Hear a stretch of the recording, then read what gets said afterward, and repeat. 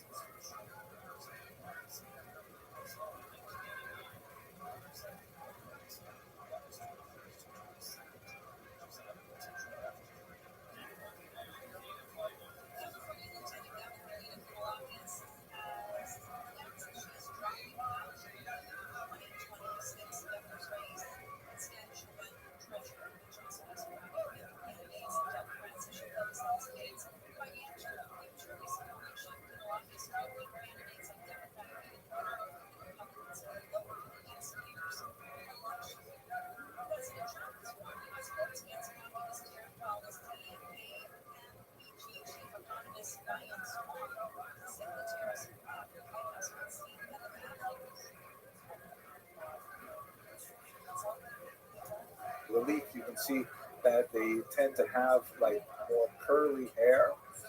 Interesting. But it's still impossible to determine specifically what color they were. But I think we can say with some, assurance is that the preponderance of the evidence suggests that they were not white like Caucasians were. They weren't like, Scarlett Johansson kind of white. They looked a little bit more like, I don't know, I'm trying to think of a famous Hispanic individual in popular culture. They look probably a little bit more like Middle Eastern people. In terms of biblical Yo, what's up, texts, pimp? How you there living? are- I'm so sorry I'm busy. You're good. What's good? Yeah. How'd you find out about me? I was actually listening to the song. You were what? I was in the server. I know. I was listening to the song. How did you find out about me?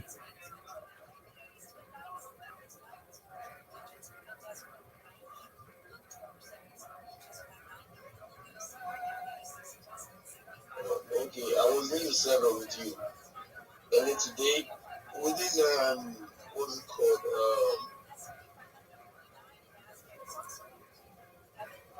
Can you hear me? Yeah, baby. What's up? I was in the server with you today. I was listening to the song. Those sounds, relaxation sound that was dropped in the server today. Okay, very So I cool. saw a video of you. Okay, very cool. How's your day going? Oh, nice. Excellent. Well, Nice. I'm just watching Jewish history lectures. Feel free to enjoy, okay? Okay. Okay. Very nice. few kind of interesting passages that refer to possibly darker skin in the sense that they were at some level understood to be other, but at the same time they're also part of the community as well. Moses, for example, in Numbers 12, there's a whole discussion of the fact that he married a woman from Cush being the ancient term for Ethiopia. So on the one hand, the fact that she's identified differently, either by her place of geographic origin or possibly by her skin color, because Cushite could easily mean an Ethiopian colored woman as opposed to an Ethiopian origin woman. But at the same time, she's Moses' wife. I mean, you can't get much more into Jewish royalty than marrying Moses. So even though she's identified as somewhat other, she's also intrinsically the same. And you also have this passage in Song of Songs, which is a highly allegorical representation of the communication between God and the Jewish people. That's how it's understood in the rabbinic tradition. And this passage here, the figure representing the Jewish people says, Shechora ani v'na'avo, which is translated, I am black, but comely, or but beautiful. That vav, the na'ava, and comely, or Yo, but comely, Pimp. could be translated as an and or a but the context here implies that it is a but. Meaning, Can I am what? different, I am black, but nevertheless I am beautiful. And most importantly, Dude, I can't hear what you're saying. this Say it again. is a metaphor referring to the entire Jewish people. So it's hard to be any more inside than Okay, that, that's cool, man. despite the difference in skin color. So that's to summarize what we know from the data about Jewish skin color, based on some common sense, some current ethnographic data, some biblical texts, and what limited archaeological evidence we have. So the next big question is, okay, how did Ashkenazim specifically become white eligible? And I want to emphasize here this point that you could simply say become white, but that's not at all accurate, because whiteness is, as the social scientists have demonstrated in so many ways, a social construct, and people are accepted or not accepted as white, which means essentially being within the higher status of society, based on a whole host of factors, of which complexion is only one of them. And quite often there is kind of like a spectrum of colors that can still, as they say, pass. Jews, whiteness really not extended to them as people. When I say Ashkenazi Jews, I mean Ashkenazic Jews here in America, really until the 1940s. In that brief honeymoon period after the Holocaust, which unfortunately seems to be waning now, where Jews were seen as part of the great triumvirate of American society, Protestant, Catholic, Jew, the idea of building a society that could include all of these different peoples together. Obviously, it did not extend to all peoples, but that's when sociologists say that Jews began to acquire much more whiteness. It also helped that there were lots of positive images of Jews that were emanating from the media out in the West Coast. Everything from I think it's A.B. Loves Rosie to various permutations of Jews being accepted in society and acting as comedians, things like that. So Jews were whitened primarily in the 1940s. Irish people also had to be white. That occurred at the end of the 19th century into the 20th century. Italians also, around the same time as Jews, a little bit earlier, were also whitened and became, so to speak, white eligible. There is a certain point, however, where a skin tone is too dark to easily, extend whiteness to them. And I'm not saying that as a positive thing, but that's simply how it works. So let's get to the more simple question. Okay, we know a little bit about how Jews became white eligible and how they were considered white in American society in particular, but how did they get this specific skin tone? I mean, how did you take a picture and it looks sort of like this? An article, scientific article, it's preprint. It's going to be appearing in a very prestigious scientific journal that is based on a study of graves that were uncovered in Erfurt, Germany. Here is a photograph of the site where the graves were uncovered, just outside the old city wall. You can see in the top picture, there's a big kind of like granary there, and on the right, there's the old city wall. And immediately below the granary, they found these graves. The article is by S. Waldman et al. There's about 30 people listed as authors. And it's genome-wide data from medieval German Jews show that the Ashkenazi founder event predated the 14th century. I'm going to unpack this very important title for you. But basically what they did was, here is a rare moment where you have an opportunity to study the DNA of individuals at a specific moment in time, and look at the unfolding of the genetic history of a people. And that's exactly what they did. They did so with great respect. That's Waldman and others are at Hebrew University. Many of them are at respected institutions, but they went to halakhic authorities to ask, like, how are we allowed to study these bones? Because we have lots of questions that we can ask these bones, but there's a lot of halakhic ramifications around disturbing graves at all. So they received permission to study the teeth that were already dislodged from the skulls of their owners. Teeth in that matter are not considered part of a dead body. They aren't like intrinsic to it. They've already fallen off of the skull, so to speak.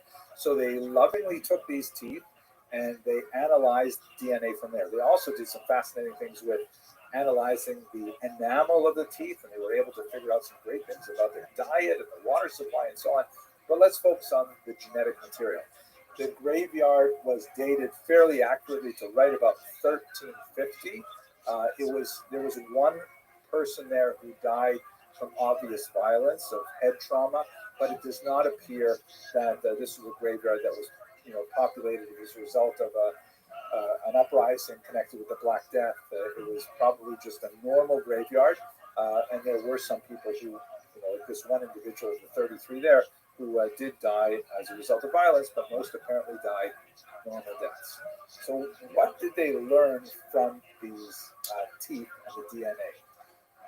Basically, they were able to date the founder event. I'll explain what that means. And it has huge implications for our question of Jews and color. So have a look at this diagram here, which shows a genetic bottleneck. The bottom end is earlier in time, and the top end is contemporary period. So here at the bottom, you've got Jews in ancient Israel, right? Jews living in the land of Israel for millennia, and then they have and at the very top, this is modern Ashkenazi Jews. Me and I assume a lot of people on this call. In the ancient period, you've got lots of people mixing in with the small original Jewish community that's associated with Abraham. You have people like the Bible refers to Ruth, who comes from the land of Moab, and other historical sources have people like Antipat there, who comes from Pisidia. You have Helena of Abiambene. These are just famous, well-known people, but obviously there are thousands of neighboring people who end up marrying in this small group that trace their lineage back to the Exodus and beyond. So they're living in the land of Israel, slowly incorporating other people in their genetic stock. And then you have two disastrous wars with Rome. The Great War of 66 through 74, which resulted in the destruction of the temple, and a massive number of Jewish slaves shipped off to Rome. Josephus, who was our primary source for this period, he often exaggerates numbers, but many historians think he's probably pretty accurate in this period. He writes about 97,000 Jews being shipped off into slavery. And then 60 years later, you have another revolt, the Bar Kokhba rebellion. And in 135, the land is once again denuded of people, particularly in Judea itself. And Jews are shipped off to Rome for the slave markets, or also in Asia Minor and other places. So you've got now a big population of Jews living in Rome. And by the way, there was a population of Jews living in Rome that predated the war. There's references to it in a lot of the rabbinic literature that goes back well into the 1st century before the Common Era, even some scattered references for the 2nd century before the Common Era, when Judah Maccabee first made a pact with the Romans. And we have corresponding evidence from Cicero and various other Roman authors. So now we've got a big population in Rome of Jews, and they become free after some time, and they're significantly mixing, just like they were in Israel. There's South Italians, and then there's North Italians, and then you have the founder event. And this is something which we actually have described in Jewish literary sources. So this is not like new surprise to us at all. Sometime around the year 800, a small group of Jews left northern Italy, even though the names of some, the Colonus family, for example, they left their homes in northern Italy and then made their way up to the Rhineland in contemporary Germany. And with those people formed the nucleus of Ashkenazi Jews. This is attested not only in the literary record that we have of the origins of Ashkenazim, but we also have some interesting DNA evidence that predates this particular study from Erfurt that even shows that roughly half of Levites who come from Ashkenaz are descended from just 4 women. 4 presumably Italian women who married Jewish men. And Judaism is matrilineal, so and these are going to be, the central representatives of rabbinic culture. So we assume there was some conversion going on there. But anyways, let's go back to where we are here. The founder event happens in around 800 CE, and the remains that were studied in this particular paper come from Erfurt a good 500 years later. And by studying the DNA of these teeth, they're able to draw connections backwards that specifically prove this point, that they all descend from a small group of northern Italians in particular. One thing that is not supported by the data, and I don't want to go down a rabbit hole here, but their anti-Semites in particular are very enamored with this thesis that Ashkenazi Jews have nothing to do with the Middle East at all, that they are actually a Central Asian people called the Khazars. We do know that there is some weird event that happened in the 8th century where some Khazars apparently converted to Judaism. It's fascinating, not for us today to go into great detail, but the Khazarian thesis, which is advanced by people who want to try, frequently advanced by people who want to try and undercut the Ashkenazi connection to the land of Israel and the biblical peoples, argues that modern Ashkenazim are actually these real imposter people, these Central Asians who pretend to be connected with the biblical past.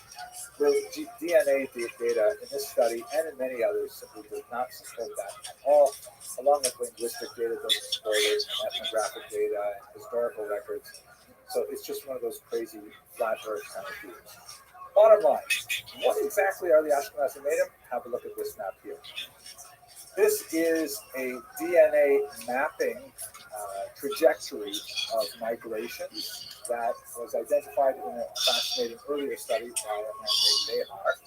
And the Erfurt data confirms this basic model, that big purple line represents the huge chunk of Jews leaving the land of Israel probably around the 1st and 2nd century, making their way through Italy, a big Italian chunk in this story, and then up into the heartland of Germany, where they form the nucleus of the Ashkenazi community. And from there, they spread out to the east in particular. That's where the Russian, Lithuanian, Polish, Romanian populations really expand, and from there they'll come to America later. There are some Sephardic admixtures. You can see there's some green lines there that suggest other routes of migration across the coast of North Africa, and this is not accounting for every single Jew, but it does speak to the Ashkenazim in particular. And what do the numbers look like? When you study the DNA of these Erfurt Ashkenazi Jews, who, by the way, and this is the lead story that appeared in the Times today, are remarkably similar to modern Ashkenazi Jews. In fact, modern Ashkenazi Jews have a much narrower spectrum of Miss Aquarius, how you doing, girl? than the Erfurt Jews. They come from a broader group. About How are you? 15 to 45% of the What's DNA good? of I'm cold now. I'm cold. I just got back in my bed. I'm cold. All right. Well, this is a perfect place to get warm.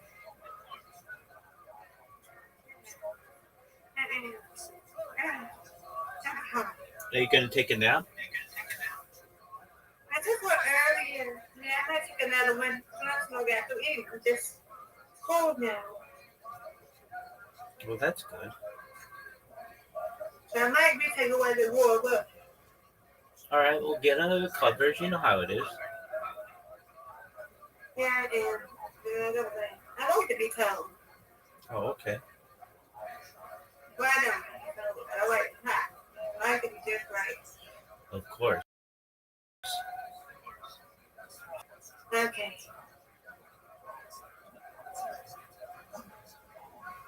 Okay. I'll be back later so we can play a game, okay? Sounds like a plan. All right.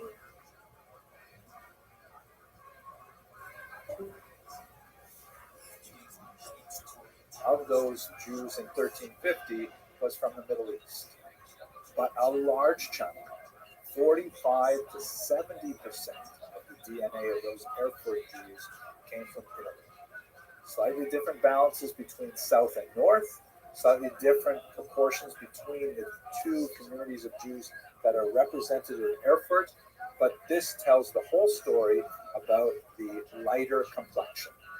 Ashkenazi Jews look lighter skinned primarily because they passed through Italy over odd years before they decided to make their way up to Germany.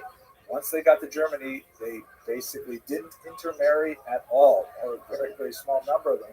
Huge level of endogamy that resulted in the white complexion. And there you go. That's basically the story of how Jews got to be white eligible. Ashkenazi Jews got to be white. To return to the larger perspective, what difference does any of this make? I mean, I've given you a lot of data from archaeology, from biblical texts, rabbinic texts, from DNA studies. What difference does any of it make? I'm proud to be working very closely with Corinth publishers on a 3-volume history of the Jewish people. One of the reasons why I was very honored to accept an offer to be published by them, besides the fact that they have some amazing people that I look up to, Rabbi Sachs, Rabbi Steinsaltz, of blessed memory, I love it that they think in a broad sense about Jewry. And here you can see one of the projects for which they are most proud, the production of the world's first Amharic Siddur English. This is the first printed volume in Amharic, one of the languages used by Ethiopian Jews, to allow them to pray in their native language and have that facing Hebrew translation so that they can make access to the Hebrew original, to which they were largely shut out for many, many hundreds of years.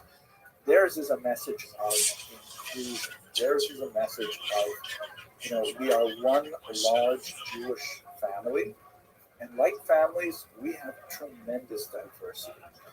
This is something that comes across very, very powerfully in a pasuk from Malachi.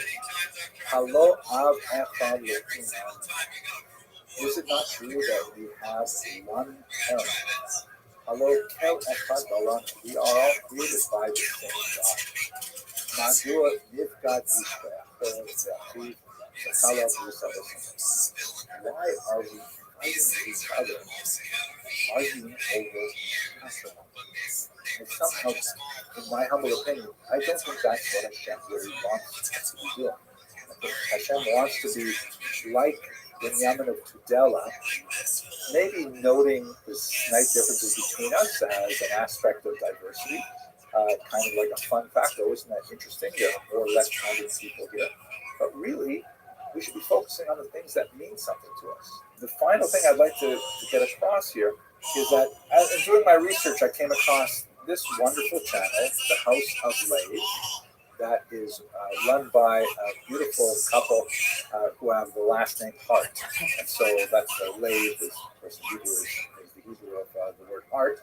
And when you go on their channel, they're very charming and articulate and straightforward.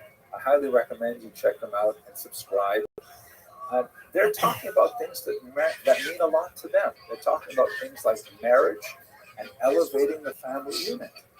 And I look at this and I just say, wow, they're so excited about Judaism. I want some of that Judaism excitement to rub off on me. And I don't want to spend time thinking about hating others. And I wish that other people would feel similarly. With that, I want to thank you very much for your endurance and for the patience that you've shown by listening to this webinar. I'm going to stop talking now, and I'm going to turn it over to Rabbi Posey to direct me to any of the Q&A. Thank you once again. Thank you so much, everybody, for being around here. This is absolutely fascinating and just so important, especially as you say, for the time and the timing of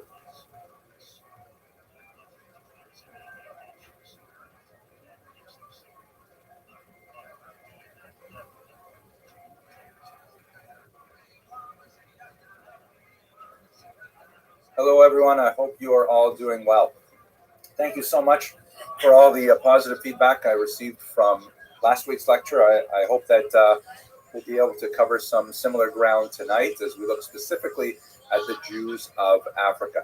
You know, to try and actually encompass that topic within a 1 hour lecture is absurd. It's like saying, who are the Jews of Europe, or even who are the Jews of Israel? It's an extremely complex and very, very diverse topic.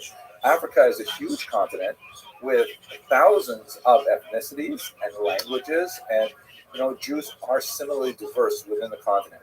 My goal for tonight is to try and give you a very broad overview, focusing specifically on the Jews of Ethiopia, about whom we know the most, and then we're going to come back to North America and talk about the populations of Jews from Africa in America. So that's the plan for tonight.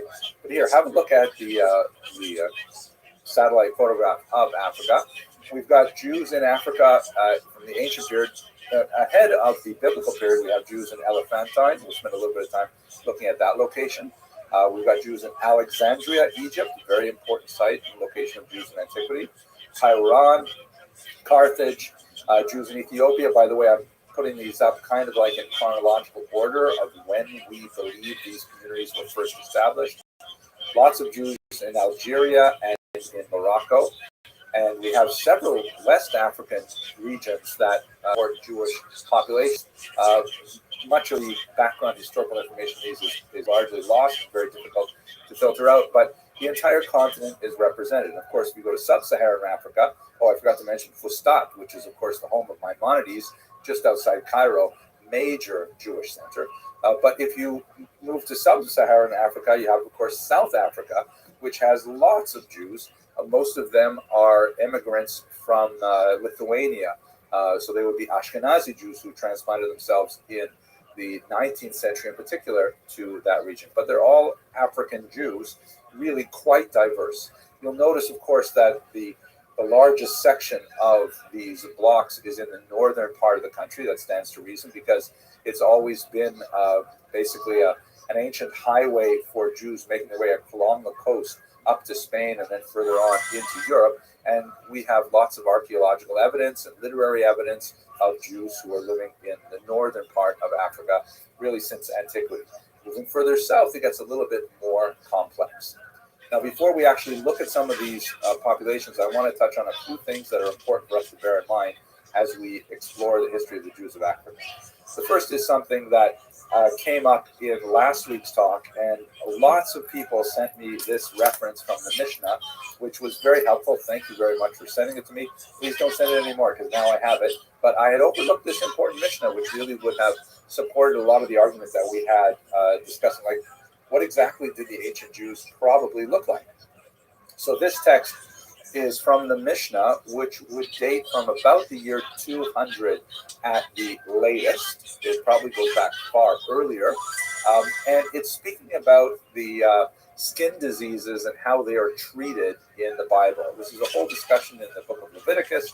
And this is like a very clinical discussion for experts on how are you supposed to deal with these kinds of skin diseases and so on. And notice that in Jewish thought, these skin diseases are of a spiritual nature, and they specifically affect Jews for various transgressions like character assassination and things like that. So we're talking now about Jews. Look at the first line, look at the English here. The bright spot in a German appears as dull white. So the Hebrew term is Germani. Of course, the country Germany doesn't exist in the 2nd century, but the region that we would associate today with Germany and with northern France and so on, that was known as Germania or Germania, and is so referred to in the Talmud as well. So a German person, and here they're talking about a German Jewish person, meaning if you had a Jewish person who came all the way from Germania, if they had a bright spot on their arm, which would require some kind of purification ritual, it would appear as dull white. However, because the skin tone of an Ethiopian is quite different from a German, it will look different. And the dull white, the text reads, spot in an Ethiopian appears as bright white. Right? Basically, this is sort of an antique scientific document, a diagnostic manual to help specialists try to figure out how to diagnose this tsaras spot on people of various ethnicities with different skin tones. Then the text continues. Rabbi Ishmael says, the children of Israel, and then kind of like a pious phrase, may I be an atonement for them, are like boxwood, neither black nor white, but of an intermediate shade. So this is an interesting thing. He actually gives us a marker to try and determine what did the skin tone of ancient Israelites, at least from the 2nd century, look like. This is what boxwood looks. It looks all of the my skin is that what my skin here, and here's a few different tones that would happen if it's sealed or if you look at the end grain. But I think that basically comports with the image that we had prior, that the Jews of antiquity probably had skin tones somewhere in this family. But please note, very importantly, that Mishnah is talking about all Jews of a variety of skin tones. The Mishnah specifically outlines those Jews who are, of the same lineage as Abraham, Isaac, and Jacob, so on and so forth, but that there are also Jews who are Germans and are Ethiopians as well. So in other words, kind of like a big tent Judaism, which I think is very important for our discussion as well. One of the negative aspects of this overall story, however, is something known as the Hamitic myth. And this comes from a rather bizarre story that occurs in the book of Genesis, where Noah, who is shown here in the Nuremberg Chronicle, he looks like he's passed out. They land the ark somewhere around Mount Ararat in Turkey. He gets out and immediately he plants vines and he drinks the fruit of the vine, which gets him drunk, and he passes out naked. His sons, Shem and Ham and Japhet, discover him. And Shem and Japhet, although Japhet here, is showing he's covering his eyes, doesn't want to see his father's nakedness. Shem is covering him up. Ham, and specifically his son, Canaan, mock their father in the situation. There's like amplifications in the Midrash as well. And as a result, when Noah finally comes to, he places a curse on Canaan, the son of Ham, and that curse is associated in much of rabbinic literature with African servitude. And that's a very hard thing to sort of dislodge from much of the subsequent 2,000 years of the literary tradition. If we had more time, I would go into the various apologetics to try and understand how that can work with the more inclusive model that most of the texts provide for us. But I think the best way to understand this is the way Ephraim Goldberg, Rabbi Goldberg from Boca Raton, once says that this particular midrash is just a great example of why you shouldn't teach all midrashim to children. That some passages really have to be saved and studied later and so on. But nevertheless, there is this Hamitic myth, which runs as kind of like a scarlet thread through any discussion of Africans in the Jewish tradition, and it's often a rather negative one. Now, Maimonides, though, is more to the mainstream of Jewish ideology with this, and perhaps the most powerful example of his defense of Jews who come to Judaism later on in their lives is this remarkable letter that he wrote to Obadiah the convert. Maimonides, like all the great rabbis of history, would receive all kinds of letters, she'elot, questions, that would be sent to them, asking them, what is the halakha? In this case, what does Jewish law require in this case, and so on. And this one, Obadiah, wrote to Maimonides and told him that this is just an excerpt or part of his Maimonides' response. He said to him, where I live, there are people who tell me that because I converted to Judaism, I cannot read the same prayers as all the other Jews. I have to change the language so that it doesn't, when the verse says, our God, I have to say essentially their God, because I'm not part of our, and especially phrases like God of our fathers, which is an extremely important phrase that occurs frequently in the text, Elokeinu, Elokei Avoseinu, the God of our fathers. What do I do about this? I feel badly because my fathers were not Jewish, and yet, I want to pray with everyone else. And Maimonides says very clearly in the second paragraph, yes, you may say all this in the prescribed order and not change it in the least. In the same way as every Jew by birth says his blessing and prayer, you too shall bless and pray alike, whether you are alone or pray in the congregation. And the letter goes on. I highly recommend you read the entire thing. It's quite a remarkable smackdown of those who would suggest that these converts to Judaism are any less Jewish than anyone else. Maimonides says they are firmly within the tradition. So now that we have established a little bit of the parameters of the question, is Judaism colorblind? I would like to argue that for the most part, it is, but there are some disturbing passages to the contrary.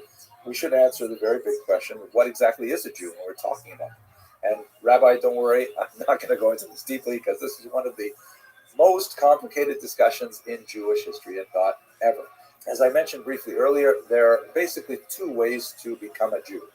One is to be born of a Jewish mother, kind of like a tribal affiliation, although it's not really tribal because normally tribal status would be conferred through the father. But for the vast majority of the last 2,000 years, that has been the standard of admission to the Jewish people. If your mother is Jewish, regardless of who your father is. Now, true, when you read the Bible, there are lots of passages where it seems that Judaism is rather patrilineal, following after the father.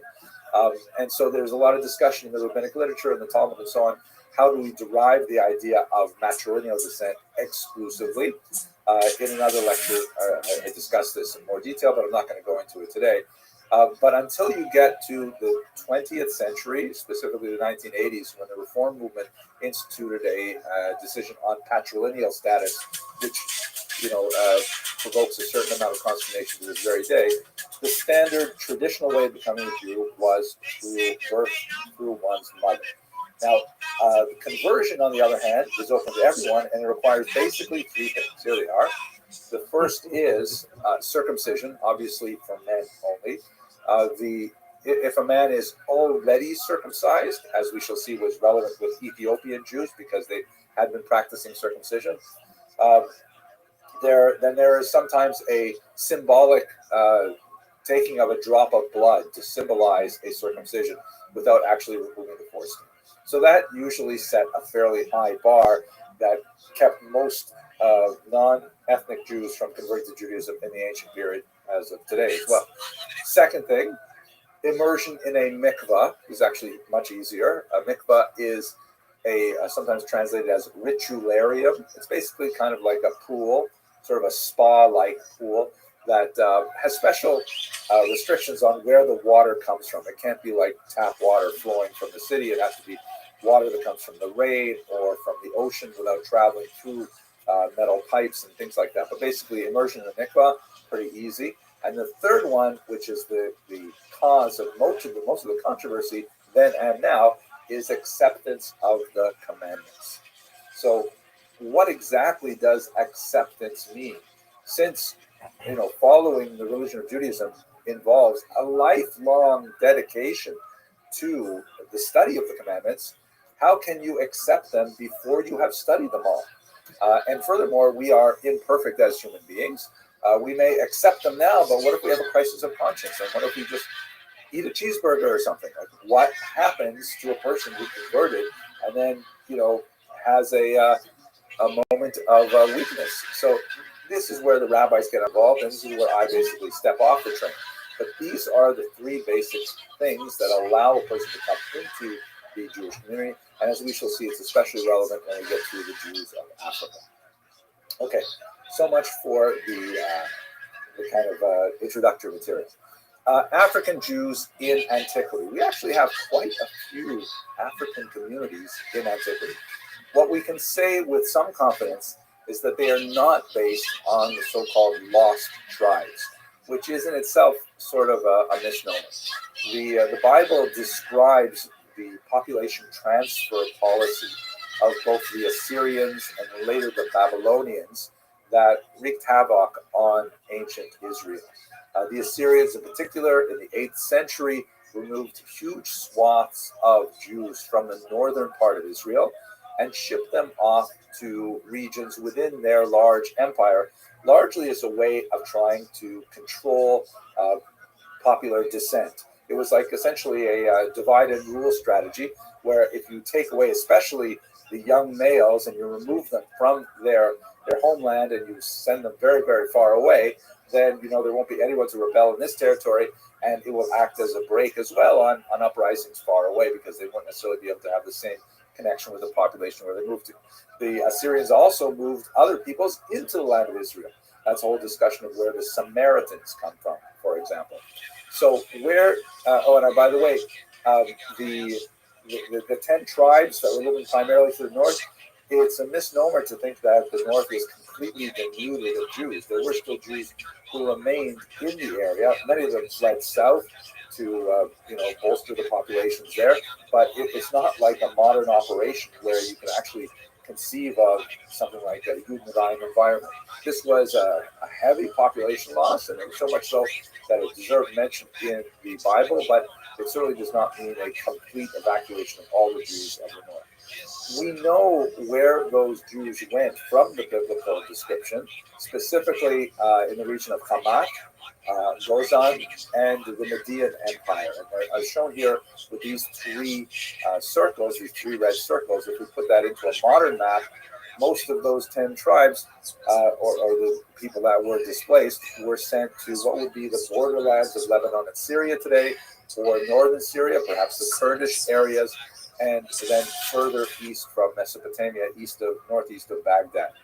And it's quite possible. We do have archaeological evidence of Jews in those areas, which is really quite fascinating. There is a long period where they do try to retain their Israelite identity and so on, but ultimately they just merge with the population as a whole. But that's where the 10 lost tribes end up, as best as we can tell. We don't have any indication of them making their way south to Egypt, but we do have lots of other Jewish populations in Egypt.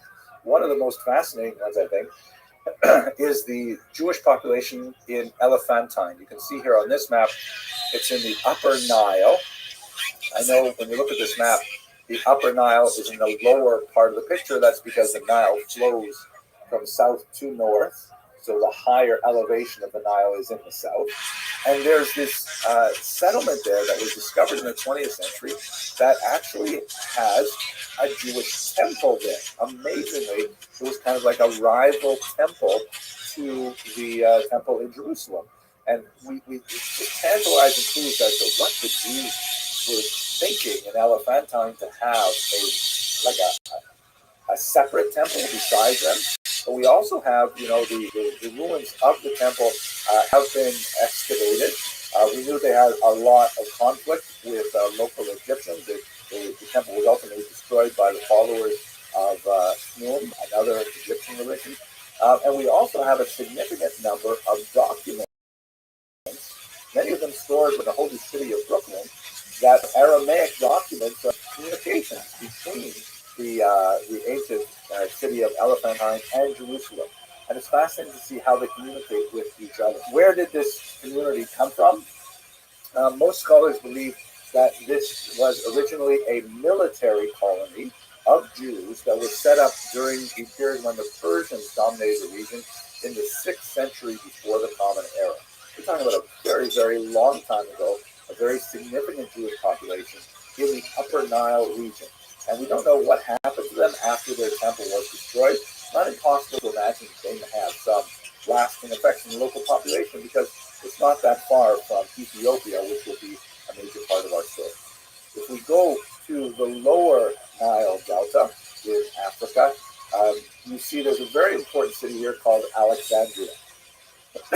Alexandria, established by Alexander the Great, 4th century before the Common Era, also very, very ancient, had a huge Jewish population that is actually recorded in the writings of Philo, also pronounced Philo, and others. We know that they had a very large population in a specific Jewish quarter that occupied quite a good fraction of the city. We know that they have significant conflict with their neighbors as well, and there was actually a series of attacks on them in the context of larger political forces at play.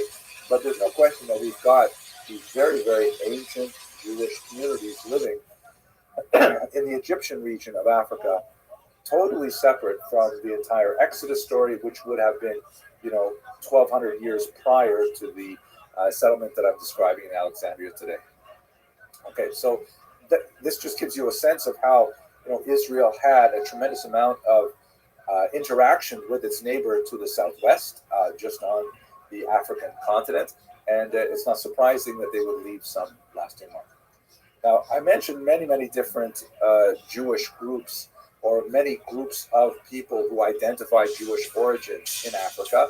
Some of them have some interesting support from DNA studies, but for the most part, they're completely bereft of any literature that describes what their presence in the African continent. A major exception to that rule is the famous Jewry of Ethiopia. We know for centuries that there was a Jewish community in Ethiopia, a living Jewish community in Ethiopia, not long gone like Elephantine or in Alexandria. But the real question is, because these Jews were largely illiterate, even the Torah that they have is different from ours. It's not written in Hebrew, it's written in Ge'ez, which is a local holy language, and today they speak primarily Amharic. So they don't have a strong literary tradition. What we know about, in terms of, I'll describe kind of like the legends that we have, some of which may have basis in reality, but we're unable as historians to determine that historicity. The Ethiopians themselves, both, by the way, the Jewish Ethiopians and the Christian Ethiopians, tie their presence in Africa to the marriage of King Solomon and the Queen of Sheba. That is the dominant thinking of Ethiopians. It's recorded in their holy book, the Kebra Nagast, which was written in the 14th century. And in fact, the Lion of Judah is something that the United Jewish Appeal shares with Ethiopia as their prime symbol. So that would go way back. If we're talking about King Solomon, that would be like 1,000 years before the Common Era, which would place Ethiopian Jews very, very far back in time. And by the way, there are some really tantalizing things about the way that Ethiopians practice Judaism that would suggest that level of antiquity or something nearby. For example, the Ethiopians had the holiday of Purim, which commemorates events that took place in Persia in the 5th century before the Common Era, right? So the whole story of Esther and Ahasuerus is set in Persia at that time, but they lacked the holiday of Hanukkah, which would have taken place in the 2nd century before the Common Era. Which, if that was the only data point we had, we would be able to say with some confidence that Ethiopian Jewry dates at least from between the Persian exile and the Hanukkah Rebellion of 165. Unfortunately, it's not quite so clear, but nevertheless, there are these tantalizing associations. We also have a strange individual named Eldad Hadani, Eldad of the tribe of Dan, who's one of the 10 lost tribes, who travels through the region in the 9th century and tells a rather amazing tale of an independent Jewish kingdom in Ethiopia.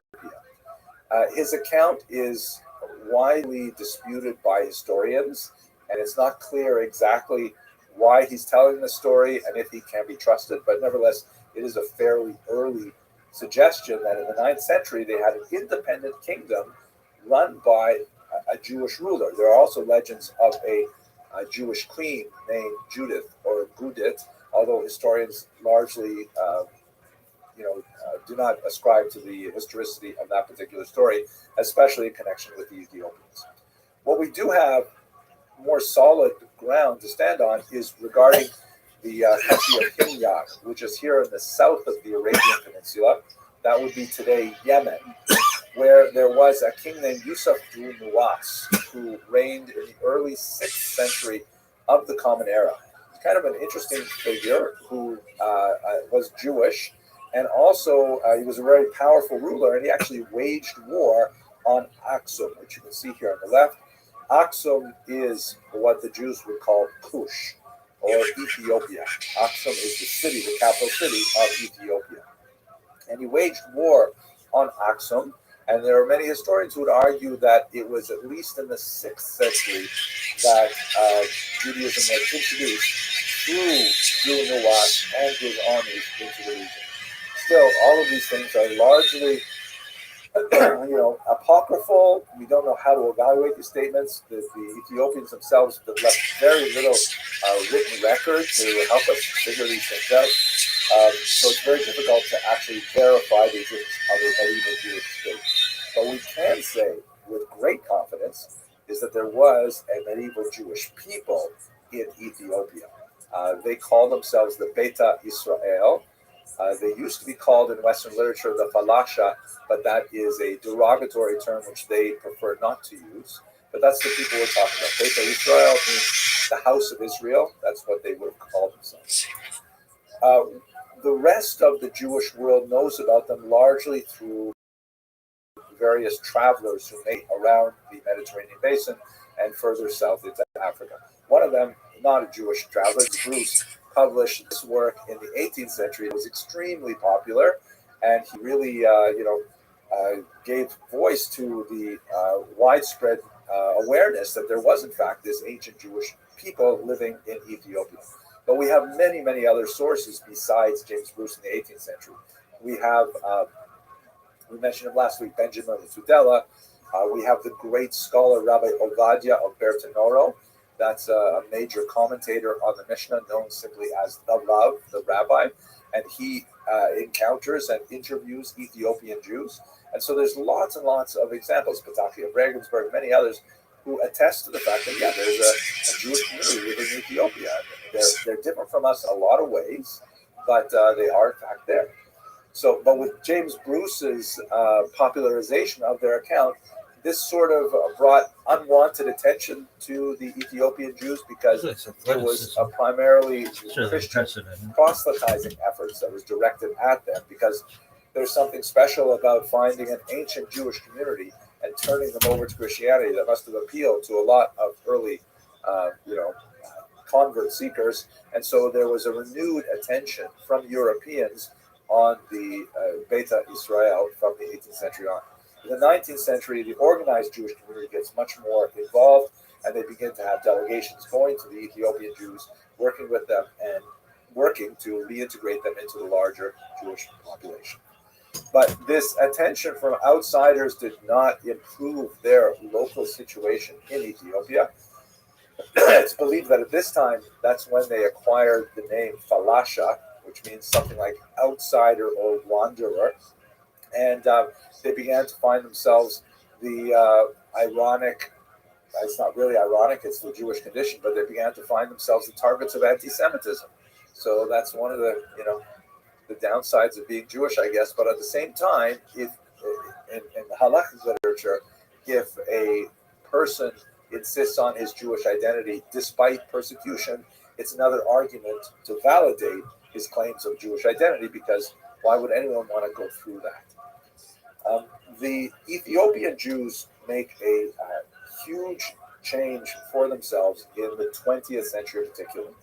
Over the course of the 20th century, when some important figures like Yosef Halevi and his student Faitlovich come to the Ethiopian Jews and begin to give them Hebrew literacy, introduce them to many texts which they had never seen before of the Jewish tradition. And many organized Jewish communities begin to form linkages with the Beta Israel. And especially after the establishment of the State of Israel, there's increasing demand that both from the Beta Israel themselves and also from the large Jewish world to bring this long-lost sibling of the Jewish world into Israel per se. That eventually happens with tremendous success in the last decades of the 20th century. But let's understand a little bit of the roots of determining with absolute clarity that in fact they are Jewish. Perhaps the most important figure in this debate is Rabbi David ibn Zimra, known as the Radbaz. who was an extremely important rabbi who lived in Cairo at the turn of the 16th century. He interviewed Ethiopian Jews. Again, Cairo is not that far from Ethiopia. He interviewed them, and he down a very important psak decision, which follows: those who come from the land of Cush, right, that would be Ethiopia, are without doubt of the tribe of Dan. And because there are not among them scholars, masters of tradition, they seize unto themselves the literal meaning of Scripture. They are like children who were kidnapped and have been raised among non-Jews. So this is a huge statement that had tremendous ramifications for the Beta Yisrael. Even though it's dated from like the year 1500, nevertheless it's hugely influential later on as well. And many contemporary rabbis like great Ovadia Yosef, the chief Sephardic rabbi, was completely in consonance with this idea. But the Radbaz alludes to the fact that they had largely lost the rabbinic tradition. Their holy books were limited to parts of the Tanakh, the Hebrew scriptures, including parts that we did not include in our holy scriptures, apocryphal books. That is, books that if you go to a Christian Bible, you'll find a whole bunch of them at the end. These are works of antiquity that were translated to Ge'ez, and then they were incorporated into the Ethiopian Bible at some point in the long history. They also lacked widespread literacy and placed a tremendous amount of emphasis on their leaders, their rabbinic leaders, who they call Kohanim, Kahan, and they were the repositories of all knowledge. But since they were operating without the basic tools of Jewish literacy, many of the customs and practices of the Ethiopian Jews were quite foreign to modern Jews. So when the Radbaz was undoubtedly aware of these things, and that's why he adds this last part, that they are like children who were kidnapped. This is a technical term in the Talmud, tinokos shenishbu. Kidnapped children mean, they are fully Jewish, but since they lacked the upbringing that would accrue to a normal Jewish childhood and were able to absorb Jewish law normally, on an osmosis kind of basis, they can't be held culpable for the things that they do in contravention of Jewish law. So a tremendous amount of extra tolerance has to be paid to them in order to integrate them back into the rest of Jewish society. When in the 20th century the State of Israel was established, and there were increasing movements such as Operation Solomon, which was a remarkable airlift of thousands of Ethiopians within a very short period of time to the land of Israel. Here you can see a whole bunch of Ethiopian Jews coming off the transport planes into Israel for the first time. There were many calls for at least some kind of symbolic conversion, because even if we were to affirm the notion that they are all descended from original Jews, since they had lost many of the laws of marriage and the laws of inheritance and the laws of divorce, very important, then they could have all kinds of other statuses that would be untoward and make it difficult for them to marry other Jews. So the compromise that was effected with a certain amount of controversy, this is after all the State of Israel, everything happens with controversy. They created something called a chidush hayahadut ceremony, which means a renewal of Judaism, so commitment to Judaism, which was more or less like a formal declaration of the nation of Mikvah to, without a tremendous amount of effort, but nevertheless a token amount that the Ethiopian Jews accepted at first. Later on, there was some argument about it. It was some people felt it was somewhat insulting, that after the persecution that they had suffered for so many hundreds of years, they should be asked to renew their Judaism. But nevertheless, on the whole, the process worked, and society was able to accommodate them without too many challenges. There were, in fact, challenges. Ethiopian Jews do suffer a degree of discrimination in Israel, as one might expect, perhaps, for such a foreign new community coming into the land of Israel. But on the whole, their absorption has been successful. Today, there are about 160,000 Beta Yisrael that live in the land of Israel, about 2% of the overall population. And So that's kind of like a great story. I think. Now let us move to America, as I suggested. We're going to bring this home to this country. Well, the American experience with Africa, of course, is heavily tainted by the experience of the disastrous, horrific transatlantic slave trade, which brought millions of Africans against their will to these shores and those of South America, and put them into forced servitude for the rest of their lives. It's impossible, especially in the space of a short lecture like this, to encompass the degree of human suffering that accompanied this kind of massive displacement. But I'd like to focus on one specific aspect of that, is that we should recall, as we mentioned at the beginning, Africa is a hugely diverse society, multiple languages, multiple peoples and ethnicities, and the slave traders couldn't care less. They simply shunted them all into these overcrowded boats, and those that managed to survive the transatlantic passage were brought into communities that had, no commonalities of language or place and so on. And they're left essentially to fend for themselves without the tremendous support of a cultural community.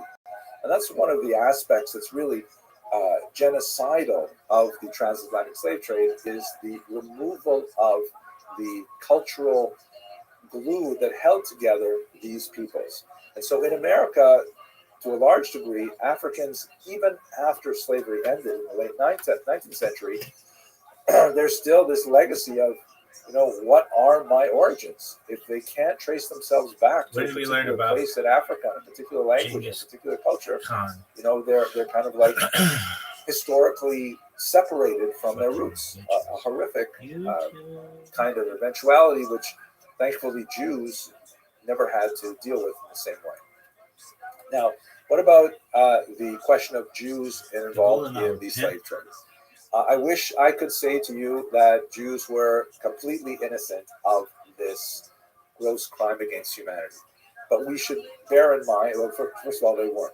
But we should bear in mind that in many ways it's not appropriate for us in the 21st century to expect people in the 16th and 17th and 18th century to have values that correspond to ours. Slavery was incredibly widespread, completely accepted, and to refuse to have slaves on moral grounds was something that was only when you get into the 18th and 19th centuries something that was looked upon with favor. Otherwise, it was considered simply part of European life. But once we acknowledge that fact that, yes, so Jews did own slaves, their role in the slave trade is highly exaggerated, often by people with anti-Semitic intent. It was minuscule. Let's look at just one number, for example. In 1830, the American South had about 45,000 people who were slaveholders that held 20 or more slaves, right? 45,000 people in America and the South had 20 or more slaves. Of that population, 120 of them were Jewish, which is less than 1%, 0.3% precisely. So yes, there were Jewish slave owners, but you have to put it in proportion and within the cultural moment. If you look at larger slave owners, you see that 12,000 people in the American South owned 50 or more slaves, and in the Jewish population, the number was 20, or 0.2%. So this is the real story about Jewish involvement in the slave trade. The real, I think, natural space for Jews historically with regards to Africans, and especially Jewish Africans, begins to be apparent after 1903. That's when there was a horrible pogrom in the city of Kishinev, and it received widespread attention in the Western press. Many Jews were completely enraged that a pogrom of this nature. Pogrom, by the way, is like it's a somewhat spontaneous, say semi-spontaneous attack on a Jewish civilian population by a combination of sometimes people in arms, sometimes gangs of hoodlums, sometimes the local population rising up. It's sort of a generic Russian term used to represent that kind of attack on a civilian defenseless population. So that particular pogrom in 1903 motivated a lot of American Jews to look beyond the narrow parochial nature of their Jewish concerns and to look to any other oppressed peoples. And of course, the greatest example that anyone can see in the United States of America were the Africans. So the NAACP was founded largely with very strong early Jewish organizational support. And this is just one of the many examples. This is really where Jews felt themselves at home over much of the 20th century. Another example of this would be Abel Meeropol, who was a poet who, after encountering the horrific cases of lynching in the American South, composed a poem that was later hauntingly rendered as Strange Fruit by Billie Holiday, which was able to capture the grotesque nature of the American cruelty to Africans in a way that was, in my humble opinion, uniquely Jewish, and in fact even had a kind of prophetic voice to it. You also have, in the civil rights era, this is where Jews broadly wanted to join with their African neighbors in promoting their civil rights. The terrible story of three northern teenagers, or two northern teenagers in the summer, who went down in the Freedom Summer to protest segregation in the South, and they were kidnapped and then murdered by the Klan. Two of them were Jews from the Northeast, Andrew Goodman and Michael Henry Schwerner, and they shared a grave with James Earl Chaney. This is where the whole iconic image that Jews often have of their relationship to the black struggle for equality exists. And this is an iconic photo that I'm sure many of you in this call will recognize. It shows Martin Luther King Jr. marching with Rabbi Abraham Joshua Heschel, a statement of solidarity that encompasses much of the civil rights era. This is kind of like the honeymoon period of Black-Jewish relations. Unfortunately, they went fairly downhill in a very short period of time. One of the other aspects of this, which unfortunately has some of these darker implications, I mentioned earlier in the transatlantic slave trade, one of the great challenges for Africans is that they were cut off from all of their ancestral culture. And coming to these shores, they often had the religion of the oppressor, Christianity, imposed upon them. For some of them, the church was a refuge, and they were able to transform it into an institution that was able to express their desire for freedom, largely through re-envisioning the Exodus narrative for themselves. But for some others, they viewed the Jewish story of redemption from slavery in a much more pragmatic fashion. There are groups like the so-called Commandment Keepers, led by Rabbi Wentworth Arthur Matthew, who began to adopt a thesis that the Africans were in fact the descendants of the ancient Israelites. As I mentioned last week, they tend to prefer the term Israelite, which was associated with an earlier period in Jewish history, as opposed to the word Jew, which is more closely associated with the Persian period and especially the Roman period. But many of them argued that the Africans were in fact the true Israelites, and they had adopted from the late 19th and early 20th century a whole slew of movements and churches that were very syncretic in nature, adopting some elements of Judaism, sometimes some elements of Christianity, and sometimes even demanding conversion to have membership, which is sort of like, for many groups, a litmus test of whether or not one actually is a Black Israelite, whether or not they went through something like the conversion process we described earlier. And these are, perfectly accepted religious views. In America, we try not to make value judgments regarding what other people believe. And the great 19th century Jewish thinker Rabbi Rothschild used to say, most people worry about other people's spirituality and their own materiality, when really what we should be doing is worrying about other people's materiality, and we should worry about, do other people have enough to eat, do they have shelter, do they have health care, do they have things like that, and worrying about our own spirituality, like not worrying about what they think in terms of their religious values, think about what they need on their table instead. So we have lots of these groups that are perfectly benign, and they go back over 100 years in American history. However, there is a much darker version that especially gains traction in the 1960s and after the Crown Heights riot of 1991. This is a period when, the goals and ideals that were articulated in the civil rights movements of the 60s began to show some weakness as the slow pace of societal change began to exacerbate a lot of racist beliefs, both from African communities and from Jewish communities. And this exploded in a major riot in Crown Heights, Brooklyn, that was emblematic of kind of like the last break between, I shouldn't say the last break, but a very important break between two communities that lived then and now side by side in relative peace and harmony. But ever since then, there would be more tension. And one of the groups, or a series of groups that contributes to that tension, are groups that the Southern Poverty Law Center identifies as radical Hebrew Israelites. This is not a specific church, but the name of a movement. You can see in the text here, they're distinguished from other Black Israelite churches who do not espouse the dangerous beliefs. But radical Hebrew Israelites take the view that, okay, the Africans are actually the real Jews. So who are those other people who are claiming to be Jews? Those must be imposters who are usurping our identity, who have stolen our patrimony, stolen our heritage, and so on. And this movement has given cause to a certain amount of consternation and concern among many people, because it can sometimes become violent, and that's beyond the pale. That's really acceptable for a religious movement.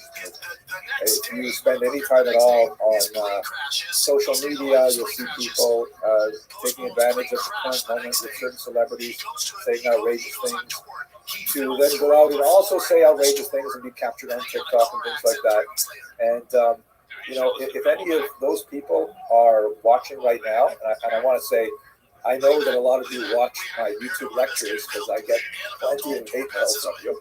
But just ask yourself before you say something like Hitler should have killed all of you. What would your mother say about that? I've heard so many amazing things about the African American community and the power of its motherhood. How mothers have such a strong role in shaping the identity of their children. What would your mother say if you were to tell people Hitler should have killed all of you? Anyways, that's where we are in 2021. I just want to conclude by looking a little bit at the statistics for African Jews in the United States of America. And they are surprisingly perhaps numerous. This is the Pew Research Center's famous study of American Jews from 2020. And as you can see, depending on how you ask the question, at least 8% of Jews in America identify as Jews of color, either Hispanic, Black, Asian, or of a multiple race. If you change the question a little bit, that number can go up as high as 17%, which is really significant. And also, if you look at it broken out by age, here this chart shows you how they answer depending on how old they are. You can see that the number is changing dramatically. Looking at those who claim Hispanic, Black, Asian, or other race or multiracial, those 65 years in age and older, only 3% will identify like that. But those aged 18 to 29, 15% will identify as such.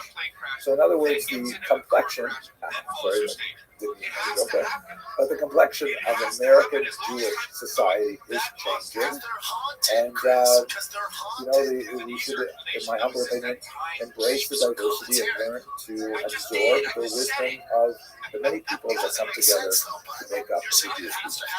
With that, I want to thank you so much for your attention, and we've got a few minutes for questions. Crack their head open, and then a possum walks up and pisses on their face. That has to happen. As long as time keeps going, it'll happen. It's not because the possum's haunted. It's not because your face is haunted. It just happens. Yeah, but if that Hopefully you can hear me. It doesn't look like you can see me, but this is a dear person from Beth Jacob. I want to thank everyone once again so much for joining and supporting our phenomenal series that comes to a close this evening. Three-part series with Dr. Henry Anderson, which, again, from the feedback that's come to us, has been university trained, really comprehensive, clear, and a really important window into Jewish history and really want to thank also our sponsors from Beth Jacob, Gary Madeline Eisenberg, who was commemorated in 10th birthday, Stephen Saxel, who is commemorated by Buddha Gickel, and the upcoming honoring the upcoming bar mitzvah from grandson Ari Cohen Eisenberg, who's something on Shabbat Hanukkah. We want to also thank all the Beth Jacob members and community members that come take part in this session and have been offering such valuable insight. And of course, last but not least, thanks Dr. Abramson for this is our chazaka, 3 times of really top-notch programming. We appreciate it so much. I look forward to having our third installment this evening. And for those of you on our mailing list, we'll be able to see YouTube recording of all of the lectures. Two have been taken out so far. We'll have one more coming after this lecture, so we'll be able to continue to learn going forward. With that, we again thank everyone for joining, and I will Thank you so much, Rabbi Posey. It really is a wonderful privilege to be able to speak to you and your amazing Tehillah, and I'm really grateful for the feedback. Not quite as grateful for the feedback I've gotten in the public sphere with YouTube, because there's lots of nasty people, or I should say nasty people, lots of nasty comments from people who felt either I was too liberal or too conservative. So I hope that the series makes a positive impact on how people approach these difficult questions in public discourse. By the way, the background is a little different because I am currently in transit. The Great Association for Jewish Studies Conference is taking place in Boston this weekend, until Sunday and onward. And I'm on my way to present a paper there on the Jews of Ukraine. So unprecedented athleticism, the West Side. That's why I did bring my green screen with me, so that you're seeing the background of the hotel. So here is the opening joke, which I think in many ways speaks to the deeper issues that we have been looking at in terms of questions of Jewish identity in the last 2 lectures, and we'll continue with today as well. It's one of my favorite jokes because it has really a tremendous amount of depth to it that's expressed in a classically Jewish manner. So the joke goes like this. There's this Jewish out-of-work actor, young man, wants to make it big in Hollywood, can't quite figure out exactly how to get his big break onto the silver screen. And one day he's reading in the trade journals that there's an audition coming up for a gorilla impersonator. And, he's tired of waiting tables, and although it's not the kind of great role that he's always been hoping for, he thought, maybe this will be something anyways, better than working in a restaurant. So he goes to try out for this role, and he actually gets the part. And it appears that the Los Angeles Zoo had recently lost one of its beloved gorillas, and while they're waiting for another one to arrive from Africa, they need an impersonator to, take his place inside the gorilla enclosure so that he can keep attracting and pleasing his patrons.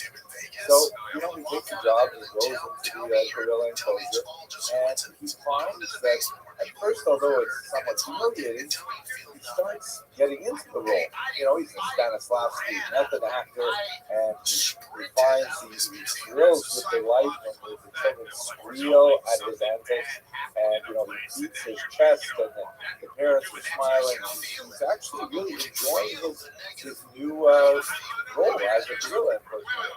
One day, when he's deeply into the role, he's swinging from vine to vine in an unusually violent manner. He accidentally swings right out of his enclosure and lands in the neighboring lion's den.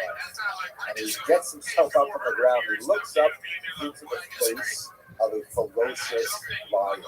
And he realizes, oh my gosh, this is the end of my life. I'm about to be devoured by this massive feline.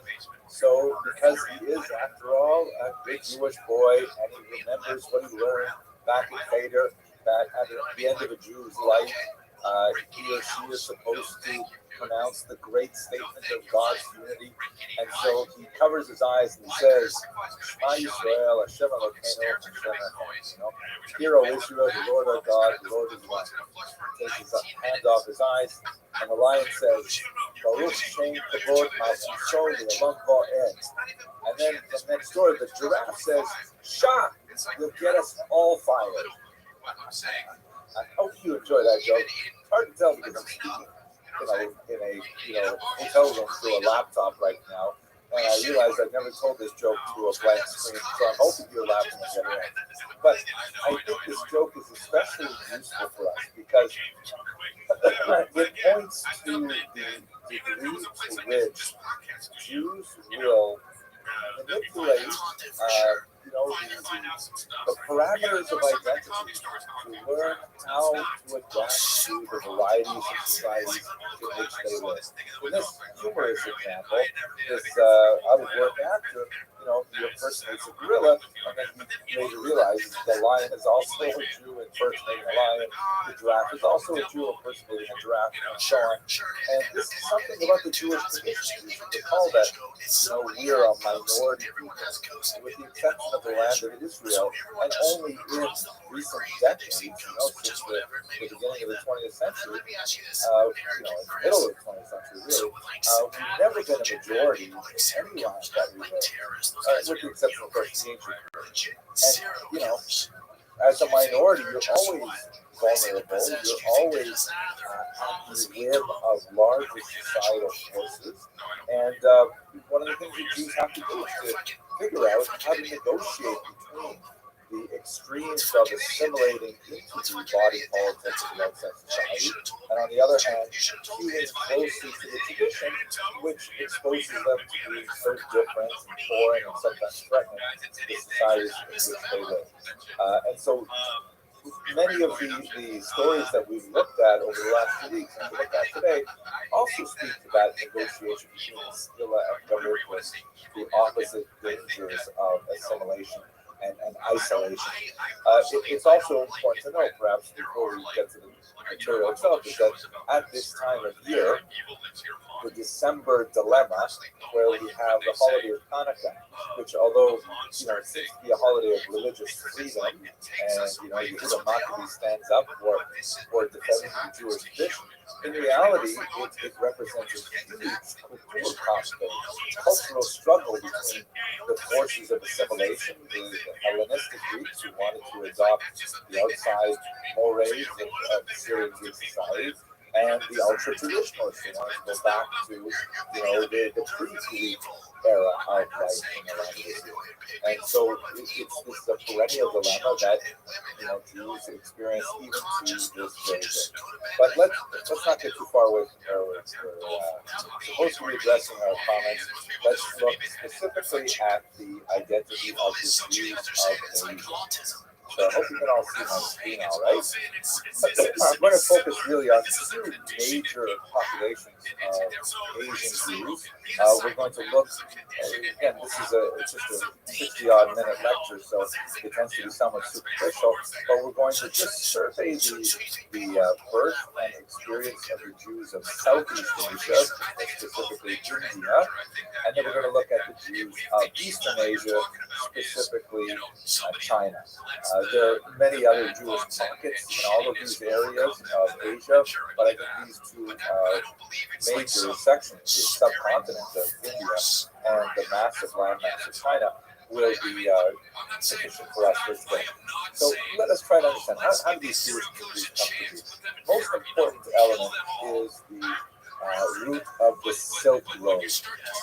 This is not really one route, but actually multiple routes that essentially carried valuable goods from east to west and vice versa. In the west, which means essentially the Mediterranean basin, tremendous desire for certain luxury goods that were produced in the Far East, like silk, which eventually would be moving further and further west in terms of its production. But the Romans in particular loved silk clothing. Something really, as today, considered a huge luxury item that was heavily sought after. And also, this is sometimes called the Spice Road because the India in particular and China as well had a tremendous number of preservatives that could be added to food to preserve the flavor and sometimes to mask the putrefaction that would occur as a result of the lack of refrigeration. So in other words, they needed spices to make food more palatable, especially because they didn't have ways of preserving food other than smoking or pickling and things like that. So bringing things like that from the west and from the east, and bringing from the west often manufactured goods, weaponry, swords, things like that. Later slaves would be a very important part of this trade, and it could extend from the ancient period right up until the 15th century with the discovery of the Americas.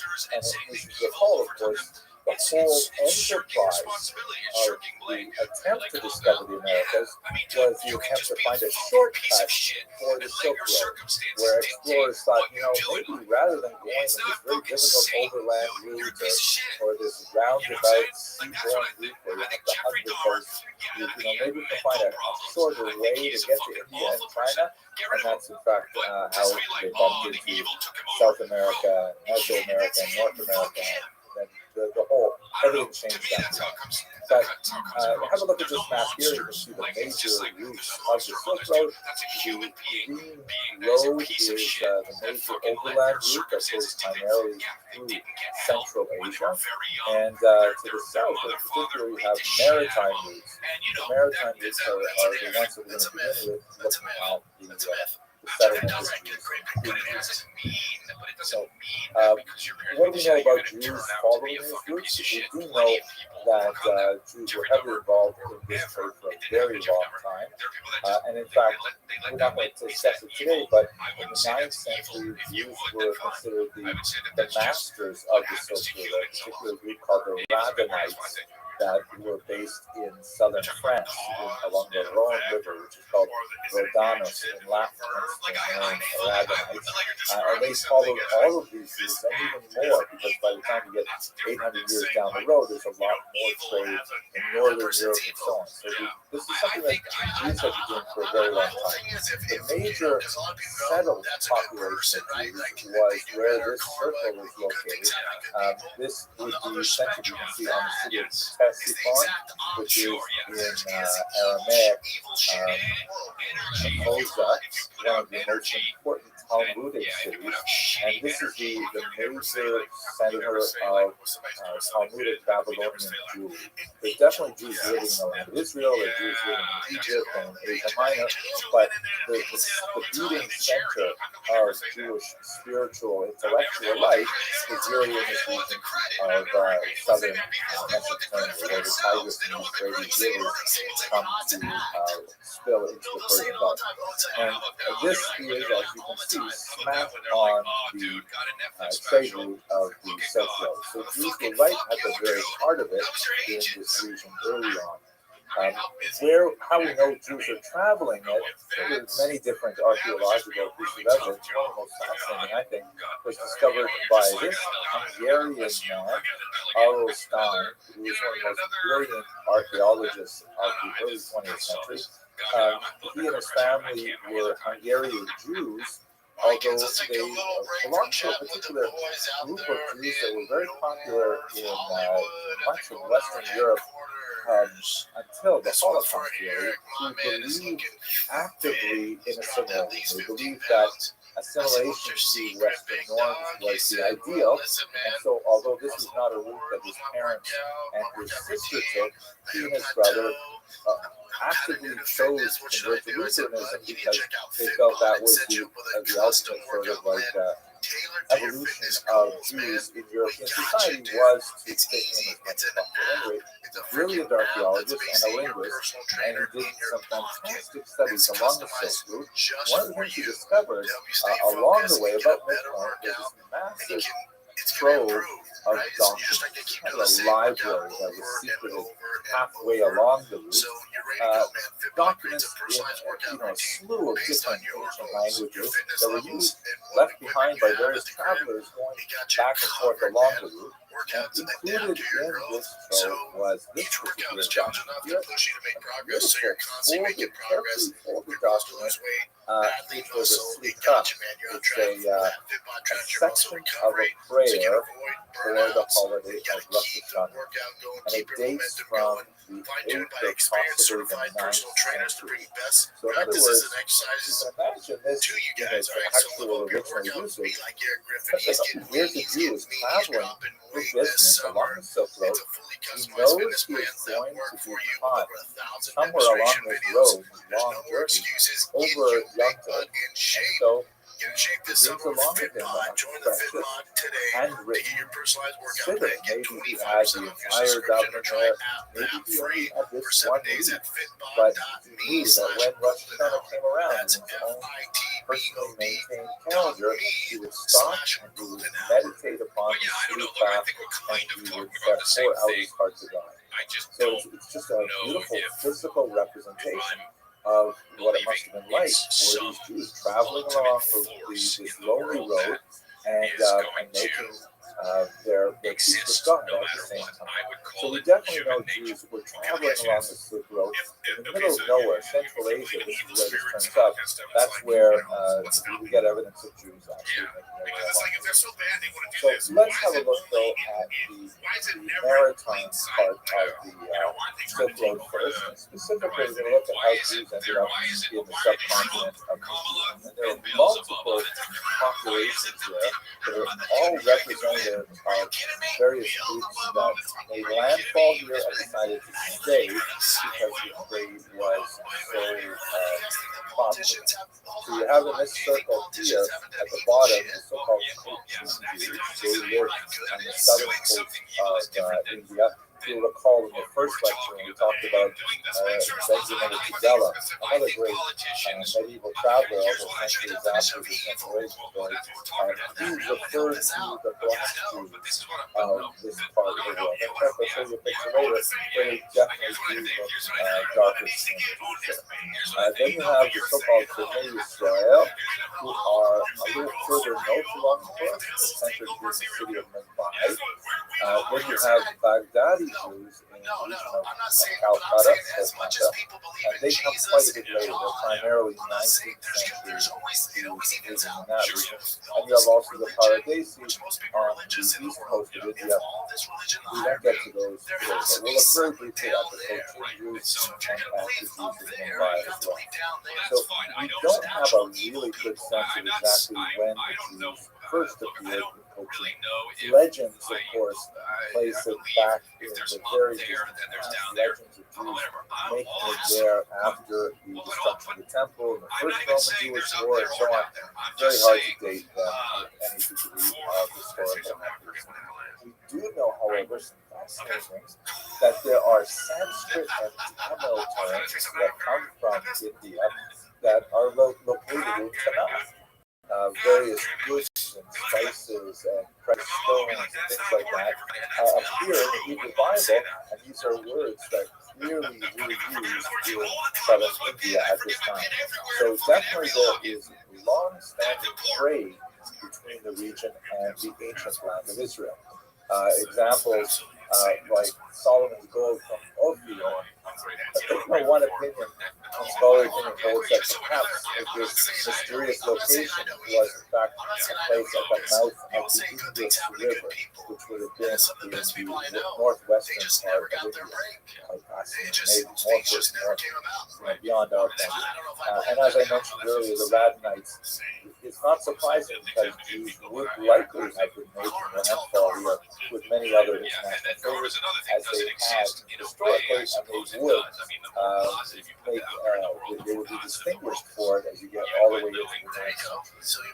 One of the most fascinating artifacts of the earliest period of Cochin is this remarkable looking copper plate which exists intact. And I can't possibly read it. It is written in the Malayalam language, and to make it more difficult, seeing a Bataluku script. Personally, I can never read anything in the Bataluku script. I can only read it in the old, Times Roman script. Otherwise, I don't know if you're laughing. I'm enjoying this, but anyway, what is this strange copper document? I mean, it's made on a sheet of copper. It purports to be a charter to the Cochin Jews from a local king. It's not dated, but it most likely comes from the 11th century. It's amazing, the year 1000. That goes so far back. Charters are actually a very common medieval phenomenon in Europe, where Jewish communities would receive documents from the king that would outline their privileges and their responsibilities for living in a particular location. And these things were connected with something called Magdeburg Recht, where Jews would have the right to maintain certain monopolies, the right to protect themselves with a wall around their community, and all kinds of different things. And this appears to be in that same family of ideas. It praises the Jews and one particular leader for visionary understanding of how they could live happily in this land. And in fact, the Jews of this part of the world claim that they experience no anti-Semitism, which is hard to believe, but it's actually something that's far more common in Southeast Asia and in Asia than you find in Western Europe. The many fascinating customs that we have in India include, for example, this beautiful custom that the bride skirt would later be incorporated into the parochas. Like the special ceremonial dress of a bride would then be actually used as a kind of a covering for the Torah in the synagogue. There's a beautiful kind of connection of the elevation of the dignity of woman and its connection to the protection of the Torah. Beautiful things. Also customs that on Friday evening they would have a kind of a shaman go around, kind of like a functionaries go around and light candles on the outside of the homes of really Jews, impressive, to let them know that the Sabbath is coming and to provide light for the streets and so on, things like that. You can see that there's a sort of an oil lamp sticking out of the doorway there in this particular house.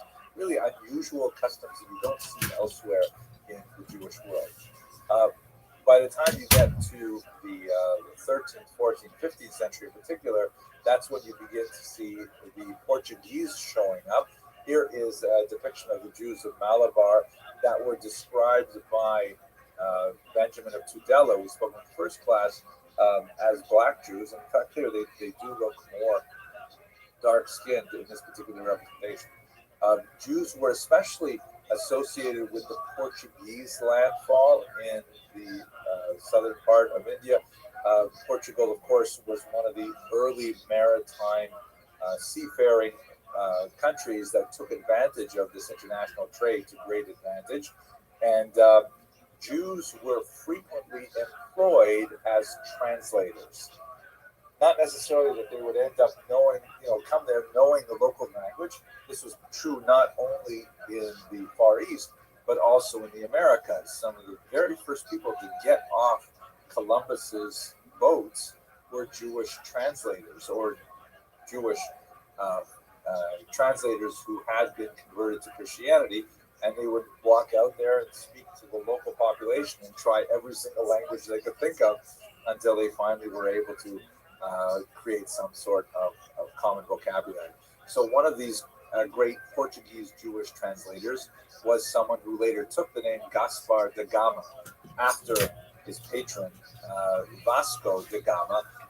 He was actually a Jewish guy who spent a lot of time in southern India as the primary go-between between the Portuguese colonialists and the indigenous population. Certainly helped to promote the Jewish community.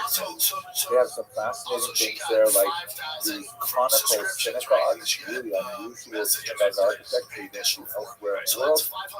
And they have this famous synagogue in Cochin that actually has a Hebrew clock that includes Hebrew, Roman, and Indian numbers on it. This is the Hebrew side. So that's just a very quick look at the Cochin Jews in particular. Move up the coast a little bit, you have in recent by the Bnei Israel. Totally different group of Jews. They do not regard themselves as Jews ethnically connected to the southern Indian Jews. This is a beautiful 19th century representation of the baking of matzah by the Bnei Israel. I believe the language used here, besides the obvious Hebrew part of it, I believe this is Moroccan. And they're doing this thing either on the floor or close to the floor, but nevertheless they're going through the whole process.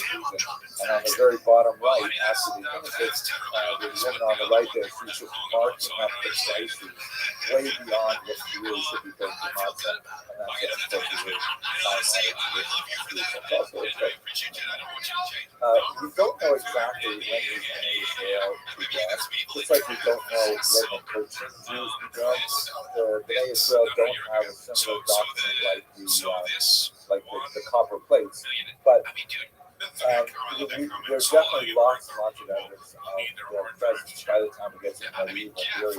So these are very ancient theories that go back at least 800, 1200 possibly.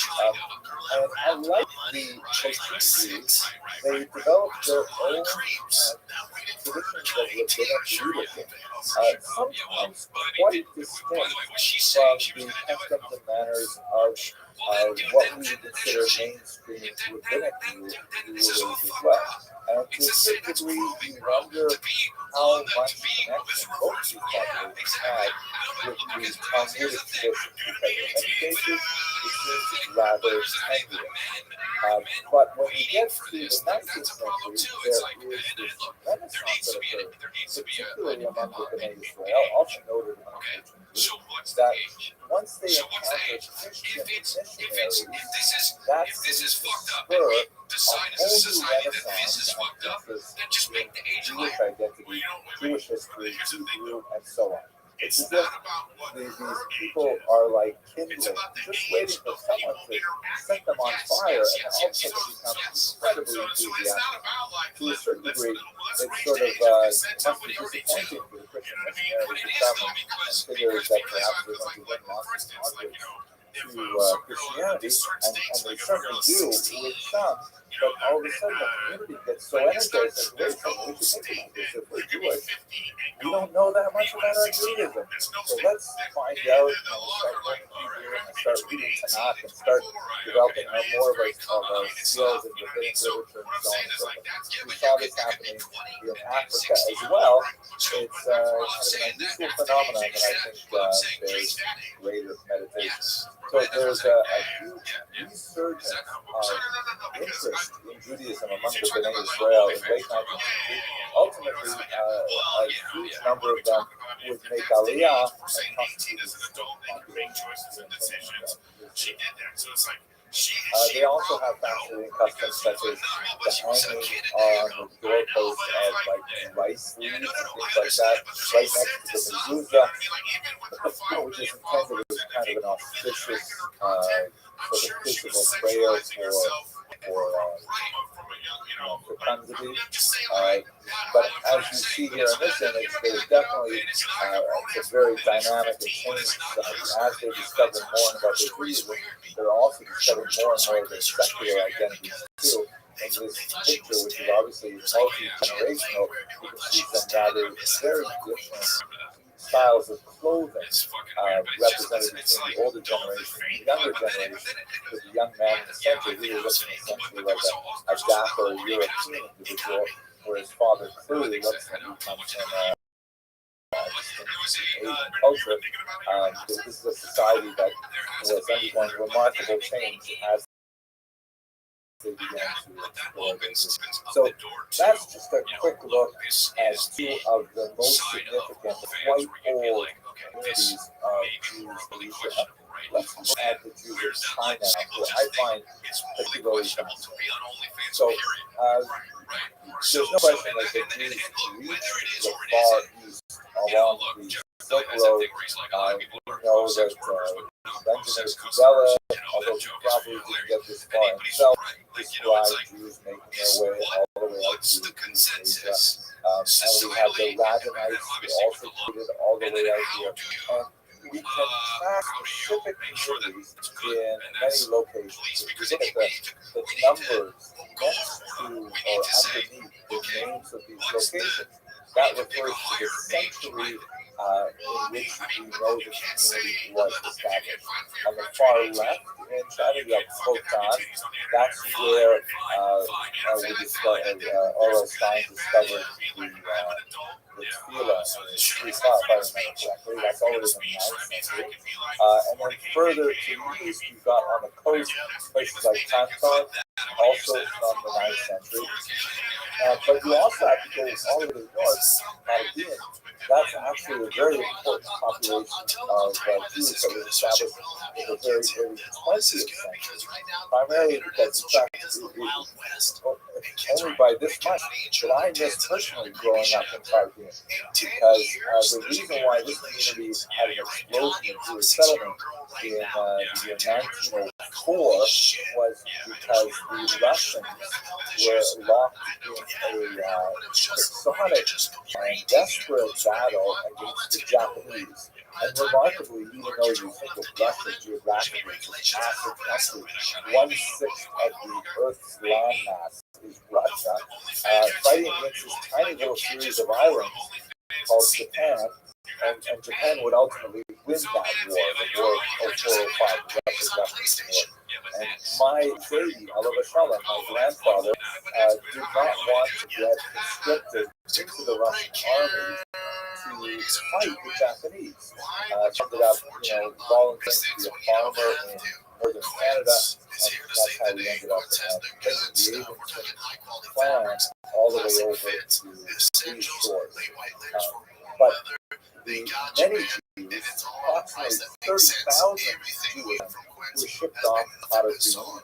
And they actually ended up staying. We actually found that perhaps it was the local cuisine, I don't know, but they ended up bringing their wives by and setting up a Jewish community. So there's actually a 20th century Jewish community that was established there that was absolutely fascinating and great. So that's a modern Jewish community, and clearly an import primarily from Lithuania and Belarus.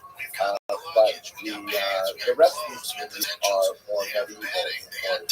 I think one of the most fascinating stories of the Chinese Jews has to do with their discovery, because they were largely cut off, like Indian Jews, even more so than Indians. They're largely cut off from the dominant intellectual life of Jews to the West. It's such a huge gap of geographic distance to span. They never had the same kind of connection with the give and take of the Talmudic codification, and then the development of the codes and Maimonides. They were largely cut off from most of that. And in fact, they essentially lived their own lives quite distinct from the rest of world beauty until they were discovered by the Jesuits. So Matteo Ricci, who's shown here, was a Catholic who was on a mission to convert the Chinese to Catholicism. And when he came to China, ultimately there were Jesuits connected with a particular Jew named Aitian in the year 1605. And, the Jesuits were quite fascinated that here's a guy, a Chinese guy, who claims to be Jewish. And they tell a funny story about their first encounter, that apparently Matteo Ricci had this interview with Aitian, and he brought him into his apartment or his church, I'm not sure where. And Aitian, this Chinese guy, sees a picture of the Madonna and child. Not this particular image, but I just chose to show it. And Aitian looks at it and he says, "Oh, isn't that nice? That looks like it must be Rivka, Yaakov, and Esau. Must be Rebecca, Jacob, and Esau." And then he shows him a picture of the four evangelists, right? Matthew, Mark, Luke, and John, the authors of the Gospels, or the people who read the Gospels are attributed. And Aitian apparently said, "Oh, this is crazy. Where are the other 8 sons of Jacob?" And this is a depiction of 4 of Jacob's sons. So Matteo Ricci was really quite fascinated with the idea that there was these Jews out there. So they sent Jesuits out to meet with the Jewish community in Kaifeng. This is one of the most important of the medieval Jewish centers. And when they got there, they were especially interested. They wanted to have a look at the Torah schools that belonged to the Jewish community, because they had this strange idea, 17th century Jesuitical idea, that the original Torah scrolls had to have some kind of reference to Jesus in it. Never mind the fact that, the composition of the Torah was, centuries and centuries before Jesus lived. This is a way of Christianization of prefigurement that texts in the Hebrew scriptures, later ones like Isaiah, for example, for sure, but these earlier ones like Genesis are all packed with codes that explain the life of Jesus later. And so they were certain that there must be even more explicit references to Jesus in the Torah, but that the text had been corrupted by Jews who wanted to hide those things.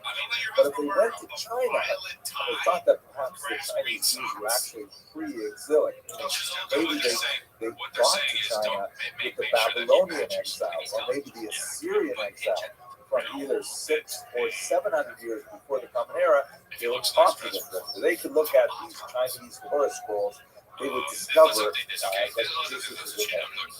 They were wrong. They didn't find anything like that. But they did find Torah scrolls. They found beautiful synagogues. These are actual drawings from Jesuits who visited the Chinese synagogues in Kaifeng in the 17th century. Gorgeous, multi-pillared institutions with all kinds of fascinating and rather different architecture than you find in the West. And also this amazing picture of Chinese Jews with the top-notch novel thing, reading from a Sephardic style Torah.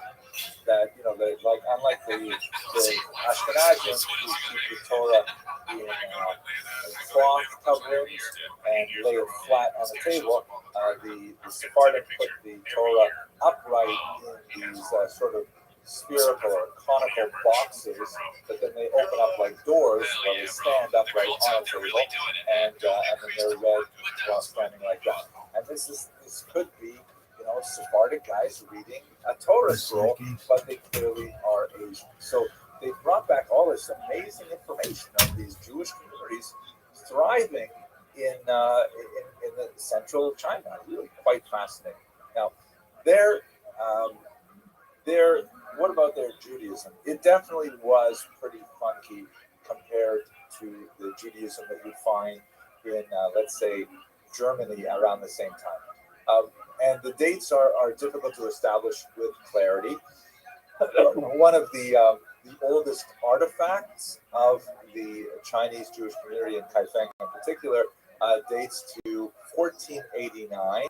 And these are stelae, meaning like big obelisks that have writing on them that talk about the nature of the community. And these stelae talk about, the people who donated money to build the synagogue, because this is another example of how traditional Jewish communities are, that you're always going to find plaques. In fact, some of the oldest surviving archaeological evidence that we have from synagogues all around the world, well over 2,000 years old, are plaques that say so-and-so donated the Aron Kodesh, so-and-so sponsored Kiddush last week, maybe not quite that extreme, but you definitely have plaques that specifically name who gave money in order to support the community. And this is a very, very old tradition, older than gefilte fish by far. And the Chinese have it as well. So in their stelae from 1489, and then repeated later on that, they clearly have a reference to the rebuilding of their synagogues after a few natural disasters that places them squarely within Jewish tradition. They also have a memorial book that lists the famous names of many important Jews, and unlike Western society, in Asian society at this time, last names were assigned, and only certain names could be used by people of certain stature. And many of the Jews actually had some of the most, high quality names, like Drew, which apparently means golden, and indicates that the emperor himself was pleased with him. We can say three basic things about this group, which I think is quite important. Let me just make sure I remember each of them. Yes, right. The first one is that, they're not exactly practicing rabbinic Judaism the way we would necessarily recognize all of it. A lot of it seems definitely, moving in a different direction. But they are extremely proud of their attention and fidelity to Jewish vision when they have concrete knowledge of it. For example, they are referred to by other Chinese as Tiao Jin Jiao. I have no idea if I pronounced that correctly or not. The group that excises the sinew, which is a reference, of course, to a passage in the book of Bereshit, which we just read, about how, you remember when Jacob is wrestling with the mysterious angelic being, and he's wounded in the thigh, and then the Torah says that therefore Jews do not eat the gid hanasheh, the sinew, the sciatic nerve, to this very day. And that's in fact what the Chinese Jews were doing when they would, slaughter a cow. They would practice ikur, they would remove that particular sinew. Or like Ashkenazim, they would simply sell that part of the animal away, and they would not even try, because it would be very difficult for them. So even though a lot of the Jewish things they're doing don't seem to be, comporting with mainstream Judaism, they nevertheless were very, very proud of their tradition. Secondly, like the joke that we began our discussion with today, they attempted to adapt to Chinese society and its idiosyncrasies in some fascinating ways. For example, Chinese society has a tremendous amount of importance placed on external demonstrations of respect. One of those is the famous kowtow, where you would literally lie down, fully prostrate yourself on the ground multiple times, knocking your forehead on the ground as a sign of obeisance before the emperor. And one of the emperors was fond of placing his name at the top of one of these obelisks, and since he couldn't be everywhere all the time, he ordered that people should bow down to his name on a rock. And this is, if you know anything about Judaism, this is totally forbidden for Jews. Jews are not allowed to bow down before any kind of, inanimate object. That's too close to idolatry. So it would be too aggressive a move to refuse to bow down before this symbolic representation of the emperor. So what the Chinese Jews did is they would write the Shema prayer, from the book we talked about. They would write the Shema prayer on the top of the obelisk, over the emperor's name, and then the way they would justify it is that they were bowing down to God and that great statement of God's unity. It happens also on the way. The emperor's name is there. Everybody knows, no bother him. Well, that's kind of like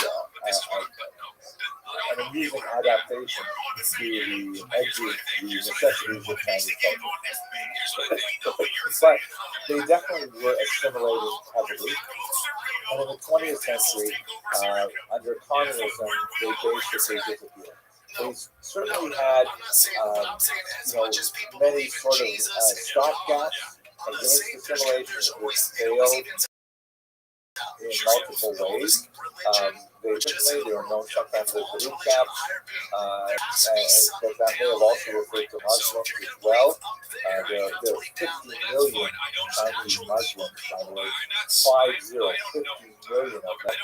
Remember that there are about 15 million Jews, 1-5, right? So I've never ever met a Chinese Muslim, although of course you read about them. They're famous, they're known for the degree to which they are currently persecuted in contemporary China. But it just gives you a sense of how few Jews there are in the world. Also, they frowned upon intermarriage with non-Jewish women. In particular, they would call them daughters of Adam, meaning they were like regular women as opposed to daughters of Israel, Jewish women. But nevertheless, it was considered, it became inevitable, and they did assimilate very heavily to intermarriage. Their Torah scrolls were among the last things to go. In the 20th century, they actually began selling their Torah scrolls because the community in Pakistan was really way too desperate. And these were distributed around the world. There was some at the Royal Ontario Museum in Toronto, and they indicate that this Bible art is slowly slipping as well.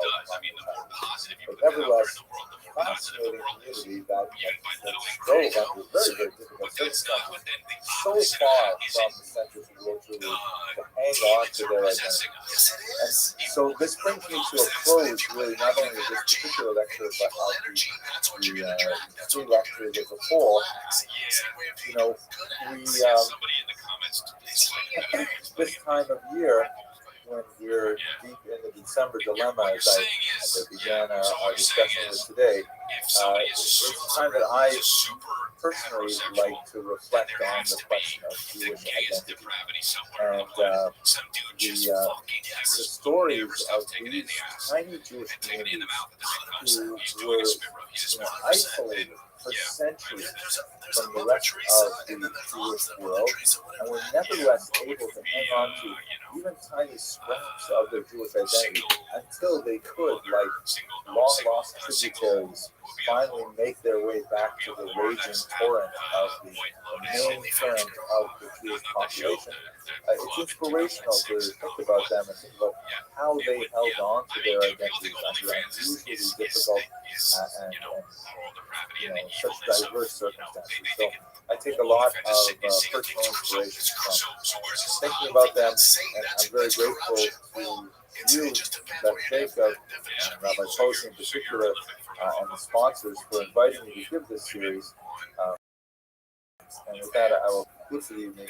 I'll thank you very much for your attention, and we have about 10 minutes for any last questions or discussion. Thank you so much, Dr. Everington. First of all, I will just let you know that I did get your jokes, and at least that you were laughing.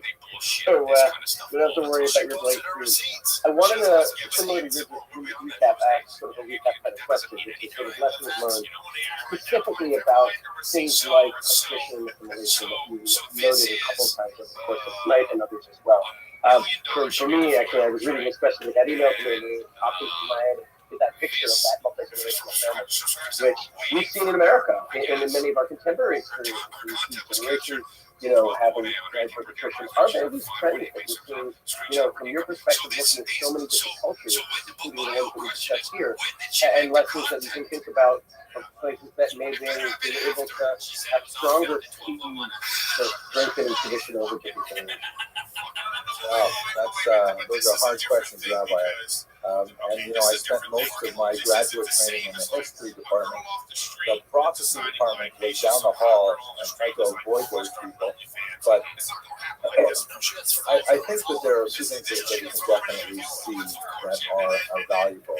Like, for example, we looked very briefly last week at the Pew report of 2020 that tracked attitudes among American Jews.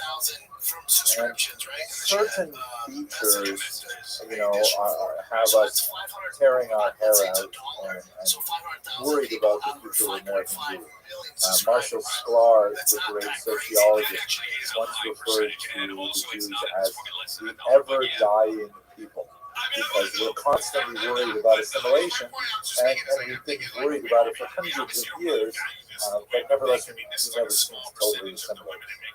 And I think one of the things that we can take away from that is that although it's important to bear this sense of urgency, and things really do matter, things really are important, we should not necessarily be paralyzed and react negatively to innovation.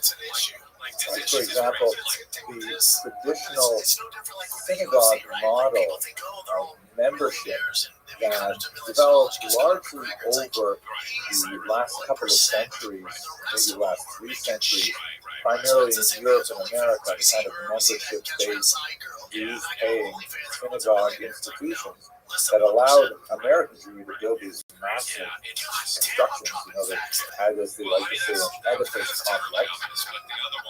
But they're changing so much because millennials don't like, being trapped into membership. They don't like working at the same job for longer than 2 or 3 years either. They think very, very differently. But that doesn't necessarily mean that we can't adapt and construct new ways of connecting that still keep the Jewish community even more vibrant by bringing in people from geographically further away with the use of modern technology, like we're doing right now, actually.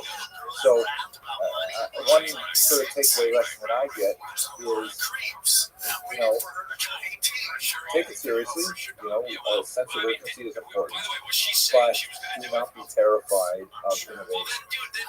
Another sort of takeaway lesson that I get from this, and this is really from Rabbi Beryl Wine, very, very influential, popular historian in New York, actually, in particular, to observe that one of the Jews can do all kinds of weird things over the centuries. There's so many wacky Jewish experiments that go nowhere, and we kind of laugh about them centuries later. But there's only really one thing that is so far gone that when Jews start doing this, they eventually disappear from the rest of the Jewish story. And that is when we mess around too much with the question of who is a Jew. Groups that made decisions about counting people in, contravening the basic principles that had been adopted, not as ancient necessarily as we'd like to think, but nevertheless very well established principles, like the matrilineal descent principle. Once we start messing around with that kind of germ cell idea of Judaism, that's a huge danger sign. And I worry about that in America, because that is something that is happening in this country as well. We can disagree with ourselves, kind of like a big, crazy, dysfunctional family, but once we start saying that, no, I can disagree with you, but you're not really Jewish, that changes things in a very, very dangerous way for group survival. And I think we've got to figure out a way to come back to center on that issue. So it's very productive. Thank you so much. But one or two questions that said to me, is there any conflict in terms of language? Do you use other types of way we talk a lot. The question is about tonight with rejuvenation, is give you a culture across some of these communities.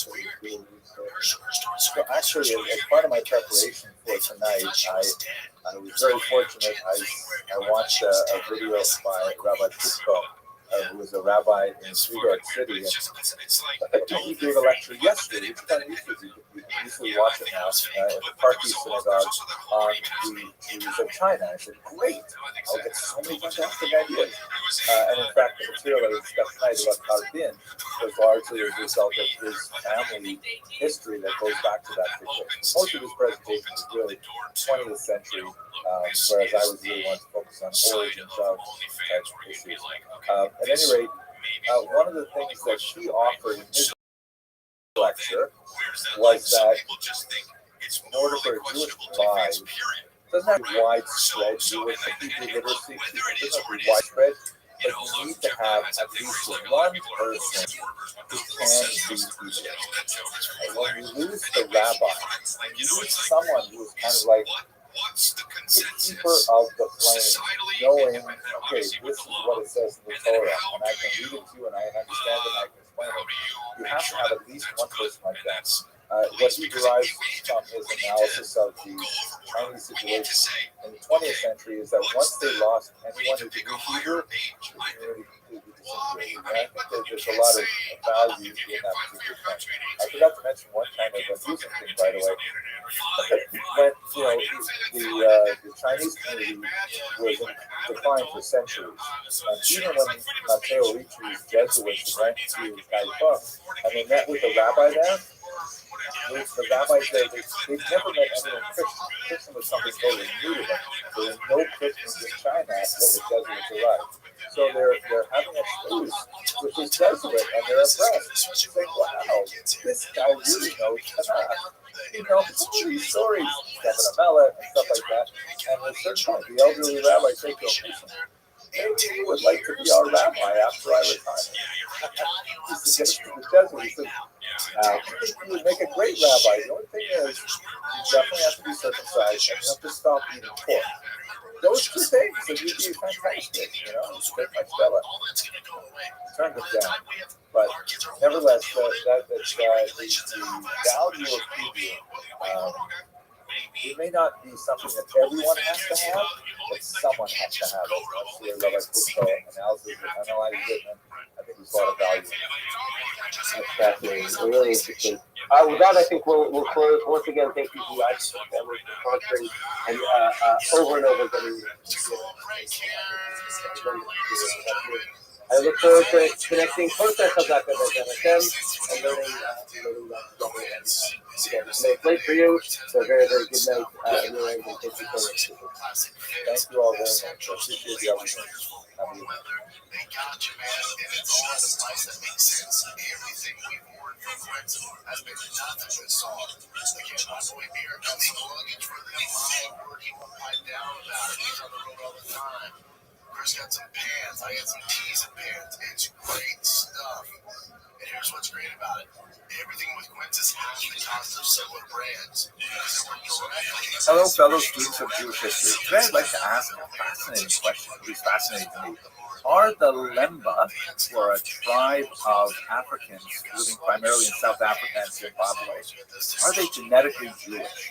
They have a long oral tradition claiming descent from Judean migrants way back in the biblical period.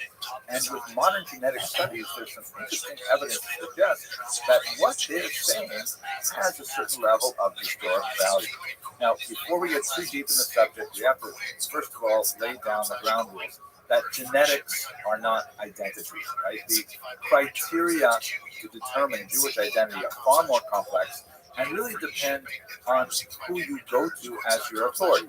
The mainstream rabbinic view, which is embraced by Orthodox Jews, to be sure, and for most of Jewish history of the last couple of millennia, has been that Jews receive their identity in two ways, either through matrilineal descent, meaning they are born of a Jewish mother, or through conversion. And there's a whole bunch of discussion about what exactly that conversion means. In the late 20th century, the Reform movement adopted a patrilineal descent, claiming biblical precedent.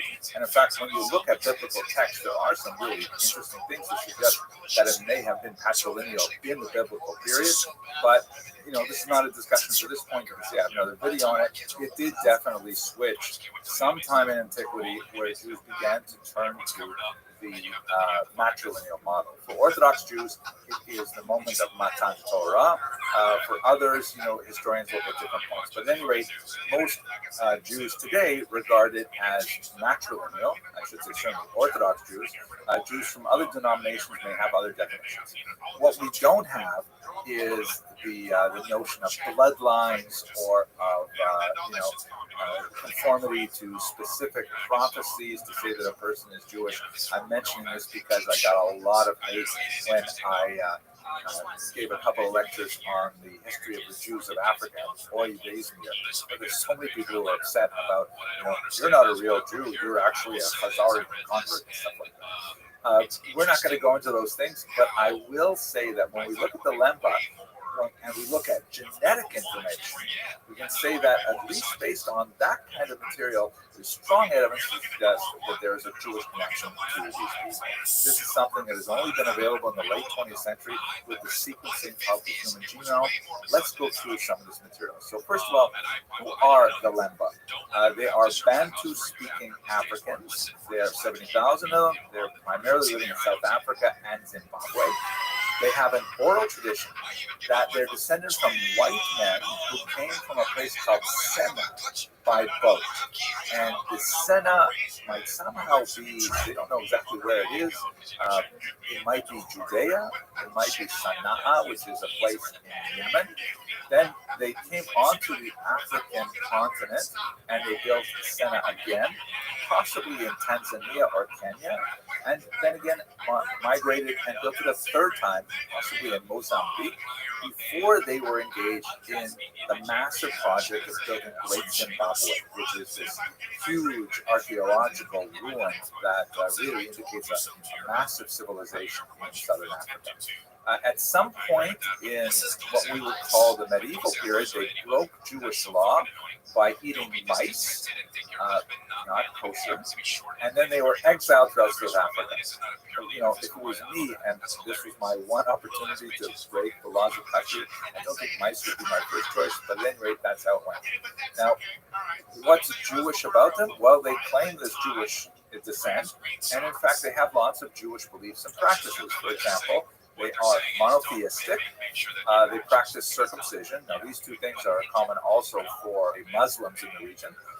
But the Lemba also practice animal sacrifice, which seems to be more connected to a biblical past. They do not eat pork. Again, Muslims don't eat pork too. But they also don't eat milk and meat. Furthermore, they have other smaller practices that are very congruent with Jewish history, like they pay a lot of attention to the lunar calendar. So basically, their story is that they were led by a particular clan called the Buba, and they made their way from somewhere in the Middle East into Africa and eventually ended up primarily in South Africa and Zimbabwe. Now, what does the science say? So to understand that, we have to go back a little bit to look at the so-called Cohen gene. This is something that was discovered at the turn of the 20th century. Geneticists who worked on this major project and wrote a book about it called Jacob's Legacy, a genetic view of Jewish history. Very fascinating and really a very pleasant read too. I was laughed out loud at some points because he has a real great sense of humor. At any rate, what Goldstein and his extensive team did is they swabbed self-identified Jews and self-identified Kohanim to look for genetic patterns. They swabbed Ashkenazim and Sephardim. They did a lot of these swabs, for example, on the beach at Tel Aviv, but in other places around the world as well. And the bottom line in their research was they found that well over half of Jews who claimed to be Kohanim had a similar genetic feature, which they ended up calling the Cohen model haplotype. Let me just back up for a second. I realized that maybe I didn't say it. Jews are divided in a patrilineal system. While the identity, the status of being Jewish is matrilineal, it comes through the mother, as we mentioned earlier. Tribal status, on the other hand, is derived from the father. Right, so you know the 12 tribes that are described in the Bible and so on.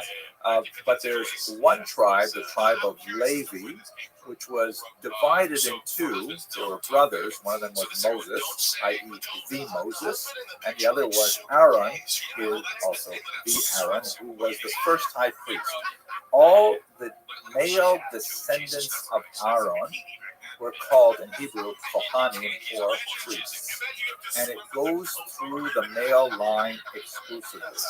Now, thinking about genetics, and of course you're aware that women have two X chromosomes, men have an X and a Y chromosome. There's a lot more to say about differences between these two, but not for this video. But that means that all men receive their Y chromosome exclusively from their father. Whatever their father's Y chromosome had is what they got on their Y chromosome. So this means that theoretically, every Kohen alive what's going on, Apollo? has a Y How you living, chromosome Cam? that is like What's good, Aaron's son? chromosome. Sir, How are you? been a few days. Absolutely. You on your way to the Caribbean? Yeah, on the 18th. Congratulations, man. That's wonderful. Yeah. So you've got to be really excited. That's 10 days away. Yeah, but I'm in a little quagmire. What's your quagmire, big dog? I need your advice because you're the ultimate streamer that I know. 1,000%. So I'm trying to buy a DJI Osmos 3, the Pocket 3. Right? But I don't know. I want to start a new YouTube channel with it, but I don't know if it's worth me spending.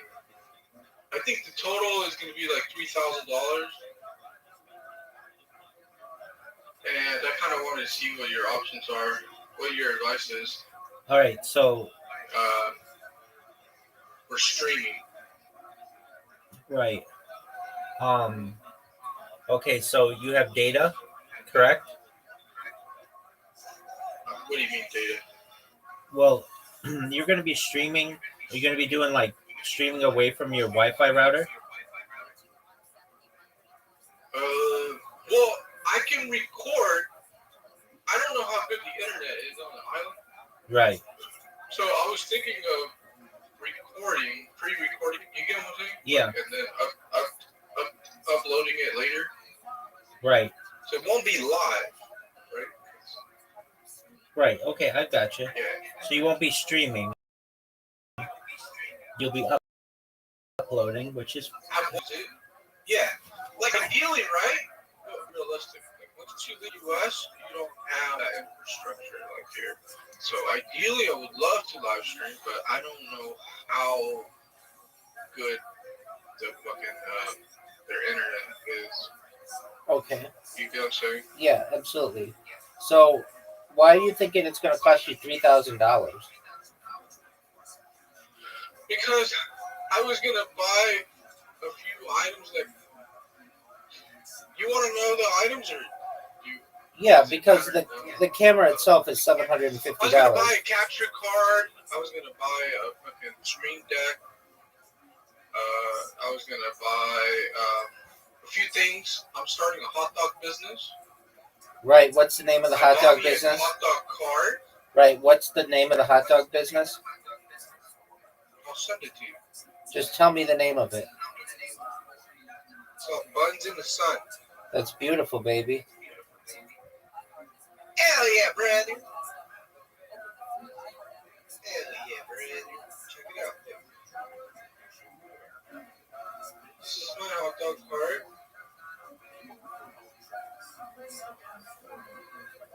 Hell yeah, brother.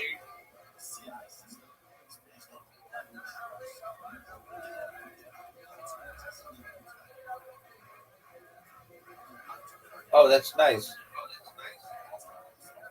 Yeah, and then this is the logo.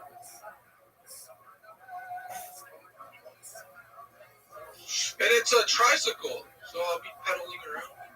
Right. Now, does that really translate to Spanish?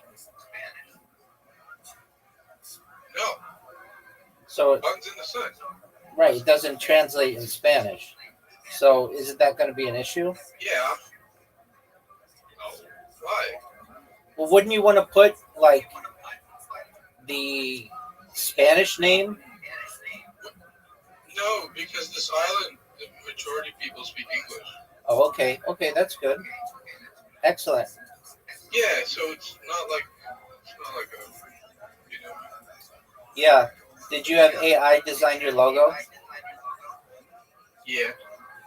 Okay, it looks like it. I'm not saying that's a bad thing, but there are going to be some people who don't like that. It's a kind of a busy logo. Yeah. It's not. I'm not going full corporate here, I've got you. I mean, if it's just going It's on the just side of the supposed to thing. be. Yeah. Do you need a business license? I don't know.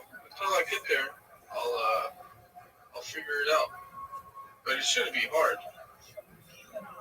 Okay. Have you thought about putting an I electric? know it's kind of odd. I know it's kind of odd, but I could literally, you know what I mean? Yeah, It's not going to be that expensive. It's not going to be that expensive. I understand. Maybe like $5 or so. Okay. So back to the DJI Osmo Pocket 3. It's a great camera. Okay, so where? It's going to have face and object tracking, which is really cool. And okay, so that's $750. Then what else are you going to buy? Just a list of other like capture card, Steam Deck for live streaming. What else? Some air tags. I wanted some air tags because when I'm traveling, you know what I mean, I can be able to check my luggage. What else? Some AR glasses. They're for streaming content on the glasses instead of using a television. Okay, so What like else? the Wayfair, the Ray-Ban Meta glasses. No, they're different. These ones are different. I'll share it with you. Look, let me see if I can share it with you. Jeepers creepers, where'd you get the peepers? Peepers. You know who Jeepers Creeper is? I know that song, and it's Jeepers Creepers. Where'd you get those peepers? Yeah. Peepers? Did Yeah. you say peepers? Yeah, it's like a old-fashioned way of saying eyes. Yeah, I listened to the guy that sang the originals. Okay, so a Stream Deck is like what, $200? Yeah, it's about $200 for the glasses. Okay. How much is your capture card? Capture card's about $150. Okay. Let me see if I can go to my account. So I'll take a screenshot of the order. And you already bought all this stuff? I need no the payment. Like I need to get, so I need to update my payment on here on Amazon. You know, like to finalize it. Right. So I wish I can. All right. So the first thing that you're going to need, and I really would just advise you this.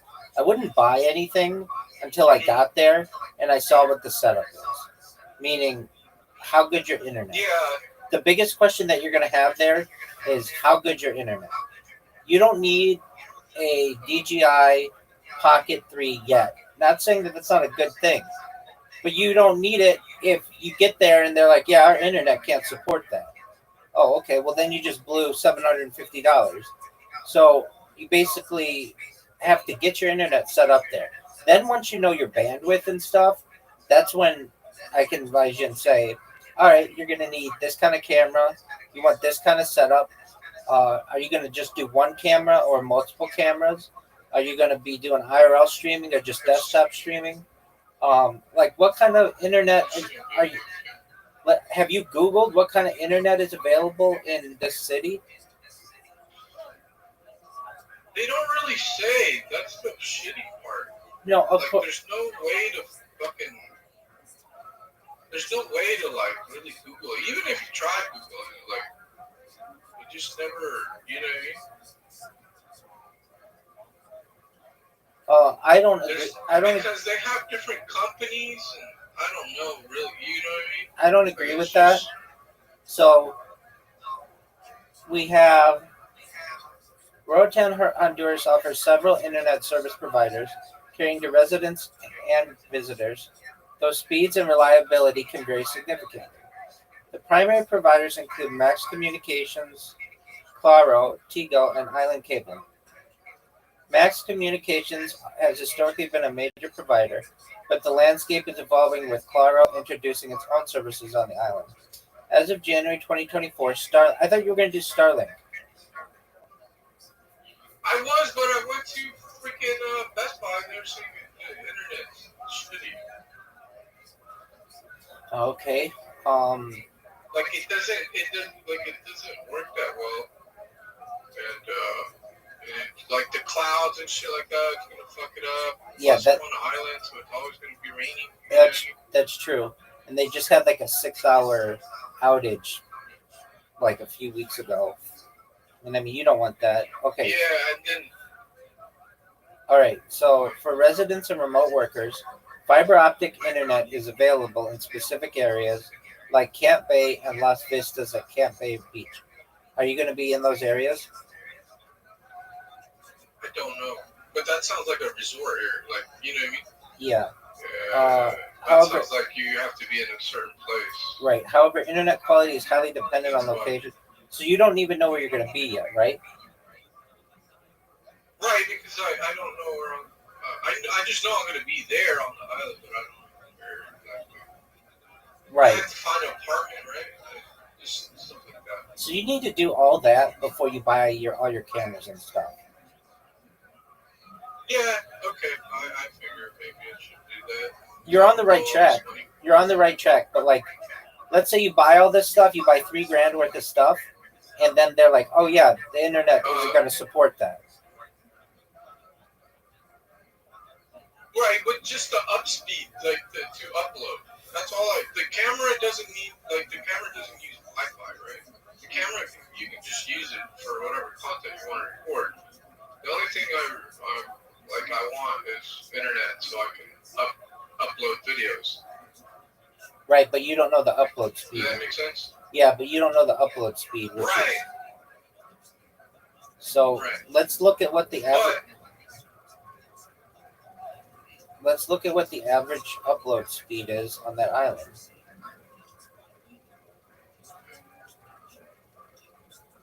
this is why it's great to have you around. But Well, I'm here for you, you're the big only dog. one that can really. Yeah, I mean, you're a blessing, dude. Thanks, Pim. All right, so for Rotan, Honduras, Hell yeah, brother. the average upload speed, it varies. As of the fourth quarter of 2024, Cable Color provided the highest data and upload speeds on the island at 41 megabytes per second. Okay, so Claro does 19 megabytes per second. All right. So let's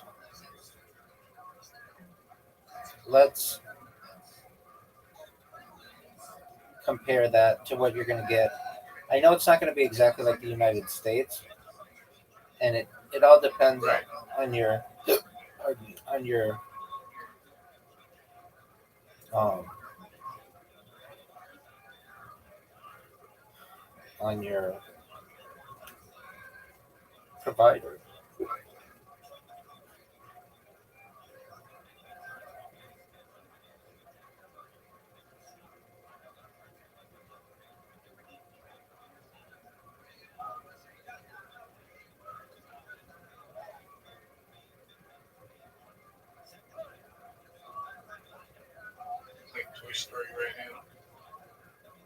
right, Toy so Story 3. if you can get let's see here. Let's make sure we've got this correct.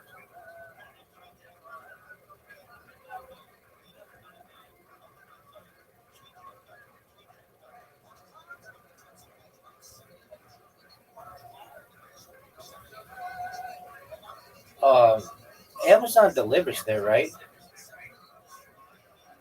I don't know. Okay. I gotta Google that too. So, Claro is the fastest fixed broadband provider in Honduras, with a median download speed. That doesn't really matter. 47 megabytes per second. Median upload speed at 10 megabytes per second, and that's the fastest. Tigo has a median fixed broadband upload speed of 6.3. So that's not ideal. That's Right, what is your upload speed like for yours? 45. Holy fuck. Yeah. And that's with like all kinds of stuff already like uploading. So let's see what the average is in the United States.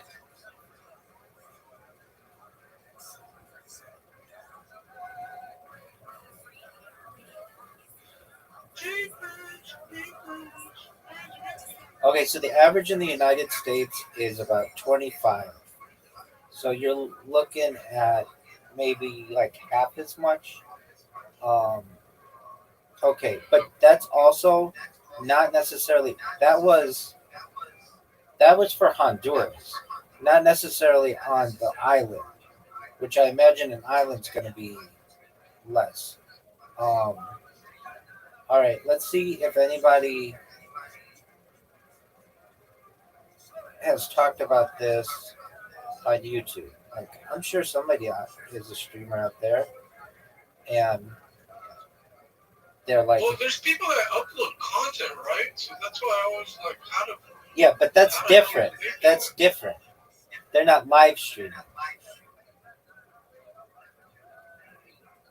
So, like, if you're just uploading content, it doesn't really matter the speed if you have the time to just let it upload. But what you want is to be able to live stream. And if that's what you're going for, then it has to be fast, or else it'll just always say buffering on the other end. They shoot Love is Blind from there. You know the show Love is Blind?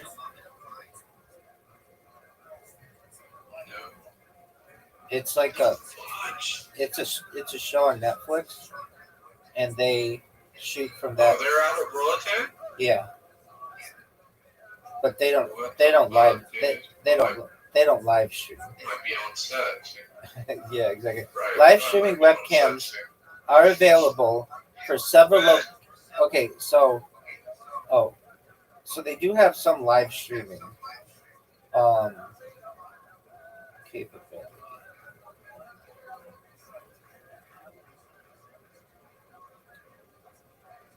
All right. You there? Yeah, I'm here, baby. I thought I lost you. No. Okay, so I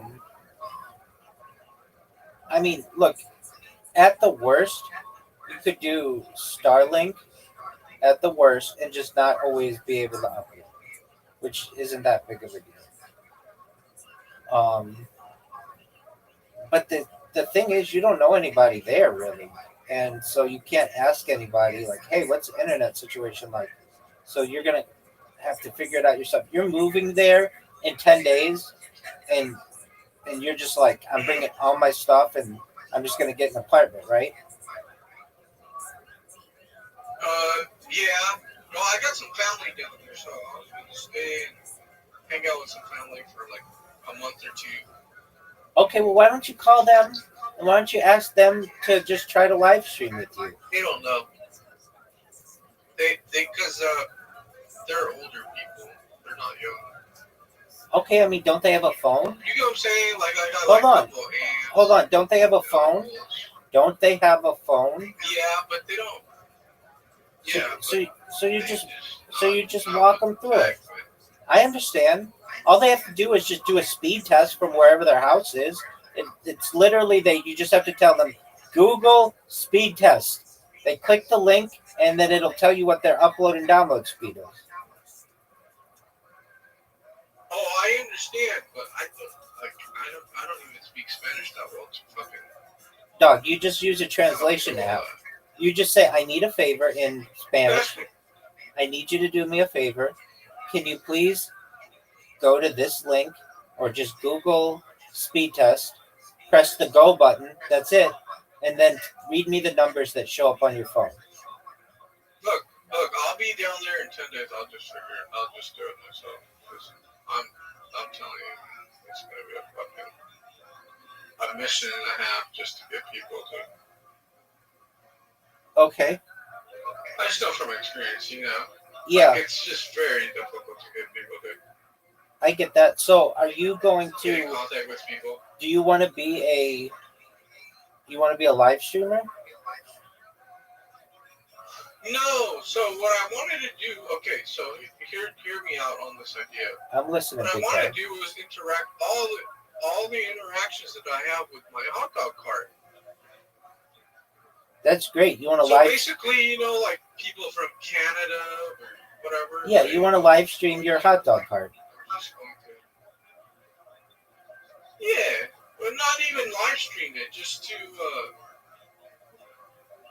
Record it? to record all the cool people that I interact with. Okay, then why don't you just do that on GoPros? Because the GoPros are always wide lens, and those are not ideal for actual good footage. Are you kidding me? That's the best thing that you have for footage. And it's not always wide lens. You can make it out whatever lens you want. That's how they get like underwater video that's really sharp and clear, or on top of a mountain, or skydiving. That's like the clearest kind. Right, but it's. That's the clearest kind of video you're gonna get. Wide lens. You just adjust it to be 4x3 or 6x9 or whatever you want it to be. Okay. If I were you, I would get a 360 camera though, because then it would everything that like you just have to put it in the middle of your cart, and then it'll get everything. Does that make sense? Mm-hmm. So- How the fuck do I get by here? I don't know how to do this. So they make 360 GoPros that are waterproof and have stabilization. That's another thing. You want to make sure your camera is waterproof, because if it just starts to rain, you got to make sure that this thing is protected. Oh well, if you saw the pictures of my hot dog cart, it has an umbrella. Yeah, dude, but it's gonna pour down there, and it's gonna go. I'm looking at the pictures of your cart. That's not gonna keep it dry when there's a little bit of a wind. Right. Well, I wouldn't be out there if it's raining. I wouldn't be out there. Yeah, I'm but just gonna do you it know on how Sunday, you know right? how rain can It all like makes sense. you know how rain, especially in the Caribbean, you know how rain can just come out of nowhere. Yeah. If you've ever seen the GoPro Max, it's waterproof, 360 degrees. It's really small. You could just put it I on. have a GoPro. I have a GoPro. I could just take my GoPro.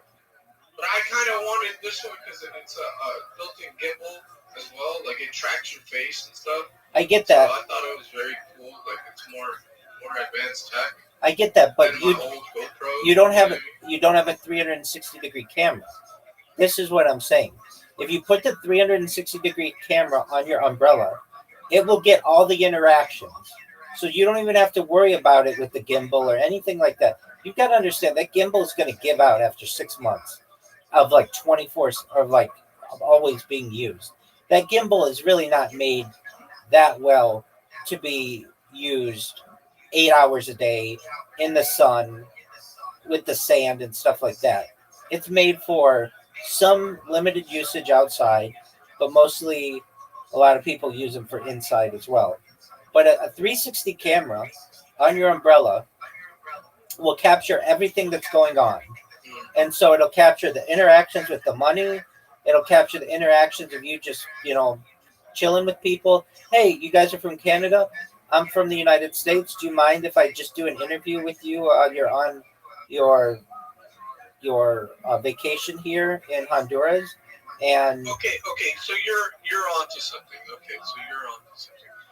All right. So how much is a GoPro 360 camera then? $390.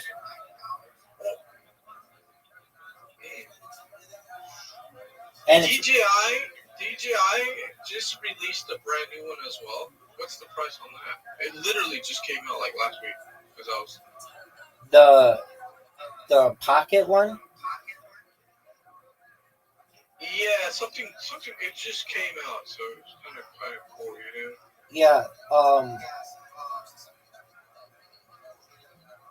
Okay. So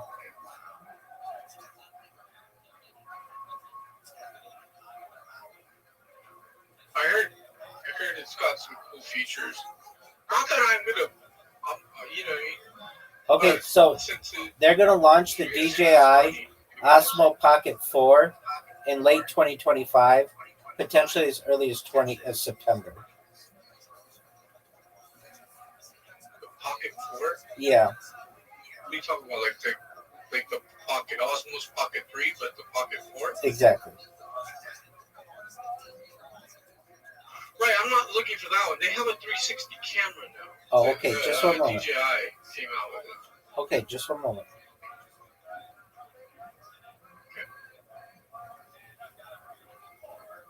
Okay, so the Osmo 360.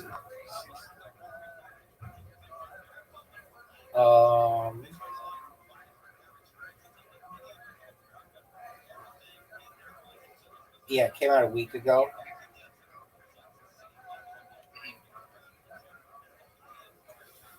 Okay.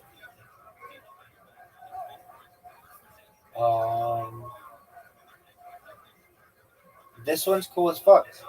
I mean, I would say this one's great too. What is it? What? It's got a screen on it. What features does it? It's got a screen on it, and the GoPro does not. And it comes with 3 batteries, and it's not rated that highly, but it's really new. It's $700. I do like that it has a screen on it. That's tight. Comes with a selfie stick and other stuff. Okay, so this is the way to go, because you can just put this thing on your umbrella and it'll capture everything. And send me an image of it. Sure. Of what you're looking at. Just because I know it was an article that came out, but I didn't I was so asphyxiated with just getting the Pocket 3.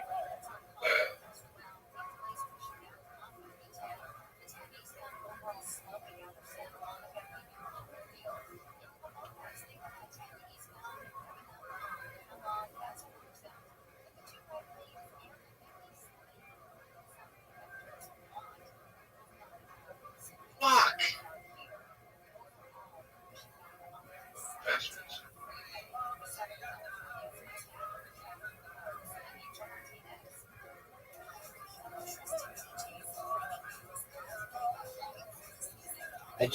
I just sent you an image of it. Okay. Let me take a look. Okay.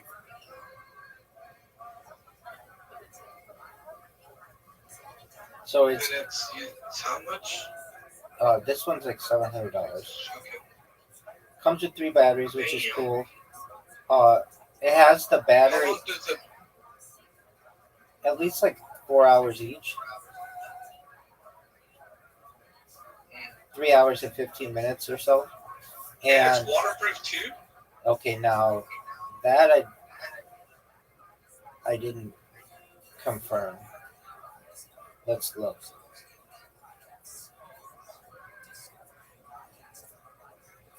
Um,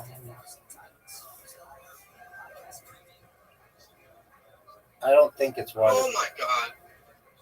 I don't think Okay. it's waterproof. Well, I have my GoPro, so at most, I don't need to spend the money, right? Like, I have the GoPro, and I can just create I have a new YouTube channel that I wanted to put to work. Yeah, they say it's a top end 360 camera. I mean, people are putting these things on drones. Okay, so you take that That crazy. Why would? you take the camera and you put it on your umbrella, and then it's gonna get all of your. Where on my umbrella? On top of my umbrella, or like? I think you can put it just on the pole. pole. Base? You can put it right on the pole. I mean, if you want to do it from above, you can too. But I would just put it on the pole, and it'll do like 360 around the. Or you could just put it on its own little thing. Now, if I were you, I'd be worried somebody could just come up and steal it. So you're gonna have to be careful about that. Oh, yeah, ain't no one touching me. I'll fuck them up, dude. Yeah, I get that. I'm not worried. I'm not worried about shit. You could even put it on the front of your. Now that's a cool thought. Putting it on the front of your cart, and then it's basically done like a dash cam as well. And now, like the 360 imaging is really cool, but I don't know if it's like the view you're gonna want, because it kind of distorts things sometimes. So Well, that's what I was saying. That's what I was saying about the GoPro, but no. So you just have both. You put the thing on there, and when you want to make it not a 360 view, you just change the setting so that it's just like a normal video recorder. Yeah. Oh, you know what? I'll have to get in contact with you.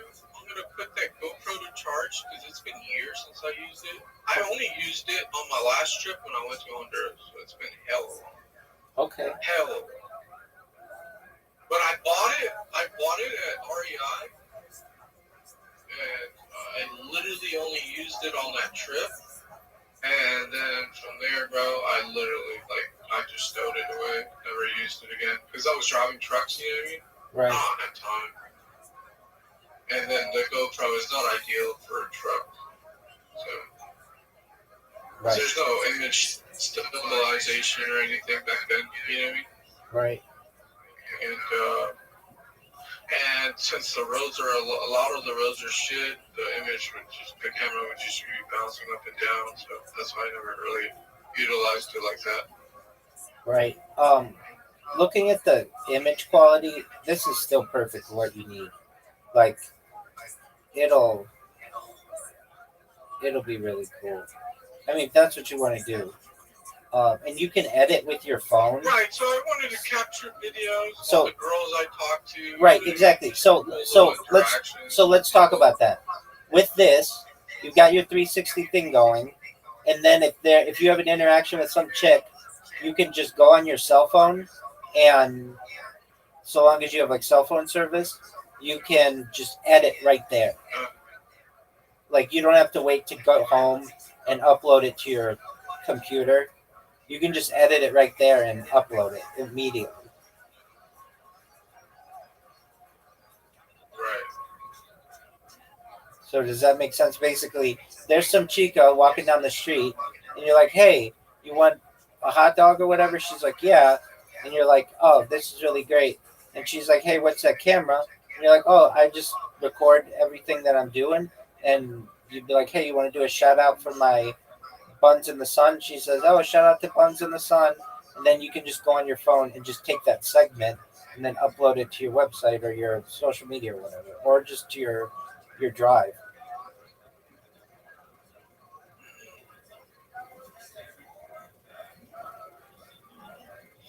Yeah, buddy. And then you can get a waterproof case for it, so you don't have to worry about the waterproofing aspect of it. Yeah. So what? Okay, so you said that you don't want to be a streamer, at least not initially. You just want to have content, and that's totally cool. And this will give you that ability. And then when you go back to your apartment or whatever, if you want to upload the whole day, you certainly could. I mean, that's a really cool thought. People, I think, would love that. Um, basically, You what? so think about it like this: you've got your little camera, and let's say you're on your bike or your cart for 8 hours a day. So once you get home, you just upload that data to your like YouTube channel overnight, and then it'll publish, and so people can just know what you were like, follow your day, but just in 8 hour increments. So you'd have like day one of you selling hot dogs, day two of you selling hot dogs, day three of you selling hot dogs. Always edit it in case something happens that you don't want in there or whatever. I don't know what happens. You throw up or something, whatever. If there's any part of it that you don't want, then I think you'd get pretty pissed because you'd be like a tourist attraction. Like, hey, if you're ever in this part of Honduras, go check out this hot dog cart because they have a really popular YouTube channel. Yeah. Well, that's what I was trying to say. I was trying to promote my business, my hot dog cart, right? Like, hey, welcome to Rothschild with Right. Well, but check out Buns in the Sun, right? And I would just be like people all around the world. It would attract business. I understand that. People that want to be on a little, you know what I mean? Yeah. What I'm saying though is that whenever you're selling this stuff, you just upload that to YouTube, like at night, if you want. You could live stream it as well, but you're gonna have to worry about connectivity and all the other things we talked about. Yeah. Or you just record it and then upload it at night. Maybe you don't upload 8 hours of it or whatever you're working, but maybe just an hour a day, and then that's your content, and people can just literally in like paradise have like a front row view of your hot dog cart and your interactions with tourists. Yeah, I would love that.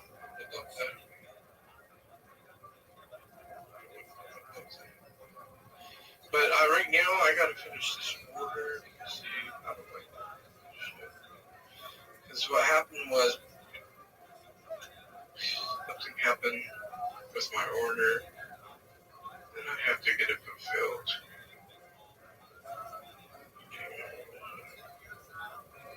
It doesn't tell me how much it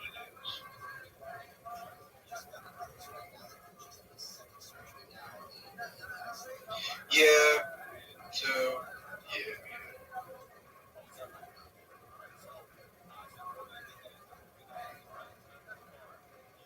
But how do I set up these mics?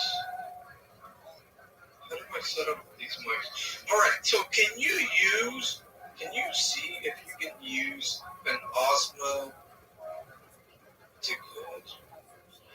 The DJI Mic 2 with a fucking GoPro?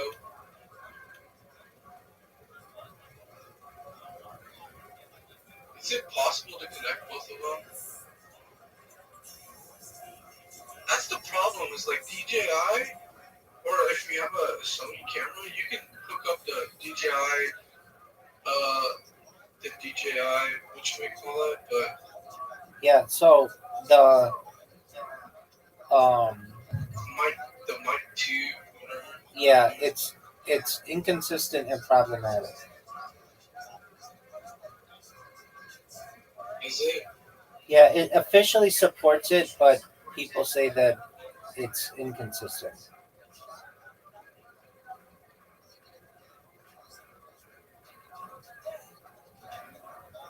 I'm gonna guess,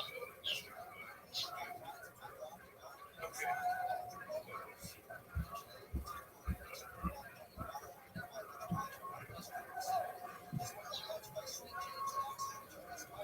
Why? What the fuck does Amazon suck dick like this, dude? Fuck.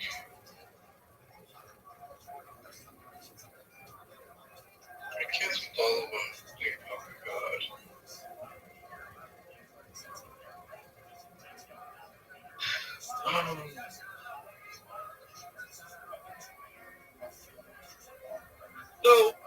So this is the best camera to go with? You're thinking the Osmos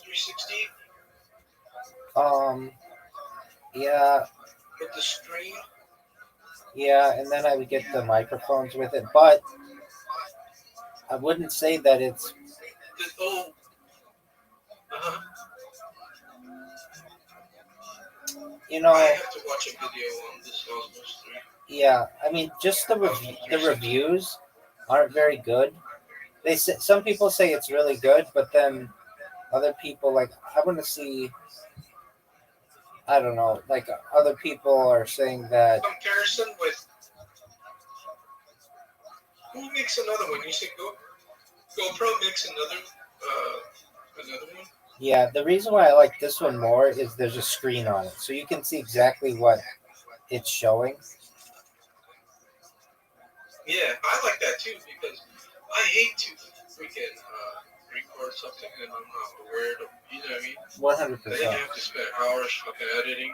100%.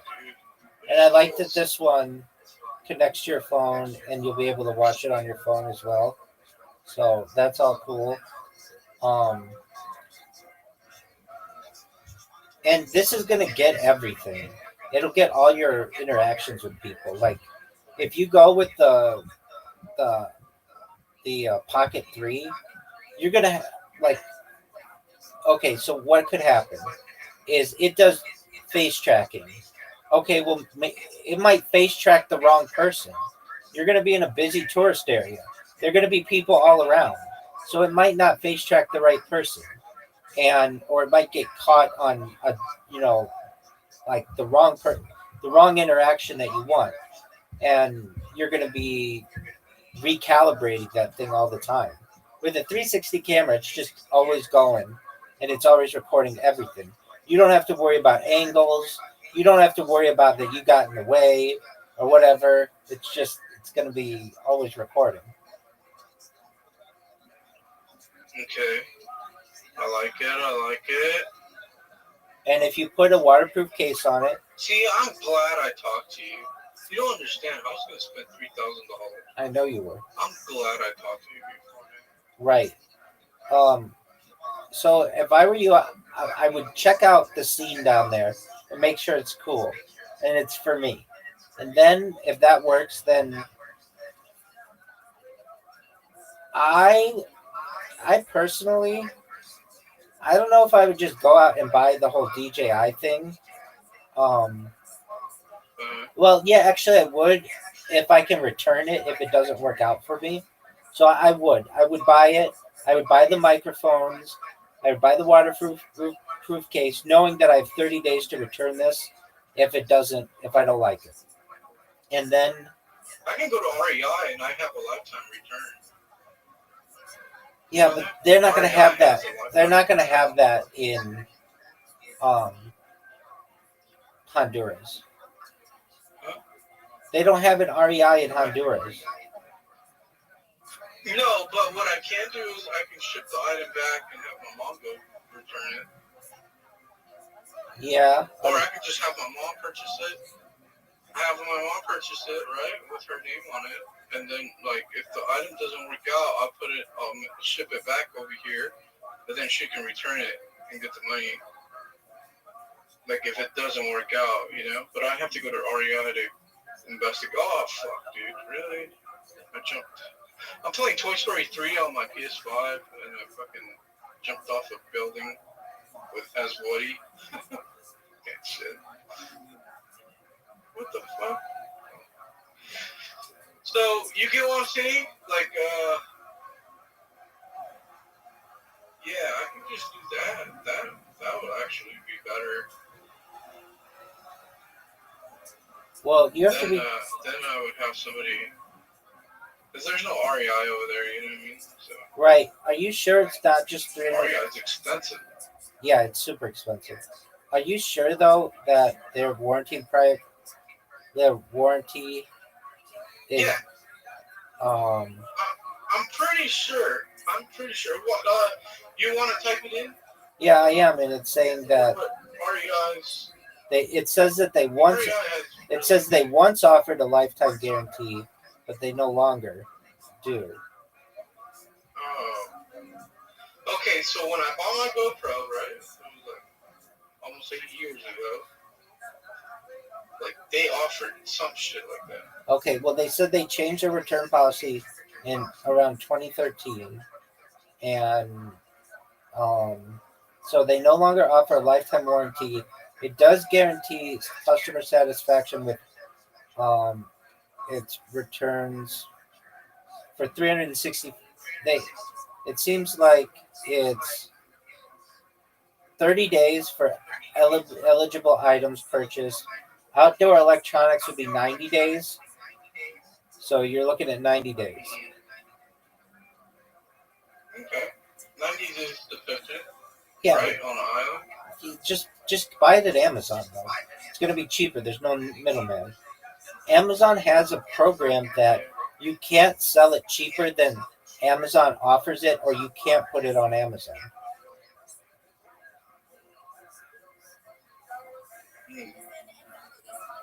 But let's see if you can.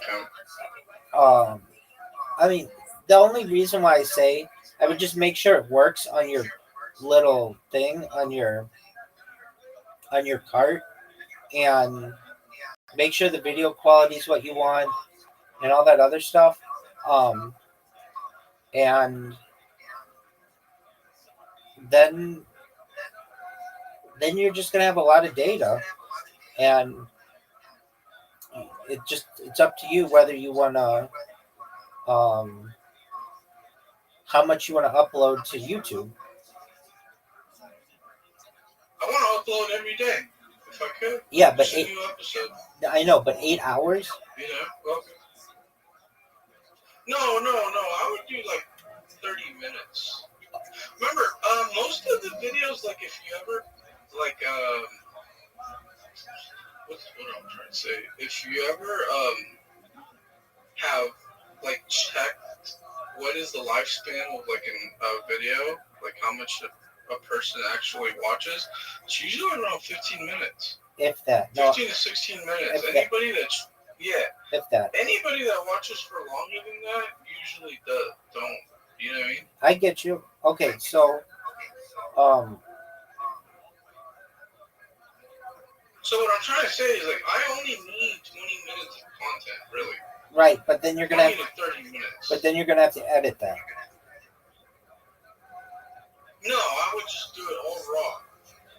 Well, I get what you're saying. Okay, that's fine. Okay, if you're gonna just do that, then you really only need to record for 30 minutes a day. Yeah, but okay.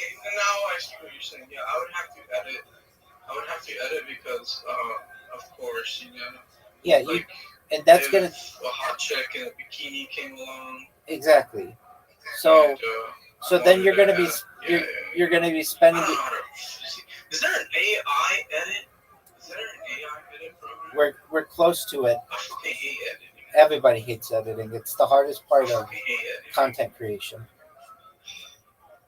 Yeah, Yeah, like literally, if I could just give it the video and ask it to analyze what are the best moments of the video, and just fucking do that every time. Oh my god, that would be so fucking cool. Yeah. So You should create a bot or an app. they already they already have that, and it does it for YouTube videos. So it'll take your YouTube video that's like 8 hours long, and cut it up so that it only has the like 20 minutes where you're talking with someone. What app is that? It's a website. Do you use it? No, Which one is it? I have, but I don't use it because I want the long content. I know that people in the future will appreciate even the. You should. Oh, you should use it, especially if you have YouTube Shorts. Imagine how many viewers you could get with all your hours Zero. of streaming. Like it's. You would get 0 views. Yeah, I mean, I do it on Instagram, and I get like just a few, not that many people. I do get some people, but just not that many. But yeah, I mean, you can do it with YouTube videos, but then you have to upload all the everything into it, and you're not guaranteed that it's going to have all of the instances that you want.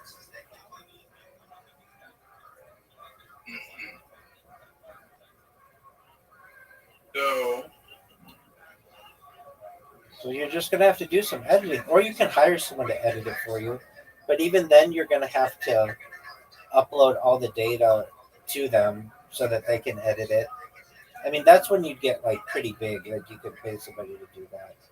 Oh, you know what? It's very cheap labor in Honduras. Yeah. So you could actually like just pay somebody like literally $5 a fucking A day. You know what I mean? Yeah. How much you gonna sell? How much you gonna sell a hot dog? $7. Whoa, that's super expensive. Plus, you're paying for the brand. Dog, you are. You're Dude, paying basically it's dog. a tourist fucking hot dog. I get it. The tourist part of it. That's who's gonna buy your shit. Why so expensive? Because it's tourism. I get you. Well, Like you know what I'm saying? Like when you go to a baseball game, right? San Francisco Giants and all that. right. Like, bro, like, you're not gonna be paying regular fucking prices for a beer. You're not gonna get a hot dog at a fucking baseball game for I get that. Why not? cheap. Why not $10 a hot dog then? Why not 10? Because I don't want to scare people. Like, I gotta find a medium. Like, okay, how about this? Let's Google what is the average price of a hot dog in Rothschild. Dude, it's gonna be I like wonder what AI says. 10 cents. Hell no! Yeah, dude. Get the fuck out of You're here. gonna have 10 competition. cents? Who the Dog, fuck is selling you dog, 10 cents on a Dog, you didn't even think about this. You're gonna have competition. There are already vendors in Honduras selling hot dogs, and they sell them for cheaper than you get them in the United Yeah, States. but I'm mobile. They're mobile too. Yeah, but you don't know if it's free. It's telling you all the time. This is a follower you're talking to. Shit. We got that California game, man.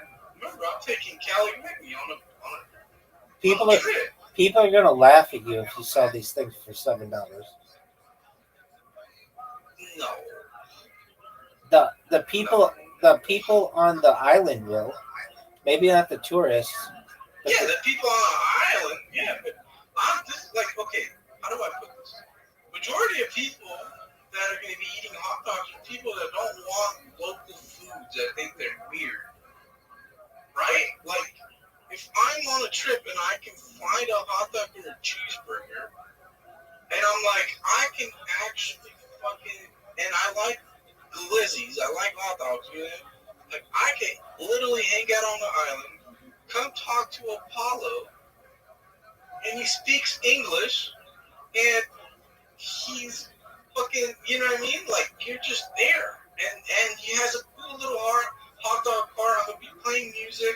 I was trying to put LED lights on my fucking hot dog car. So Yeah, that would be. nighttime, I have, like, lights and shit. That, you know what I mean? That would like, be cool. It's not like, you get what I'm saying? Not some hole in the wall where you're going to get fucking your asshole ripped out once you shit the hot dog. Yeah, it says even in the United States, average is like $2 to $3. No, there's literally, you can go to Wiener Schnitzel. I spent like $30 on fucking 6 hot dogs. Okay, well that's $5. That's $5 each. Let me see what a hot dog here. That's $5 each. I can do 5. Yeah, 5's better than 7. 7's not a good number to use. Because 7, maybe I include a drink and a bag of chips. no, that? quit that. Just make people. Just so, you know what I'm saying? Let me see what a hot. They have Tomato Alley Treehouse menu. What is their fucking menu here? And they have a simple ass little hot dog. Dude, how many hot dogs do you think you're gonna sell a day? Huh? How many hot dogs do you honestly think you're gonna sell a day? I don't know. Maybe I think you will sell. because Listen. I think you will sell 8 hot dogs a day. 8 times 5 is what? $40. Bucks? $40. You think only 8 hot dogs, and there's thousands of people on the fucking beach. There's kids. There's. Okay, It's so not like a boring ass beach. Like it's a very packed fucking beach. okay, then let's say you sell. There's multiple beaches too. Let's say you sell 50 hot dogs a day. 15?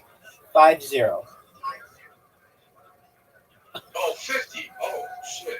At $5? Yeah, that's $250 a day, but that's not all profit. Yeah, it's not bad. Yeah, but you've got to pay for No, it's not. But you've got to pay for hot dogs and stuff in that. So that's probably going to be 50%. So you're going to make maybe $125 a day, which is okay. yeah, because the rent, the average rent is like $200 in Rothschild for the month. Okay, so what are you going to So do? if I can pay my rent. Are you sure on that number? I'm positive.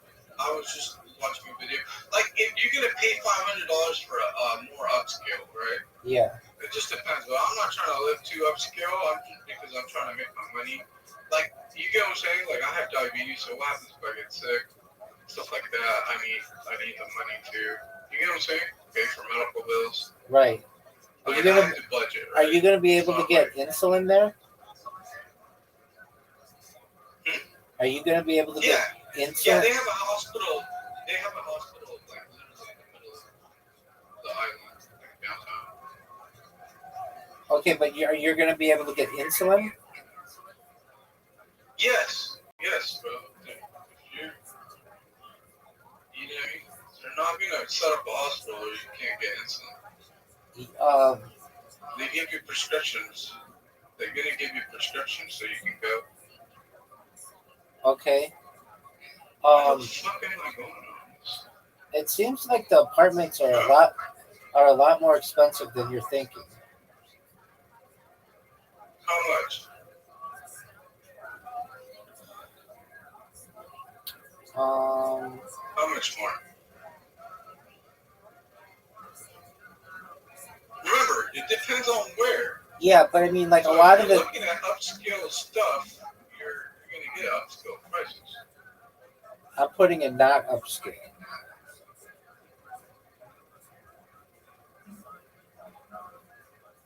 Okay. Figuring out how to break out. Do you know where French Harbor is? Yeah. Okay, It's so by Conic Soul. it's $270 a Conic month. Soul is the name of a pirate. Okay, you mean $270 is you mean- great. okay, great. You keep saying Conix Hole. Do you mean Cox and Hole? Yeah, that's what I said. Okay, What did I say? Conix Hole. Okay, so $300. Oh, You're looking at $300 a month, which is nothing. And then yeah. you've got insulin. How much is insulin there? Oh, it's gonna be. I don't know, but I'm gonna guess it's gonna be a lot cheaper. Because only in the U.S. is where they charge you like an arm-and-a-leg for medicine. If you ever seen that, like you can travel anywhere around the world, medication is not as high as the U.S. Yeah. But don't quote me. But literally, you can go to Mexico, you can get like all the drugs that you got here for a fraction of the price. Right. It seems like it's maybe like $100 a month. Yeah, if I get a lot of it, that's great. You know what I mean? Like, Do you have to keep it refrigerated? yeah. Okay. So I'll just buy a little mini fridge. You know, Right. Okay. or just have a regular fridge. But hopefully they provide a fridge in the apartment, so that would be okay.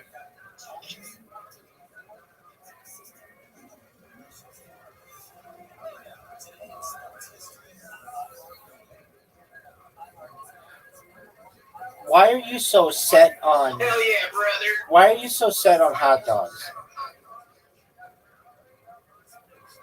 Because it's food that can't get you sick, unless if the hot dogs have already like out of the Yeah. processing plant. Why don't They you? come with, like, Oh. they're already like salmonella or something, you know. I get But that. you can't get sick. I You get eat that. A hot dog cold or I hot. get.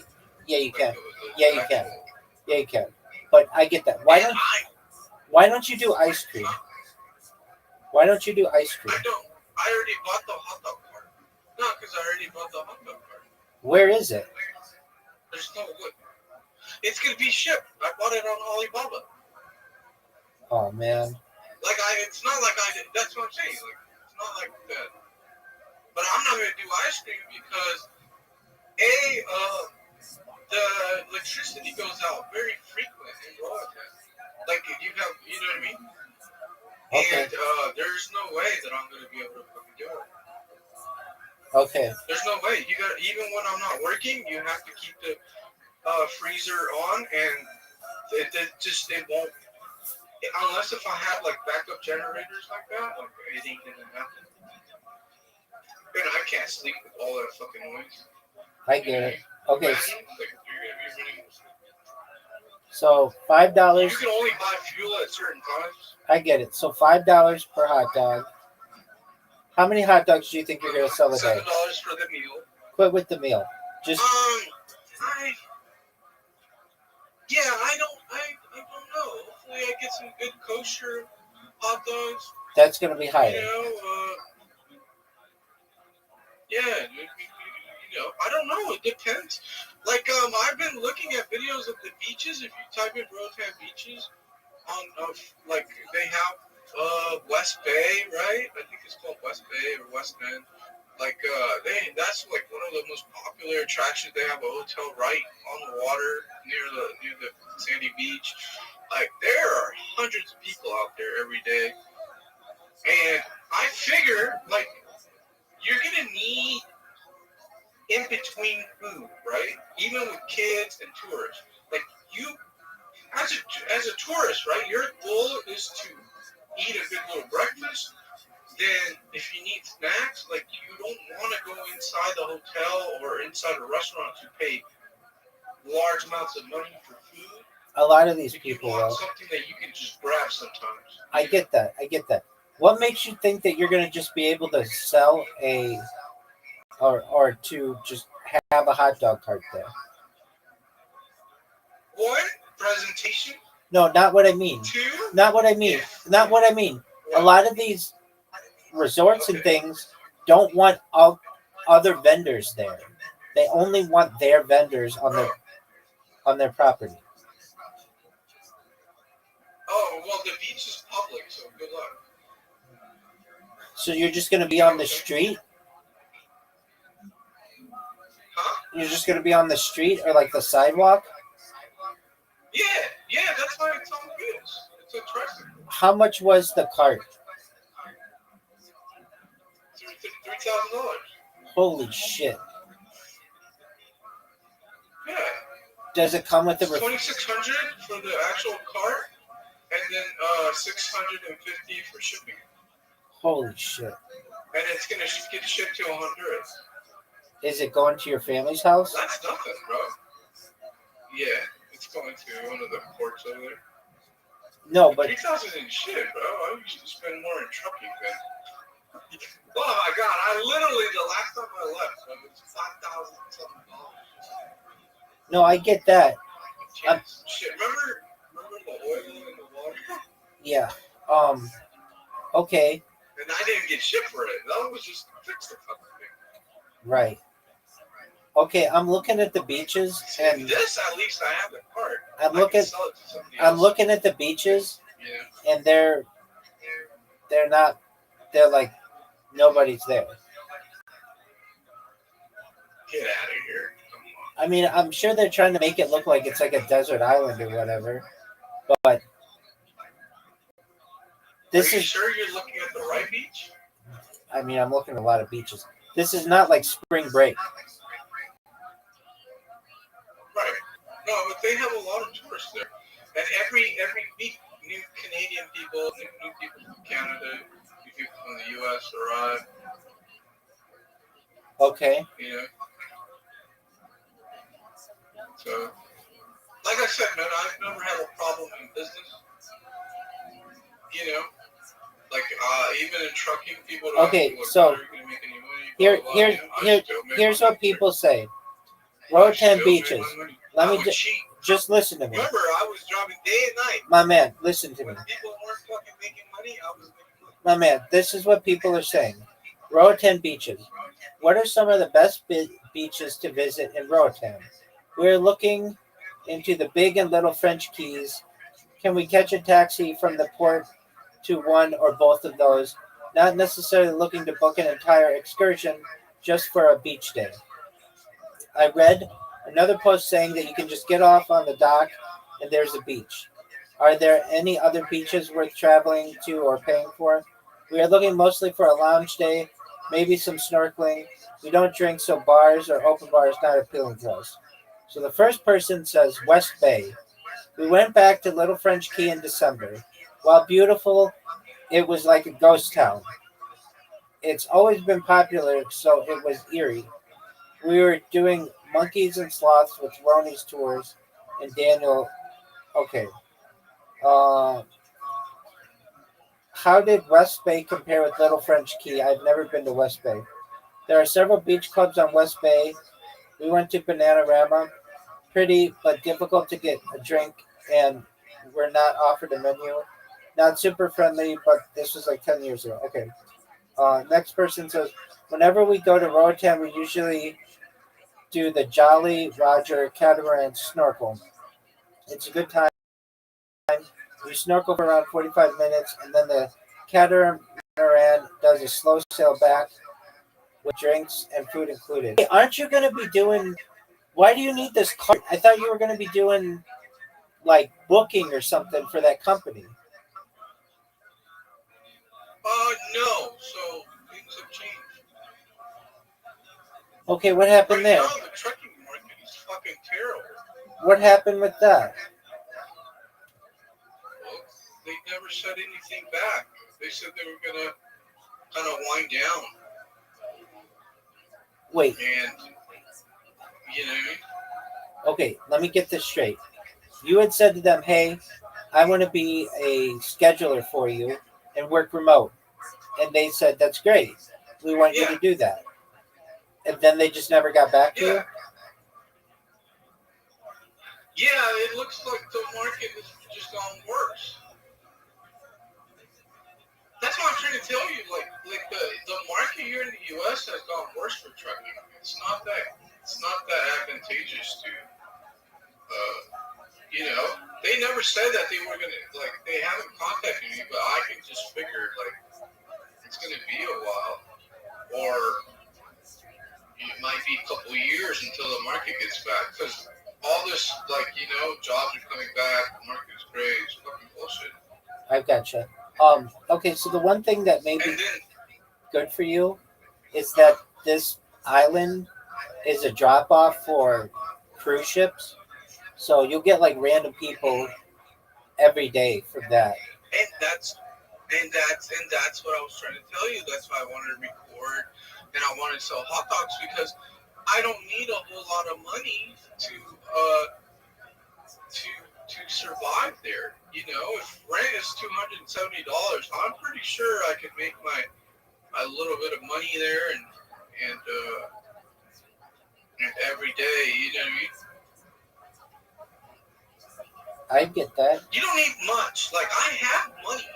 I have money to fucking, I got a stack of cash on me right now. You know what I mean? Like, I don't need the money like that, but what I don't want to do is I don't want to,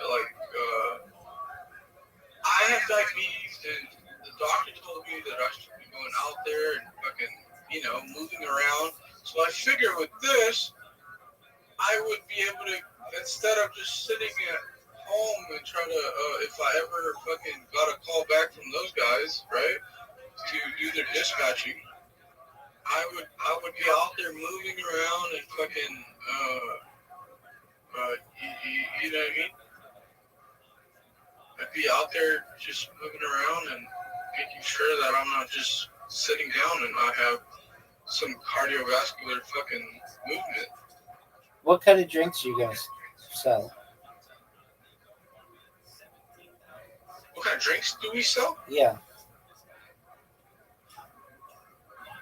Like, who sells? I don't get it. Weed. Like, who's weed? I said, what kind of drinks are you going to Like, sell? what I sell? Yeah. I'm going to sell soda. Okay, what kind? Whatever soda pops that they have out there. Okay. Coke, Pepsi, they have it in cans, Okay. Bottles or cans? Try to do some diet. Bottles or Cans. okay. And No, cans. are you going to sell water? Yeah. Okay. And you're going to sell chips? Yeah, they have a Walmart on the mainland. How they have those giant boxes with the little bags. Yeah. I'm gonna try to see if they have those, and I can just sell basically it's like $5 for the hot dog, $1 for the bag of chips, and $1 for the soda. So it's $7. Okay. Get the whole little meal and a napkin. You know what I mean? What do you? I provide good service. Like, I'm not there to rip people off. What kind of I'll condiment? make sure, What they have good service. What kind of condiments you gonna have? I'm gonna have relish, maybe some onions. I gotta see, I gotta see in some what should we call it? Just ketchup, mayo, and mustard, and I'm gonna try to do some Dijon mustard.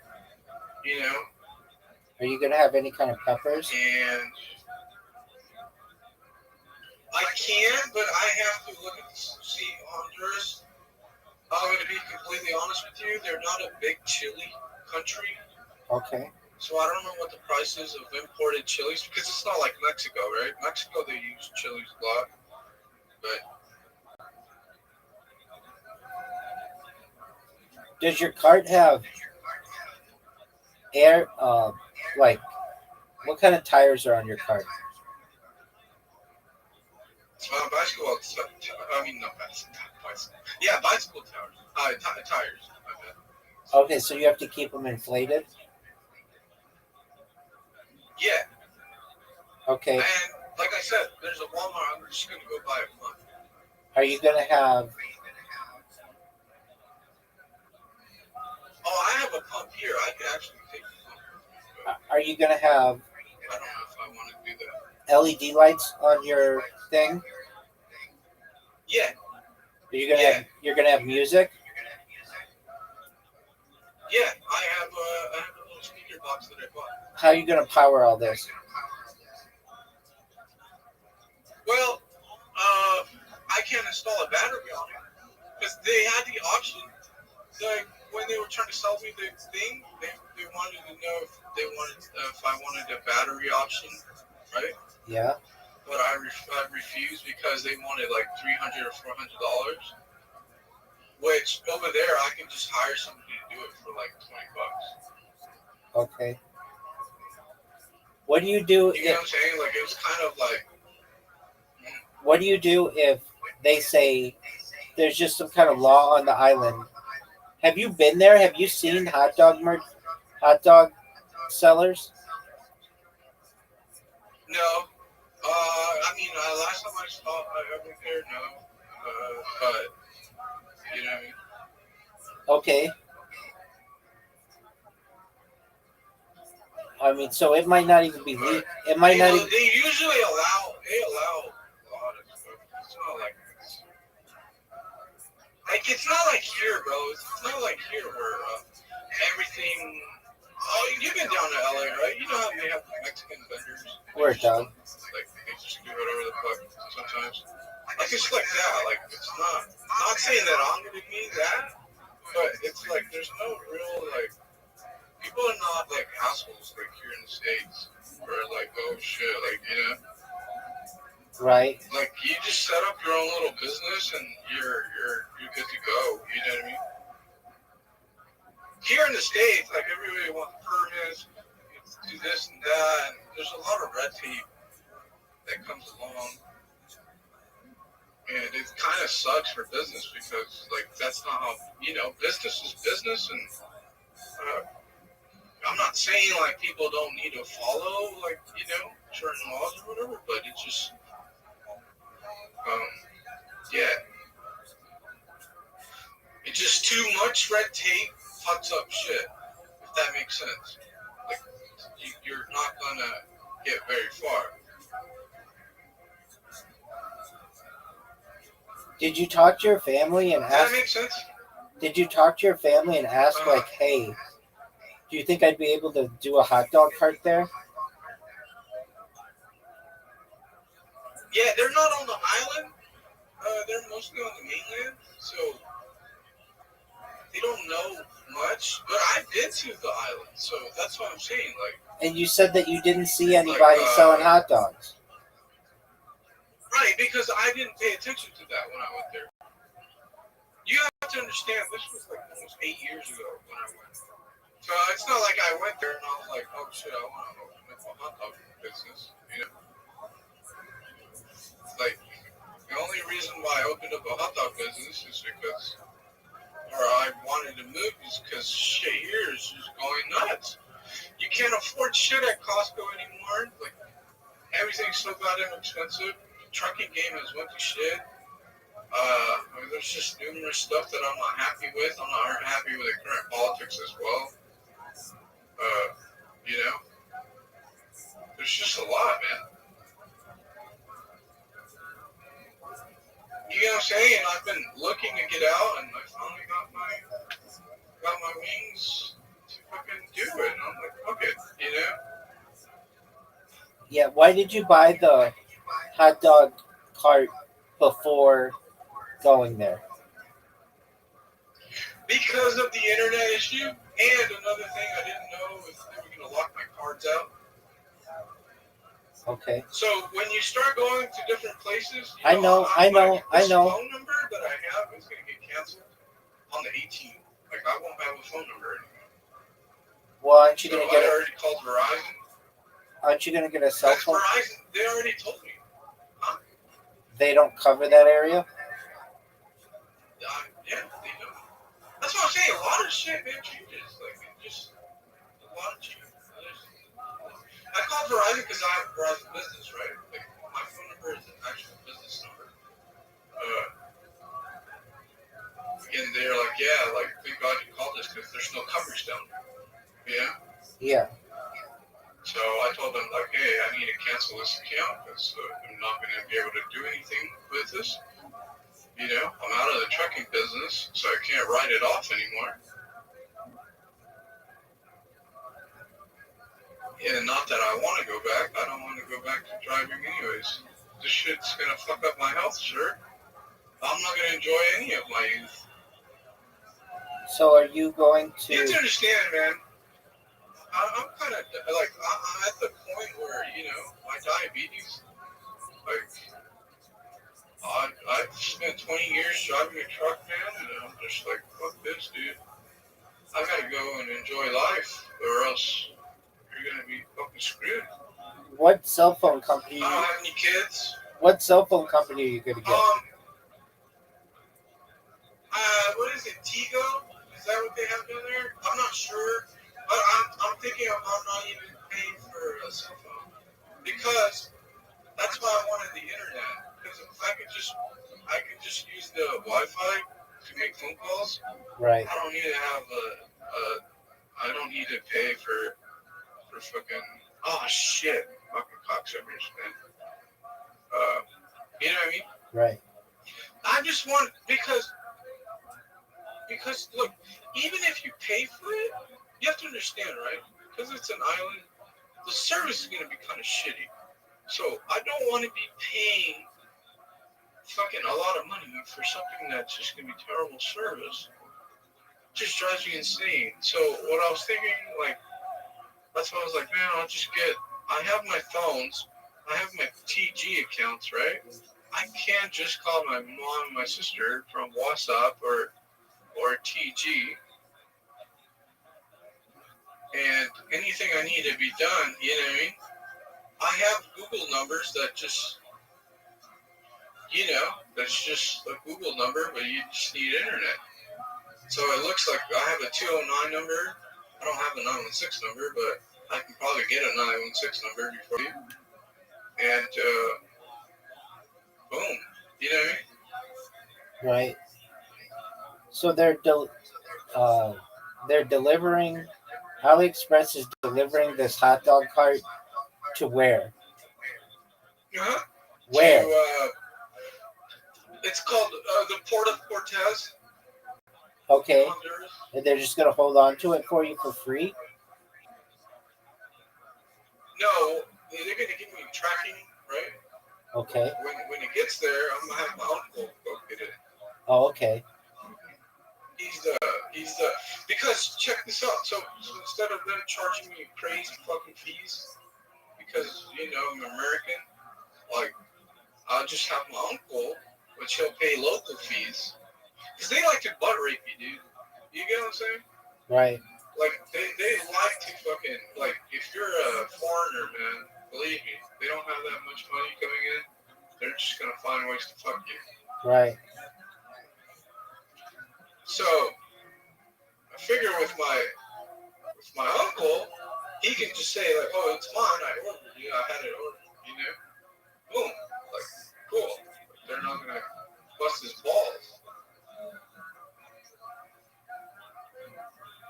And then from there, I'm gonna pay for a tow truck to put it on the flatbed to haul it all the way to the town that he's at. You know, because it's gonna come in a giant crate. Okay, so why are you Like it's already pre-assembled. You know. yeah, why are you so set on this island? Oh, because it's beautiful. Okay, I'm but telling you, man, when I got there was nothing else that I wanted to live at. That's what I wanted to live. I made up my mind since the day I was there. okay. You have to, like, there are so many expats there. Like, people, like, you have to come and visit me. Well, If you would come and visit me, you'd be like, dog, like, okay, like, let's start fucking hot dogs. all right. Well, when they have, I'm telling you, man, because, you know, it sounds crazy until you get there and there's, like, monkeys, there's fucking birds flying around. when they like, have, it's just nothing normal, you know what I mean? when they have live streaming capabilities, I'll visit you. Oh, brother. Like, I really, because the price of living is so cheap. Like, if I can really make it happen, I swear to God, I'll pay for your ticket. Doug, do you know that they are requiring face masks in Honduras again? Right now? 13 days ago. Okay. So what?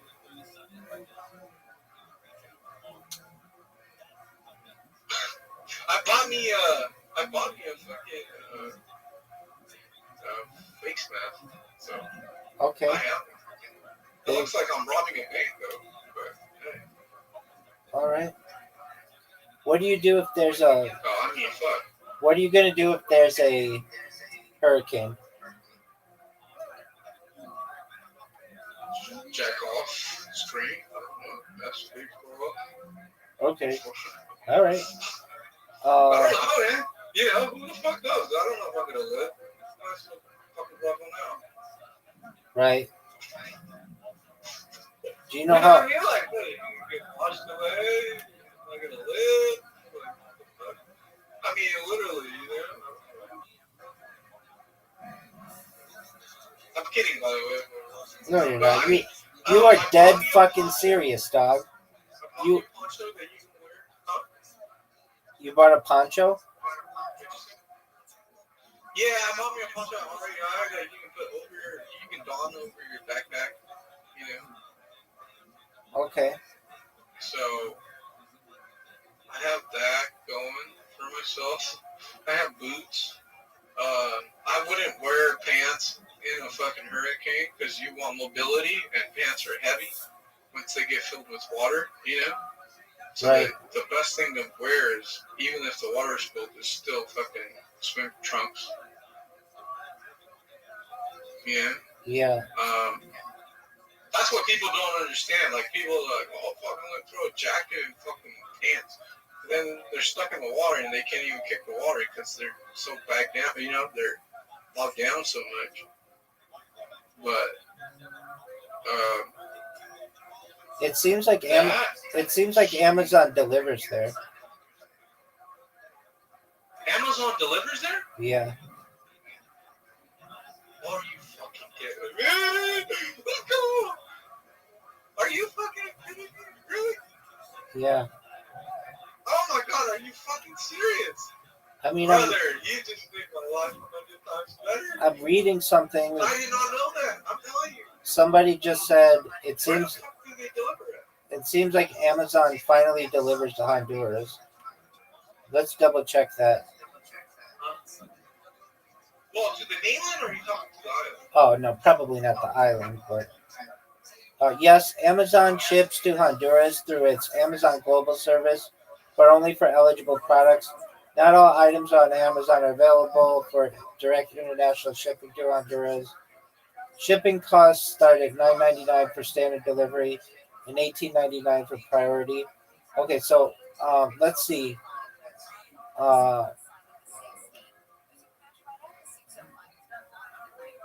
Can you send me this article? It's just Or whatever the fuck it is? it's just ChatGPT. Amazon does not offer direct shipping for most of items to Roatan. So they do the mainland, but I can just go get it at the mainland. yeah. I can just go get it at the mainland, literally. It's only like a few hour boat ferry trip. It takes a few hours on the ferry. It takes like 30 minutes on a plane. Because they have a plane, you know. You can pay for your ticket to fly, or you can pay your ticket to with the ferry. So since some people don't like to fly, you know, they rather just take the ferry. But I don't know what the prices are, the price difference to fly. But it's the same charter, basically. Okay? Right. But people all around the world come there, bro. Like, I'm telling you. Look, if I sell hot dogs and I'm fucking successful, come and live stream on my fucking on Roatan. You know what I mean? Word, dog. Oh, fuck, dude, I fell. But I don't know if you would love to leave your room to come hang out with me. You know what I mean? Fuck yeah! If I went viral, Because that would mean if I go Oh viral, yeah, bro. I'll make you viral. absolutely. Well, because there's so many girls there. That's what I'm trying to tell you. Like, you can literally talk to any, like, you know what I mean? There's so many people from Canada and the U.S. and You're obsessed with these other places Canadians. around the world. Huh? You're obsessed with these Canadians. No, I like Canada. You know, I like Canada. Canadians are good people to me. You know what I mean? Yeah, are you going to learn Spanish? I already know Spanish. Fluently? Bilingual. Huh? Fluently? Yeah, literally. Perfect. Fuck, man. That's why I chose, like, I'm telling you, like, that's why everything I do, man, it has some kind of, you know, it's some kind of, maybe it's not all, like, you have to ask me all the questions to get all the, you know, How do you get all the actual, Honduran citizenship? you can spend $2,500, or you have to be able to make like $2,500 a month or something. Well, you're not going to make that. Yeah, I think I will. You're not making $2,500 on a hot But dog. at the same time, you don't know that, man. I'm telling you, I'm the master of making money. Okay, but let's say you can't make. You just don't know. Can't you get it through descent? See, Don't you have family that's Honduran? Yeah. So then can't you get it through descent? Yeah. Okay, so then why are you talking about having to make $2,500? Because this is for people, like, I'm just giving you game, right? Like, if you wanted to do it, say you go there and you're like, fuck, Apollo, you were right. All these questions I had, okay, now I understand why, right? And you're like, how the fuck do I make it here? And then I'm just be like, yo, you just need like $2,500 a month for your social security check. I think we'll cover it. Or I think it was like $1,500 a month, some fucking easy number. And like literally, if you have any little money, you can just buy a piece of property. They have properties that go for $5,000. Don't do that. You're eligible.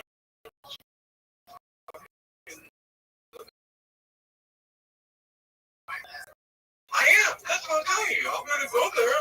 What I'm gonna do is I'm gonna invest my money, my business into property. Buy property so I can store my equipment.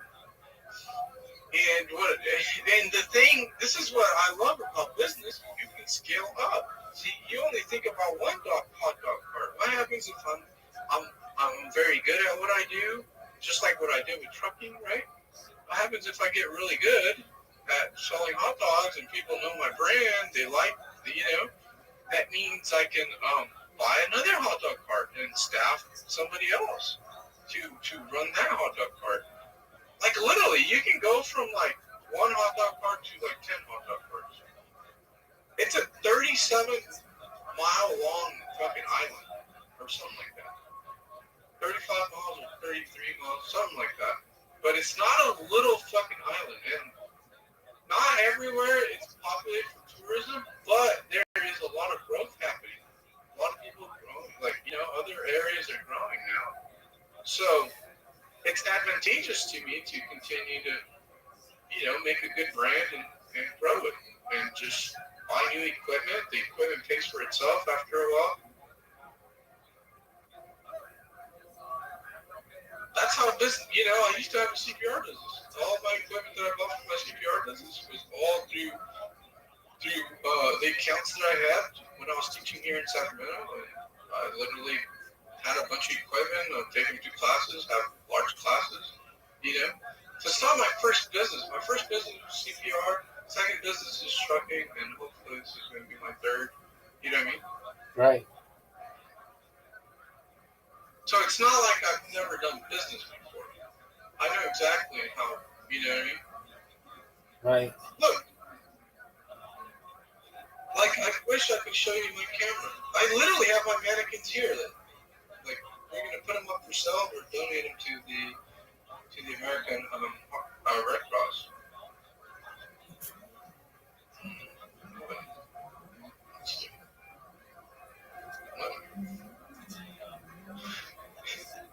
So,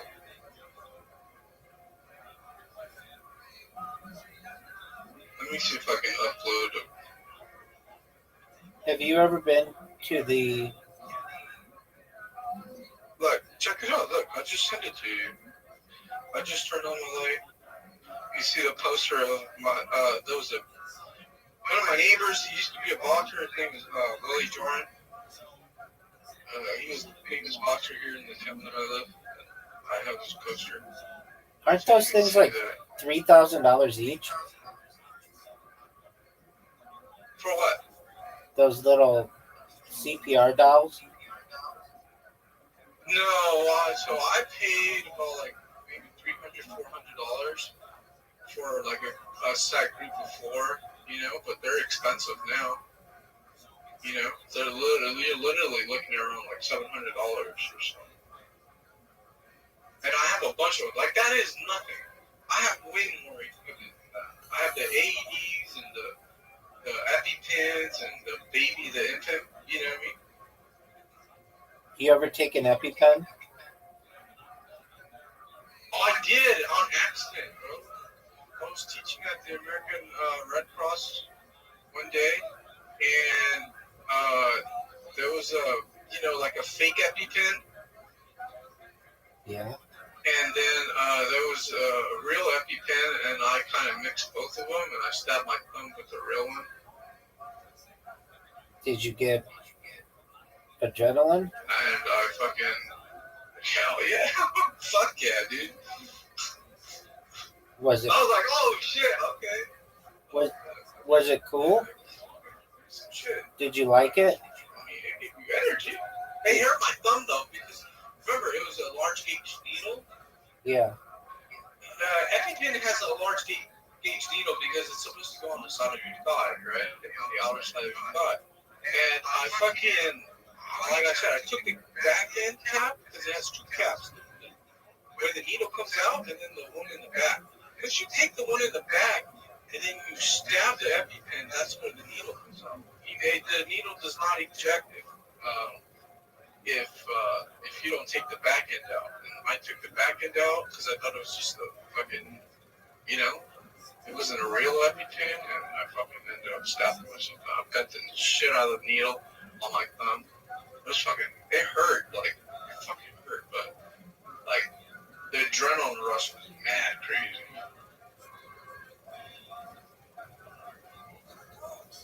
What temperature do you have to cook a hot dog at? That I do not know, but I've been looking at recipes on how people cook their hot dogs, and what they say is, like, the first thing you gotta do is take your hot dogs and then boil them, right? Boil your hot dogs, and then when you boil your hot dog, you serve it, you want to cook it on the Blackstone. So it's both, like, you know what I mean? And that's what gives it a lot of flavor, I guess. Like, it makes it more juicy, your hot dog, because it becomes more crispy at that point. Okay, but you don't know the temperature? No, because it wouldn't matter, right? Like, once it's boiled. See, if you're lazy, you're just going to give something like a boiled hot dog, right? At what temperature does water boil? But I'm going to... 212 degrees Fahrenheit. But the propane tank should be able to do the job, so... Or 100 degrees Celsius.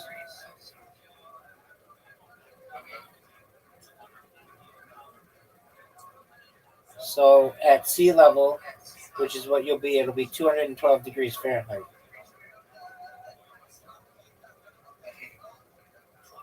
But it gets super hot on the island. Like, it gets hot. Oh, fucking bastards.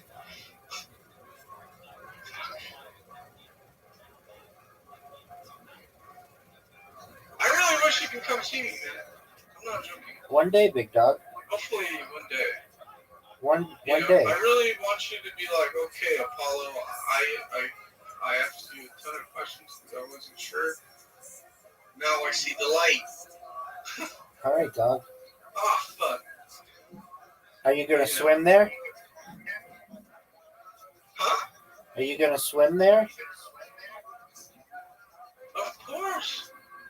Do you like I to? love the beach. Like, you don't understand. Like, if I wanted to go to a mountain range, I would be living, like, in Tibet. Like, I've already pictured it. Like, if I was to be, like, one of those guys that like the mountains, I'd live in Tibet. There's a esoteric, there's a guy that I follow. His name is Nicholas Rothschild, and he used to produce a lot of paintings in Tibet. You know, because I told you, right? I'm a Freemason. I'm a Master Mason here in Washington Lodge number 20 in Sacramento. So am I. Los And, Alamitos, Lodge 69672. Yeah, so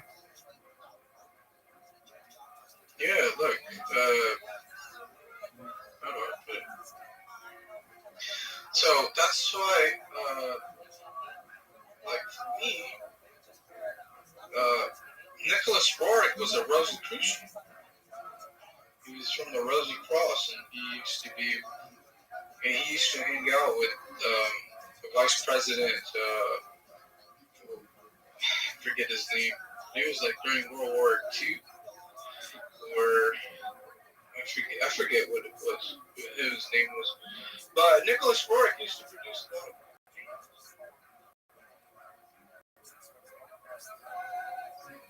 And I was figured, man, if I was to go out there in Tibet. But I'm a beach loving guy. I love the water, so. You know. Do you like to fish?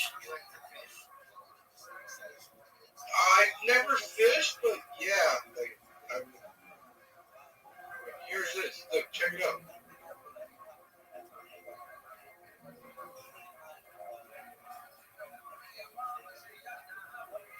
See that?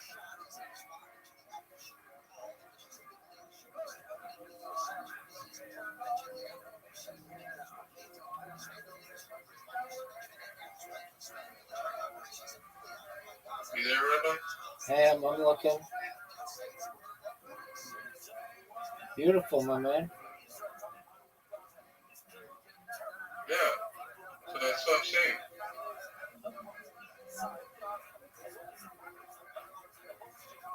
Well, I'm just, you know, I'm a master that just likes business.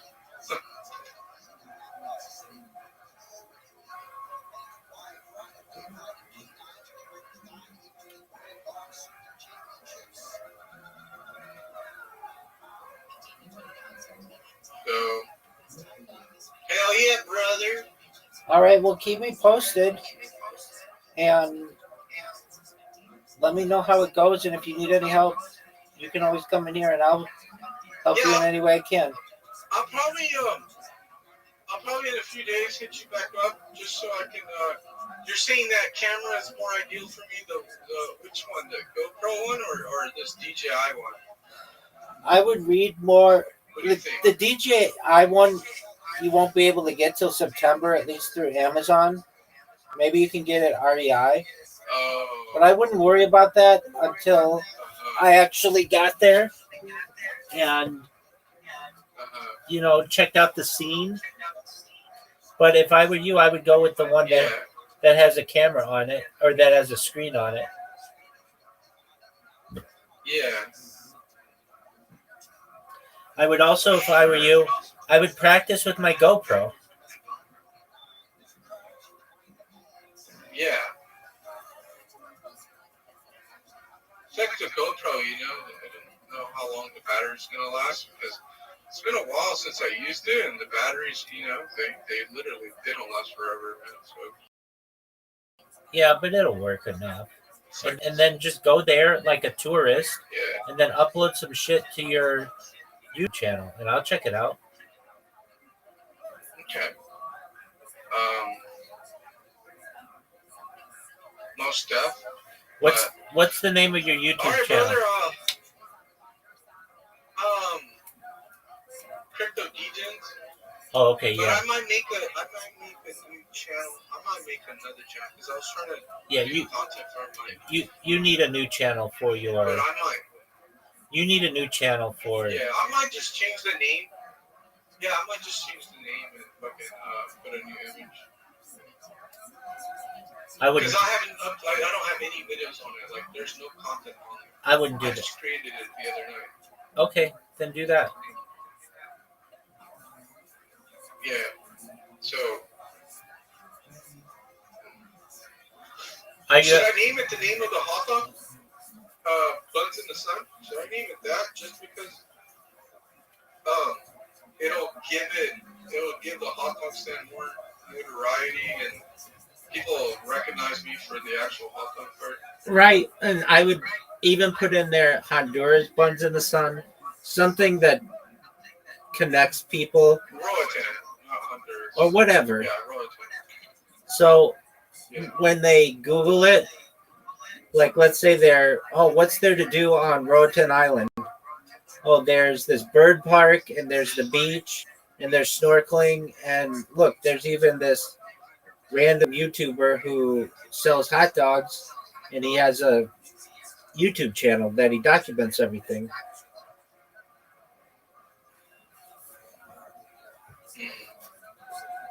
Are you ever going to launch your cryptocurrency?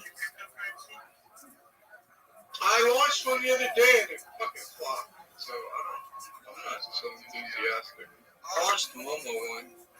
Nobody bought in. I asked Dumpstar to fucking buy in or do something, you know. Because he launched some fucking token called Poncho. And that shit flopped too. So, it seems like a couple guys just dumped the chart. Did they make any money on it? You know what I mean? I don't know if they did, but I just know that the chart got fucking destroyed. I had bought like $20 worth of it just to see, you know what I mean? What I was gonna get, and I doubled my money though, because I put like $20. I ended up selling it for like $40. You sold your own coin? No, I'm talking about Poncho. Oh, My okay. token, I haven't sold it yet, but I will because the project is kind of dead. You know what I mean? I have to relaunch it. Okay. I'm just gonna relaunch it, but because I had a friend just teach me how to do it, right? How to do it off Slurp. What is it called? Slurp tools or something. I had a friend teach me how to do it because I've never done it before, and fucking, you know what I mean? Word, dog. It wasn't like a prepared launch. It wasn't like a prepared launch. It was just me messing around. But nobody's got a rug. I let everybody know they should sell it. But, you know, All right. there's only like a handful of us that got in. That was it.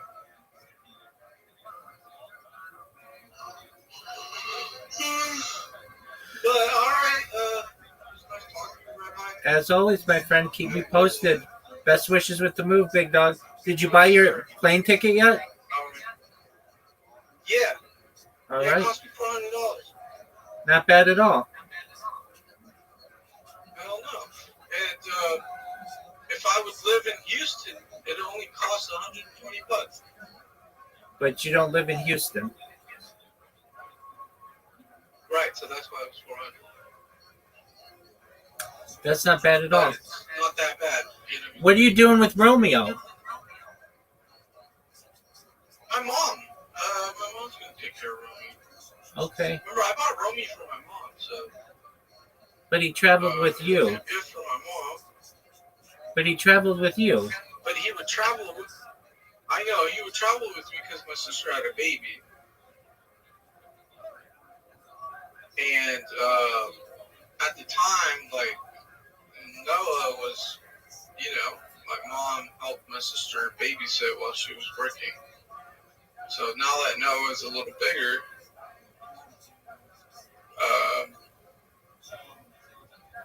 you know what I mean? My mom has more time for Romy. Oh, Romy. Oh. All right, that's tight. Yes, sir. But, bye, Playboy. I'll catch you later. Take care, Pimp. All right, later.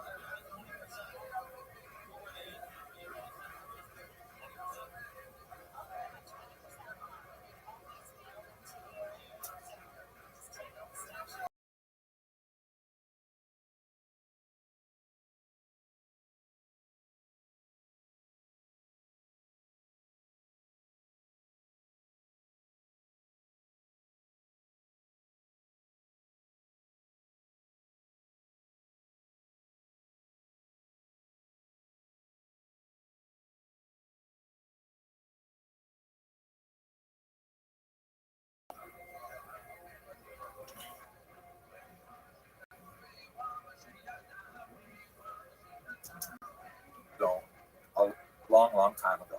Now, that's a fascinating kind of thing to measure because, we know that a lot of people today who claim to be Kohanim probably aren't. Even in the 18th century, the great Vilna Gaon, who was a firstborn child, and if you're a firstborn, you have to be redeemed in a special ritual with a Kohen.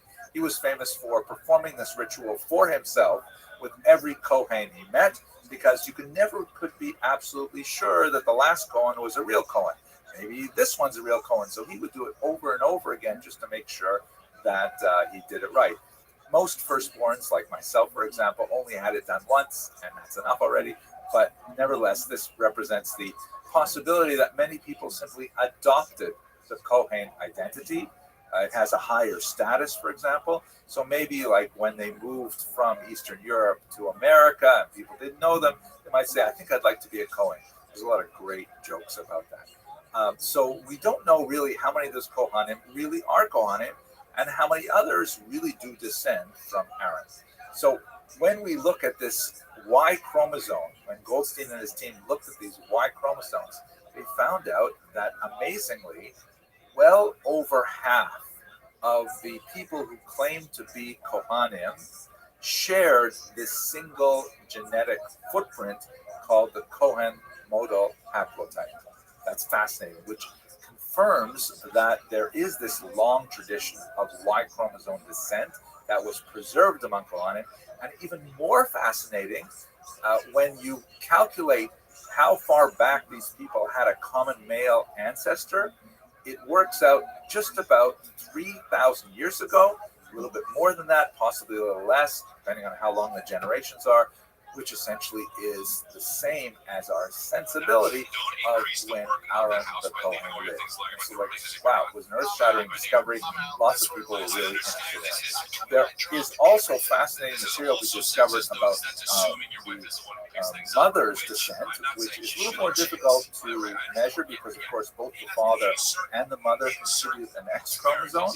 But there is a thing called mitochondrial DNA, which is exclusively from the mother, and through the DNA in the mitochondria, it is possible to determine interesting things about women and their role in the genetic history of Jewish people. We'll say more about that, God willing, in another lecture, but it is important to point out that we shouldn't be thinking exclusively about the men.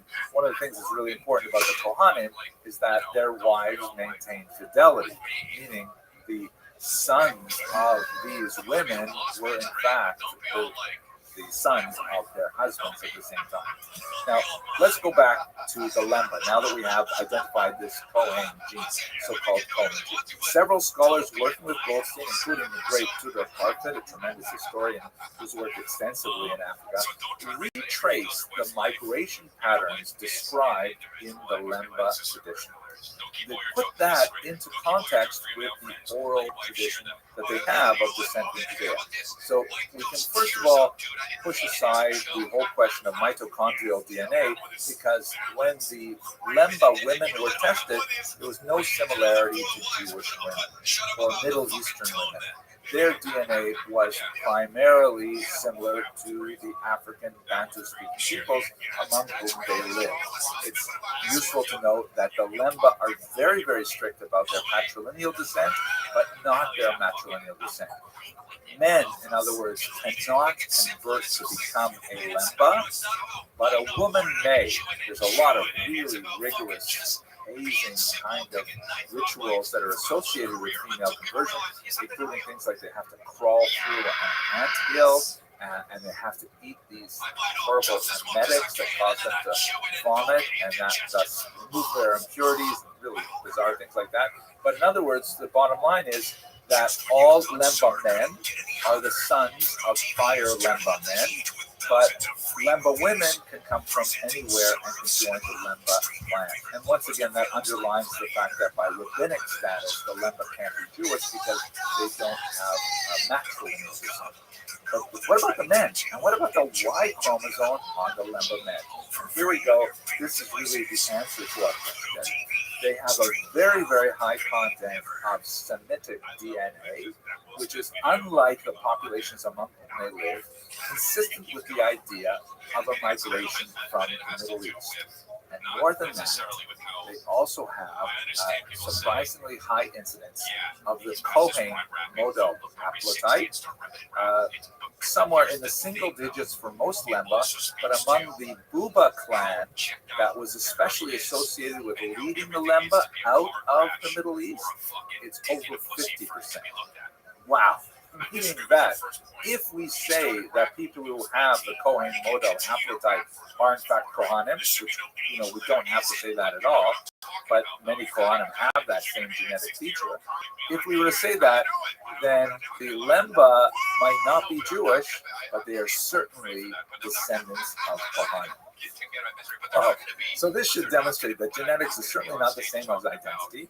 The Lemba themselves, although they claim Jewish descent, they have no problem with participating in Christian life and in Muslim life and going to churches and mosques and things like that. But it does indicate that if you're one of those fans of bloodlines, the Lemba seem to have a paternal bloodline that connects them to the same people, the same man possibly, that provided the basis of many of today's Jewish Kohanim. Okay, I hope you found this fascinating. I know I did. And I look forward to speaking to you in further. Thanks very much for listening. So you're in a public weird mirror. Those are real issues. You're in a public weird mirror. Okay? Hello, fellow students of Jewish history. I'm so excited to be here in Mexico City. I'm right now with Dean Daniel Fuentes, who is the Chief Academic Officer of the Universidad Hebrea. Really impressive organization here in the middle of the Jewish community. And I'd like to ask him and take this opportunity to say a few words about the nature of the community and Jewish studies here, Jewish history in particular. So, Dr. Franklin, so nice to spend some time with you. Thank you very much. I'm very happy that you visit us. Oh, I have to say one sentence in time. Here we go. Okay. Yo estoy muy feliz de estar aquí con ustedes en Universidad Hebrea en México, conmigo. Excellent. What did I just say? You say only good things. Please tell us about this amazing community. Okay, well, Mexico City is a very special community. It's about 50,000 Jews, 95% or more in the Mexico City. In 4 neighborhoods, most of the people. This is a community which the first Jews came here as Critical Jews with the Spaniards who came here and conquered Mexico. We then trained the Jews and they built some communities like in the Inquisition, and there were people who were killed in the center of Mexico City, they were volunteers in Arcos de Fe. So that is I call the prehistory. The real history came, let's say, 120, 30 years ago with immigration from the Ottoman Empire, from Eastern Europe, escaping pogroms, looking for new horizons, families and everything, and they began to establish different communities. One of the peculiarities of Mexico is that it is a community of communities. The communities are organized not like in the state by the religious, let's say, streams, called conservative order, but by the communities of origins. You have the Halley communities called Maguel from Aleppo, then you have the Monte Sinai community who came from Damascus, then you have the Sephardic community who are from the Balkans and the Ottoman Empire, then you have the Ashkenazi community, then you have Betel, which is a conservative community with a Israel. So this is the organizational framework, but on the same time, today more than 70 to 75% of the marriages inside the community are mixing. Today, those barriers that existed between different groups of Jews are going for the younger generation with the marriage. Even Lithuanians and Galicianers? Of course. That's shocking. We accept everybody. That's so nice. Even Polish. Tell me something about your school. Well, this is the Rabbi University, the only Jewish college in Latin America. We were founded 30 years ago as a kind of taking place of the older school for the training of teachers for Jewish community. This was founded by people who came from Europe after the Shoah, before the Shoah, and they realized after the Shoah there was no place where teachers could come, so they established their own school, and this was called the Seminar of Teachers, and then they saw that things were changing, that the new generation wanted to have academic degrees and everything, so they established the Rabbi University. At the beginning, the Rabbi University has different degrees in human sciences and humanities with a core in Jewish studies, Jewish education. Now we develop and we have 4 areas of knowledge we develop. The first and the main center, the core is Jewish studies. These are the Department of Jewish Studies, academic Jewish studies, including history, philosophy, all the topics of the history from the Bible and the cinema. Then we have Hebrew department, which is Hebrew for different levels, online and at our school. Then we have the Department of Jewish Education, which we train teachers Hebrew studies, for Jewish studies, so we can provide the personnel that our day schools will reach network of 14 Jewish day schools. That's incredible. Amazing. 95% of all the kids in Mexico go K-12 to Jewish day schools. This is something unique, and this helps to explain many of the indicators of Jewish commission that we have. Here, I will say that 95% of all the kids go when they are at 9th grade to Israel for a trip, and then they go to their family. So I would say that when they complete the high school, they go for 1 year before university. Many people will take 1 year for that's called Shara, which is not necessarily the traditional Shara, so they go to Israel. So here, this is the middle where 95% has visited Israel and Israel for 3 times in their lifetime. Very much committed with the community. We have a very rich religious life. We have 40 active synagogues every day. We have We're 50,000 people and 40 active synagogues. That's roughly one synagogue for every 1,100, 1,200 people. Yeah. That is amazing. And they are full. If you visit Shabbat, the area of Poland, because we are not in that area. But if you go there, you will think I am in Nebrak or I am in a Jewish place, because you will see all the people with drawers and the kids going out to synagogues and going to the synagogues. So we have most of the communities are formally at least Orthodox and some conservative synagogues too. That is, this is a very traditional community, because today 60% of the Jews came from the community from Syria, Aleppo, Damascus, and Israel. So today they are around 60% of the demographic. Which is in Mexico, these are traditionalist communities. We have the Rabbi University, which is the only university, as I told in Latin America. We provide GA and names, degrees, recognized by the state. Worldwide, as I told you, we have the studies, we have education, we have well-being, we have programs in which we train people for the prevention and treatment of addictions. We have a program for intervention social and natural catastrophes to train the leaders in this project, together with Cadena, a very interesting Jewish organization. Then we have a additional area that we study to teach more in the innovation and organization. That's our academic team. Very small place with about 250 students in the academic programs, and we have around 500 students in our continuous education program. That's amazing. I think I've heard it said that outside of Israel, this is the second best Jewish university in the world. I would say that's too much to say. We're a small college. It's the first.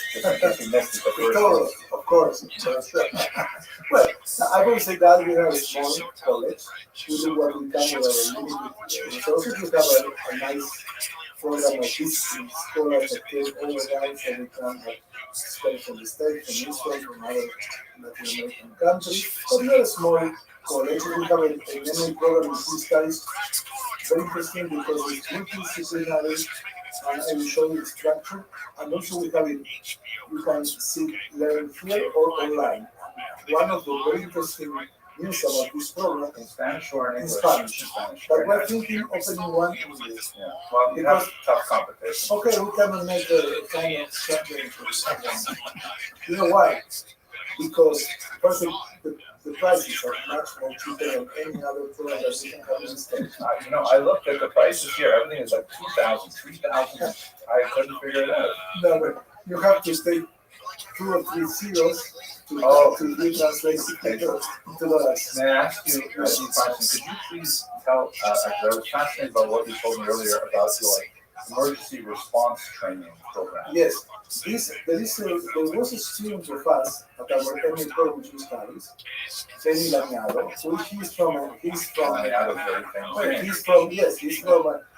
community from Aleppo. He's very much committed to Judaism, to Zionism, he's a very active people, and he said, I want to do something to help general society, but since a Jewish departure point of view, You have to love people, you have to help people, not just inside the Jewish community. But as Jews, we do that. So they established an organization called Cadena, which are the main means a committee to assistance in situation of catastrophes. What can you say the Spanish? Cadena. Yeah, but then how do you break it up? Sí, comité de asistencia entre trastornos, cadena, desastres naturales, something like that. Okay. And Natural disaster. yes, this organization was very active because it's trust. When you get money there, the things will go where they need to go. And they train themselves, they are professionals in non-harm to young people when there are destruction of buildings, Surfside, Florida. like in Southside Florida, etc. They are very active in the earthquakes. They know how to organize the community. They have doctors, nurses, dentists. They have paramedics. They bring all kind of supplies, water. So they were very much fast. So together with them, we established this payment program, which now it's you have to come to Mexico to study. But we are working to have it online, so people will be able to study this program to train people because we know for all the data that we have that in the next 10 years there will increase the number of natural catastrophes in the world because of the climate change, everything. So we need to have people know how to act to build the resilience of the communities so we can deal in this situation, and we want to do as part of our commitment as Jews, not just the general organization. We are committed Jews who want to help the Tikkun Olam and help the Jewish world and the general world. This is a very nice program, and we are very proud of it. So if we help your institution with some plural university skills, maybe you'll help us with that kind of stuff. Of course, we can explore collaborations. We like to have collaboration with different universities and organizations. You've heard it here first. Yeah. Okay, that's nice. So this is what we are. This is an amazing community, very much committed. We have wonderful infrastructure. We have one of the largest JCCs in the world, the Centro de Fertilidad, which has all the communities, because Mexico is organized as a community of communities by origins, but today the people interact, they marry, and then it's not like it used to be 20 or 40 years ago. It's a community with a strong number of lay leaders committed for the future of the organization. For instance, 2 days ago or 3 days ago, there was a concert organized at Salah, but also at Salah here. 4,000 people participating in this concert. You can listen to the singer, and there is a strong philanthropic tradition of tzedakah, of helping. You have many organizations, amazing number of leaders like Jaco and Vivian and Off the camera. yeah. And there is an amazing group of leaders, lay leaders committed to Judaism. You have, I would say, you have at least in Mexico City, 50 villages, you have at least 2,000 lay leaders who meet at least once a week. They are organizations, 2,000 at least. people. Just Magen David have 500. In all kinds of committees, from Akhnasat Kala to people who have fertility problems, to community of civilization, to informal education. It's a very organized, strong Jewish community. Which has, when it's used to term community, it's a kind of anachronism because it's not like a medieval Jewish community, but here it's similar. The community is, for instance, something that I don't know if you would have this in the state with the same development. We have here a committee which is called Honor y Justicia, which is a kind of mediation. Honor and justice. Honor and justice. And each community has its own community, but there is one for all the communities. I mean, if you are from one community and another, and we were partners, and we have an economic problem, or we have family problems, instead of going to the general courts, you can first try this, and they are very strong, and they are very well evaluated by the population because they have a very nice spirit to help people to resolve their brothers. But the people who were there, they have a training. They're lawyers. Some of them are lawyers. Some of them are architects, doctors, psychologists. But they have a special training. Also in Jewish, also in psychology. And it's very thin, it's a very nice organization. We have also a very strong Rakadisha here in this community. Rakadisha, we have the training, and they perform everything. The Borean society is completely Jewish. Completely Jewish. In other communities, many parts, some of the parts are done by non-Jews. Here, completely by volunteers that have a strong sense of Irachamine and commitment. I served many years on Cover Beach as well. So you know what?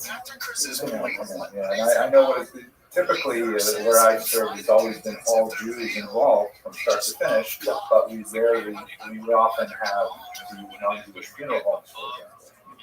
Here, no, we are part of the communities. Yeah, this is, as I said, for instance, how many people in the States, not just in the Orthodox keep a strict, long week, Shiva, as it must be. How many people are there? It's a small percentage, maybe less than 10%. Here, even in the most secular families, 95% of the people is Shiva.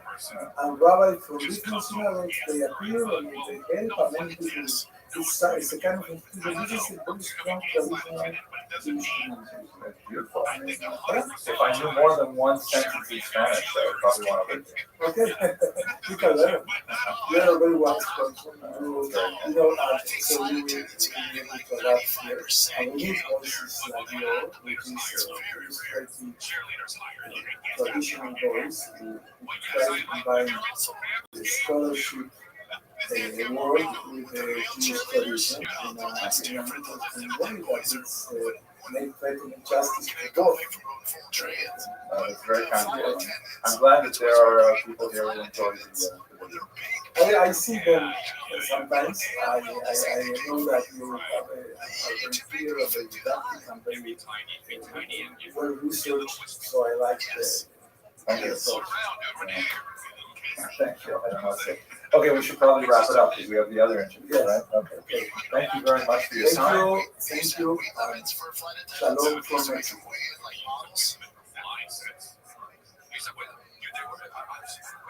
Where somebody was telling me it wasn't my flight, but somebody was telling me that they had to use, they were like. Earlier this month, I had the opportunity to visit Mexico City, which has a really remarkable Jewish community and a really fascinating and unusual past. I was invited by Limud, which is this wonderful organization that provides all kinds of learning opportunities in a whole series of venues. We visited the old downtown of the city and found some beautiful 18th century architecture there. Really fascinating. But it felt a lot like the Lower East Side must have been at the beginning of the 20th century. Lots of bustle and activity. It was really a fascinating place. It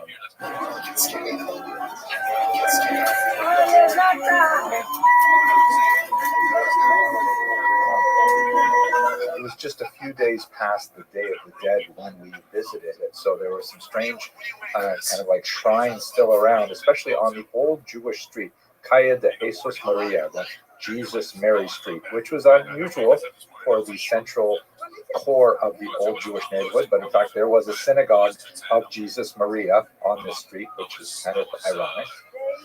But it's the textile region where there were all kinds of businesses tucked away in little tiny corner stores, many of which are still owned and operated by Jews. You can see mezuzahs in the doorposts of a lot of them. So, and why does Casa Mary decide to keep a mezuzah? You know, it's really still quite an active place for Jews to visit and to work. And it has never stopped working because there are Jewish businesses in the area.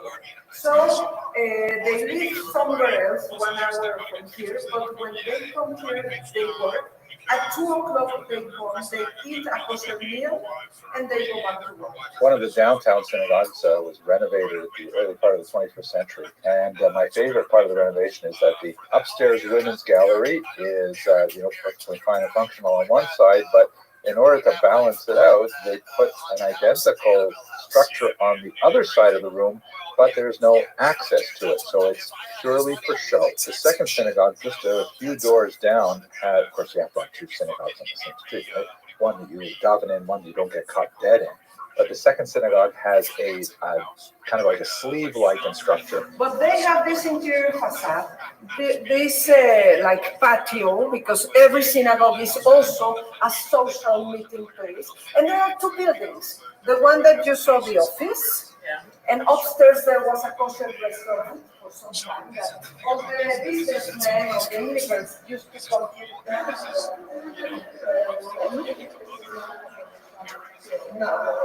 No, this is very Eastern European. And it was a copy of a synagogue. I really thought these menorahs that flanked the Aron Kodesh had a distinctly Mexican feel to them. And afterwards, we spent some time looking at the modern synagogues in Mexico City, which are really quite gorgeous.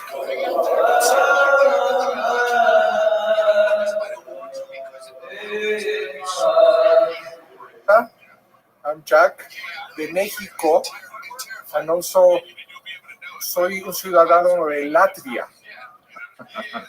Que sigue a tu papá en YouTube. Muchos saludos. Bienvenida a México cuando gustes con tu esposo. Well, this is the Shara Shamayim Synagogue from the Sephardic community of Mexico. It was built in the style and influence of the Sephardic communities and synagogues in Spain. It has a beautiful, you will see, I don't know, it's from North Africa and other places, which is with oil, not with electricity. Wow. It's natural oil.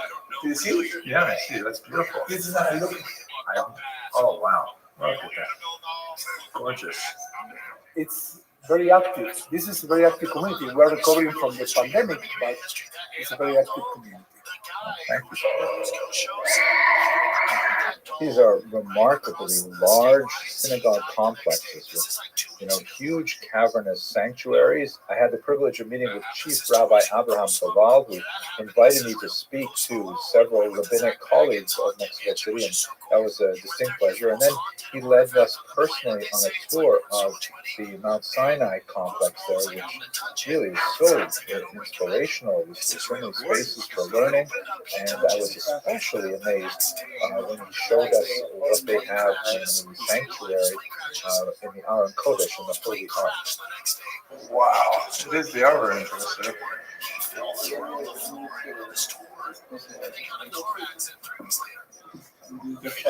Windows, These are Chagall windows. Yeah. Wow.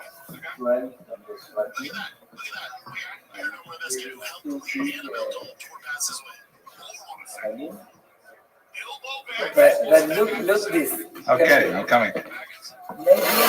Oh my gosh.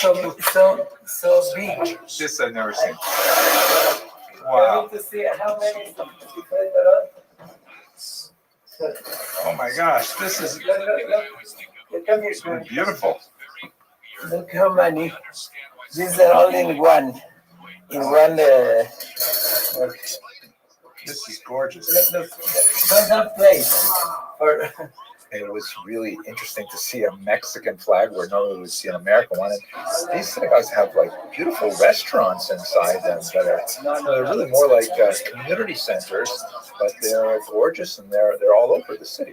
We rounded out our visit by going to the archives, which is housed in a beautiful facility right next to a renovated synagogue. And the director of the archives gave us a personal tour, which was really amazing. And they had actually curated a few objects for us to see. The first book of the Central Committee of the Jewish Community, as I told you, remember the date?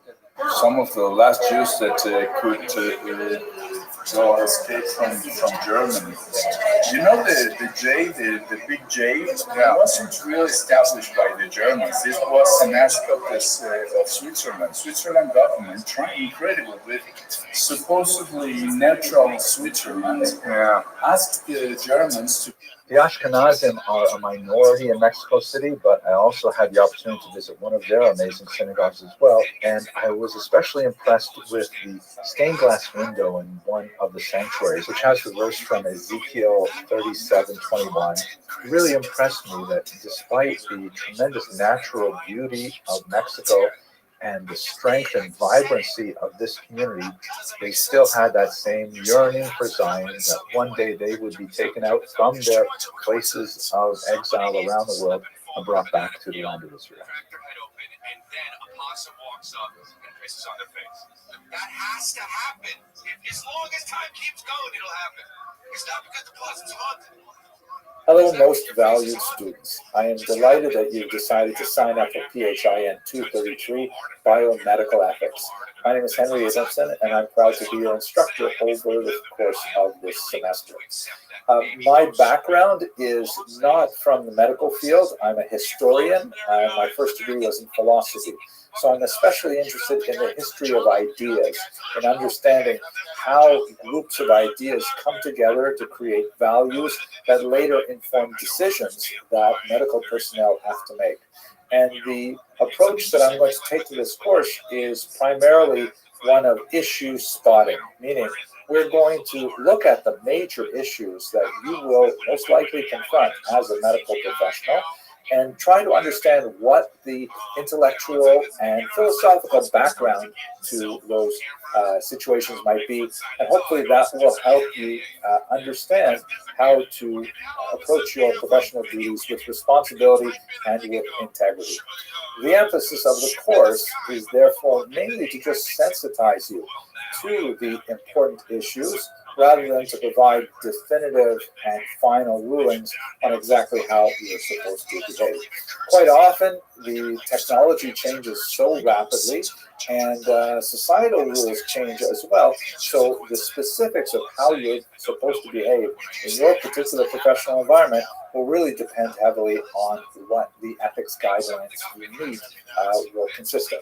But for our purposes, there are several broad areas of inquiry that will certainly give you the intellectual grounding to be able to make informed decisions together with the ethics board of your institution. Let's take a few minutes to go over the syllabus.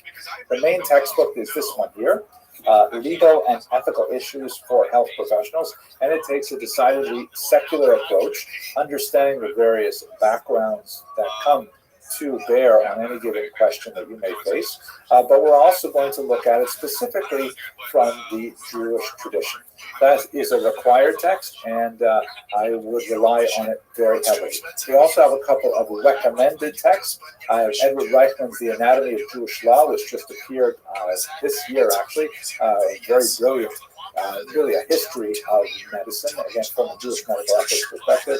And then this classic 3-volume encyclopedia of Jewish medical ethics, which is absolutely fantastic, but it's long out of print. So we'll be reading it from the library, copy, and things like that. Now, the units, there's 6 of them. We're going to start with foundational principles like what are biomedical ethics and how do we decide which ethical system we're going to use when we make decisions, things like that. Unit 2 is going to be on issues of health and illness, which relate to things like, the ethics of smoking, the ethics of organ transplant, and how exactly do people have priorities, things like that. Unit 3 is going to be a complex and very relevant section on reproductive issues. We'll look, for example, at the debate over abortion, and I think you may be surprised when you hear what the Jewish perspective historically on abortion is. Unit 4, of course, is going to be on end-of-life issues. So these follow kind of a trajectory from birth to death, and we'll look at things like euthanasia or assisted suicide and so on. And finally, Unit 5 is going to look at emerging technologies, things like pre-implantation, gestational screening, a lot of genetics information and so on. And I hope to look also at the issues surrounding vaccinations, public mandates, things like that. Finally, in Unit 6, the summary issue where we're talking about ethics for health professionals today, rapidly changing technological requirements. Now, how do you get an A in this course? So it's basically 2 big things. The first is attendance. And what that means is coming to our sections prepared to discuss the material. I hope to create much of the material for this course in advance on a recording, so you'll be able to watch the lectures in advance and then come to the discussions, and we can dispense with simply going to material and just focusing on those areas where you might have questions, or I might bring case studies and you might analyze them and things like that. But attendance is crucial. You're expected to attend every class. Then there's another big chunk of assignment. That's worth, by the way, 20% of your grade. Now, the other 80% of your grade is made up of one big assignment that's divided into 3 parts. And this is an area where, well, here we go. The first part is a paper proposal in which you are going to write to me in 250 words about a topic that you would like to research for the rest of the semester. A list of suggested topics will be posted on Canvas, as will all kinds of other things about this course, but you will also have the opportunity to suggest something totally new as well. And that is due on December 8th, and I'll give you back some feedback on, oh yes, this is a great topic, don't forget to look at this issue, you might want to look at this book or this article and that kind of thing. And then you're going to start working on that. And then at the end of January, you're going to present your research in progress to the class in an oral presentation. It's going to be accompanied with a PowerPoint or a Prezi. Let's say you want to write, for example, about public health issues, such as the controversies that erupted over vaccination mandates. And so you'll do a lot of your research. You'll write to me in the paper proposal saying you want to talk about this. In your research, you're going to do all kinds of materials and looking at how they responded, how doctors responded, and how public responded. And then you put together a PowerPoint, and then you're going to present a 15-minute presentation to the class of where you are at in your research. It's not a final product. It's not a finished product. It's just designed to let the class know what you're writing about and get their feedback. And in our discussion, you'll get some ideas about, hey, maybe you should concentrate on this, or here's another question, hey, maybe you should consider that question. And you'll get all kinds of ideas from your peers. And then finally, with the last 30% of your grade, you will submit a final research paper, which is 1,500 words and essentially puts your research and proposal presentation into prose, incorporating the kind of ideas you received from your peers, and that's the whole course. So there's no exam in this course. It's just those 4 elements: the attendance, the paper proposal, the research in progress presentation, and finally the research paper. I think it's a really great course, and I think you will enjoy it. Okay, I'm going to stop here, and in the next video, we'll talk about some of the philosophical underpinnings of medical ethics as a whole. Thank you very much for watching, and thank you very much for joining this course. Somebody who lets the bad thoughts and shittiness overcome them, then sure, I believe that. But I don't believe it's like some spirit. Hello, most valued students. In this first video, we should take a few moments to think about what exactly are ethics, where do they come from, and how do we determine them? And most importantly, how do we use them in making our decisions when it really counts? Now, this is not something we're going to get to the bottom of in a very short lecture like this, but nevertheless, let's just explore some of the philosophical underpinnings of the very concept of ethics before we get into much more detailed specific examples. First of all, what is the term ethics? What does it mean? It comes from 2 related Greek roots. The first is ethikos, which means like character or quality of morality, speaking to a person's essence. A person is ethical, it says something about who they are, but what exactly does that mean? And then perhaps more relevant for our purposes, the term ethos, which means custom or habitude, meaning the way people regularly behave. not necessarily as a kind of philosophical conscious decision as to why one might choose one course of action over the other, but rather, that's just the way it's done. This is our regular system of behavior. So ethics, in a certain sense, really speaks to derech eretz, the way of the world, the way in which people conduct themselves without necessarily having a firm philosophical foundation. The implications of these two related roots are that there's something about ethics that is deeply personal, that every person has to have some kind of system of ethics, hopefully something they've thought about in advance, and that's why taking this course, hopefully to get you working through some of the big ideas and to develop your own position on many of these ethical dilemmas. But they are nevertheless constrained by the cultural values of the society in which we live. Ethics is very much colored by the history and the religion and the philosophical orientation of the outside world.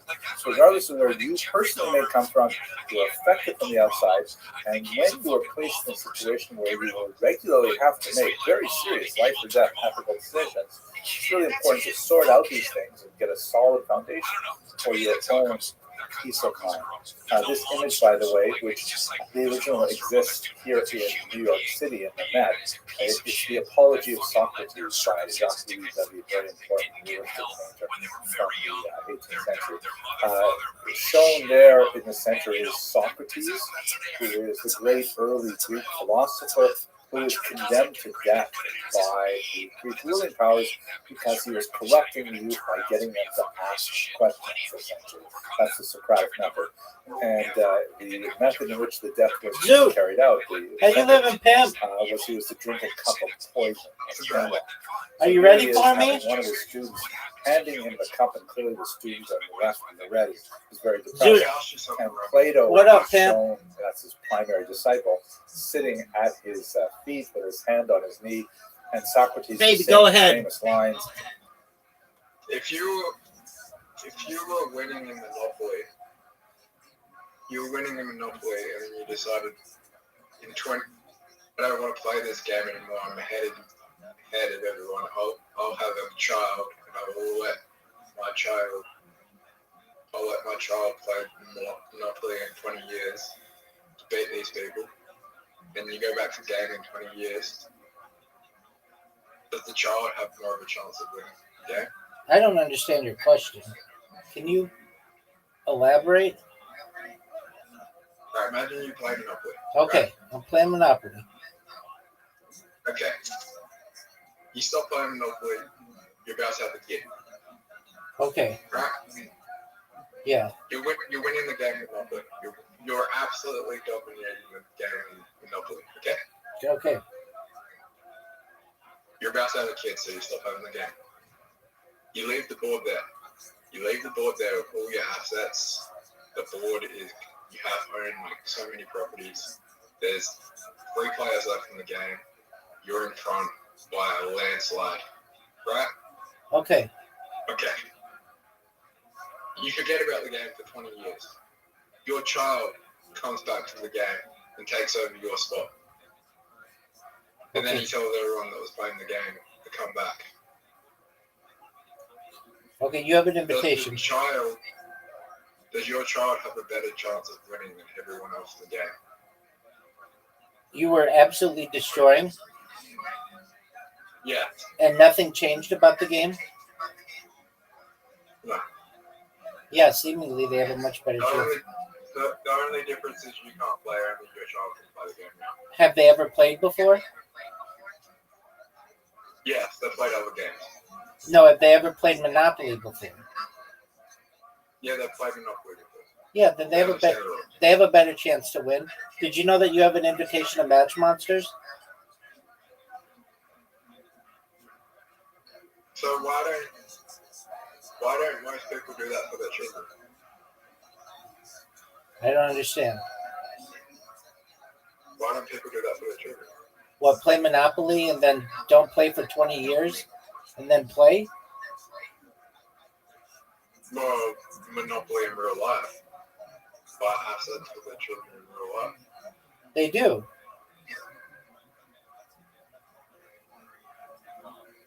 smart ones do.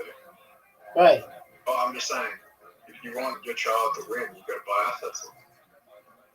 Okay.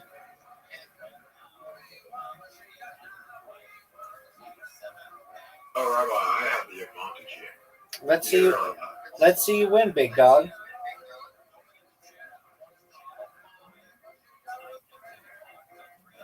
Why did you get poison? Dog.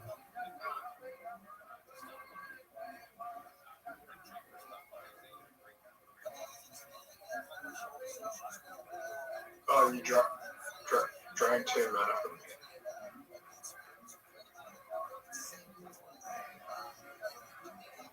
Rabbi. It's your move. That was a good move. I see what you did. Thanks, baby. You know what you did.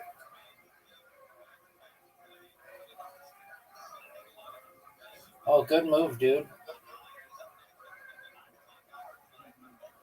Oh, yeah, it was a great move. You know what? It was a great move. Yep. I see it. Exactly. How could they do it? Oh, you did really well, dude. That was amazing. But I helped you. You made a bad move. Okay, that was decent. Rabbi, you can do a lot of damage to me right here.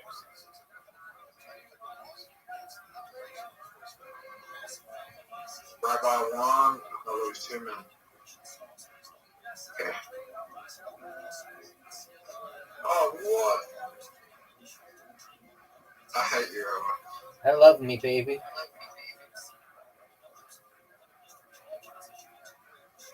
No way. You know what? You know why I love that one? Why?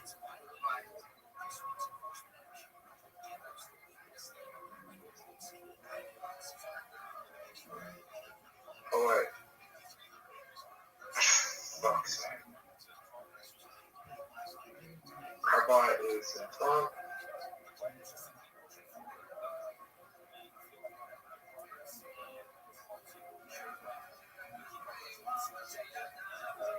What is Tyler the shuffle? I got the fucking biggest disadvantage.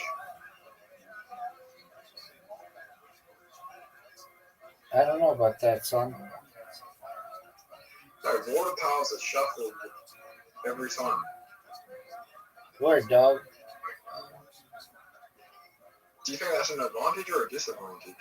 It depends. Fuck. See, like, You're up, Tim. You're up, big dog. I don't know. Well, let's see you do well.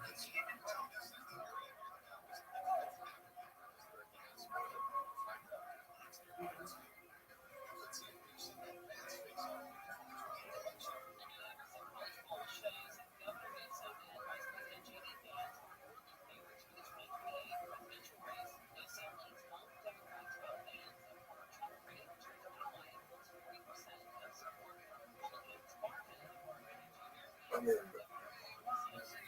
fuck you. Look at all these moves. Fuck. Fuck.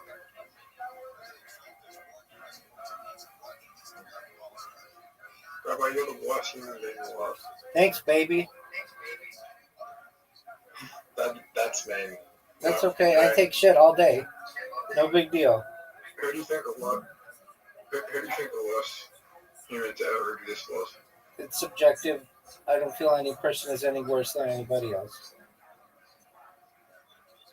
Really? Yeah, they don't all have the same opportunities, so it all evens out in the end.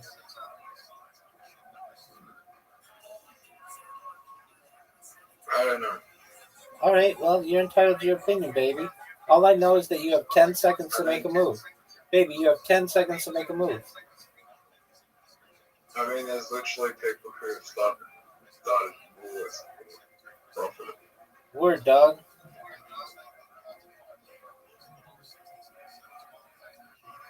Look at this move. which is still happening. Look at this move. Which is still happening today. Word, dog. Did you know it's your turn, son?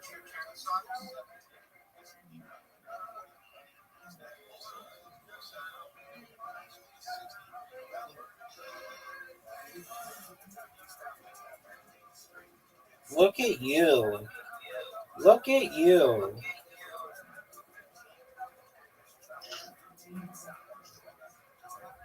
Dog.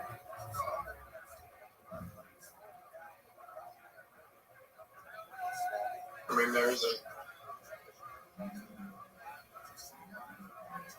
You're up, pimp.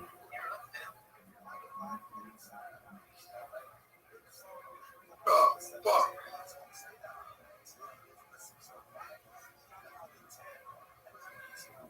I like Rabbi. Yeah, most people do. I'm sick as fuck. What do you want me to do about it, baby? What are you gonna do here, big dog? What are you gonna do here? I actually. Oh, big dog. Big move, son. And now I move the water around every time it's lost the time, which only helps me.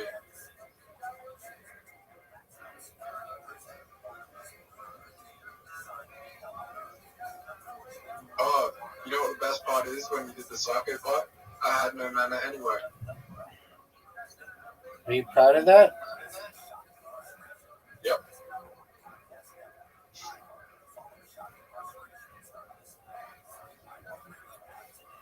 Oh, fuck. Water tiles are shuffled around when a turn starts. You're up, pimp. Yeah. Did you know that you're up? Yep. Dude, you're doing really well, big man. Okay.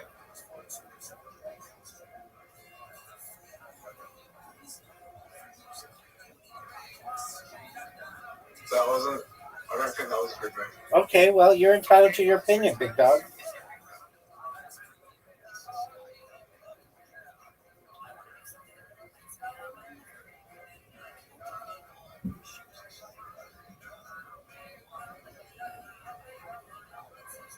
Extra move. Please give me green. No greens. No green? No green, pimp. Maybe I get green here. No.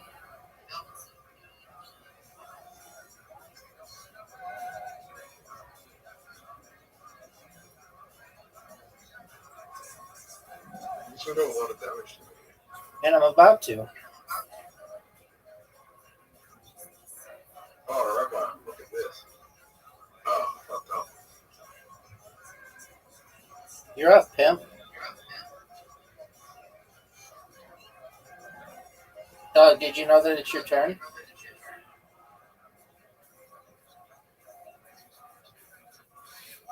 Yeah. Big dog.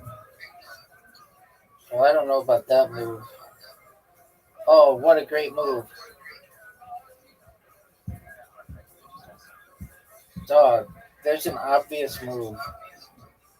And I don't know why you didn't do it. Oh, really? There you go. Big time. I'm on a jet. It's very easy for me to avoid that.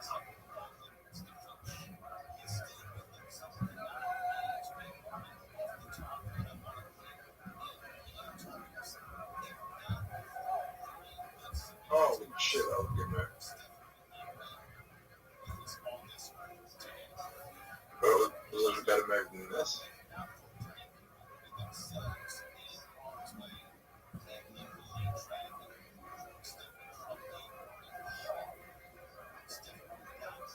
Rabbi is behind a little bit.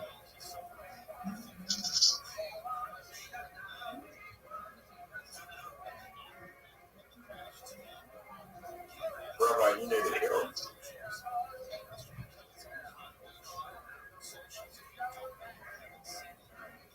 Big dog.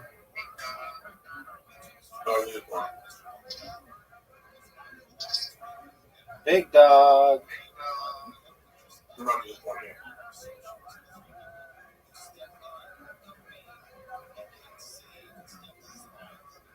Okay. I don't think you want. Big dog. Yeah, you're at one. Your cup was bigger than yours.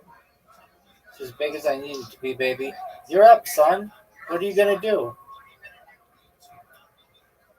That was a bad miss.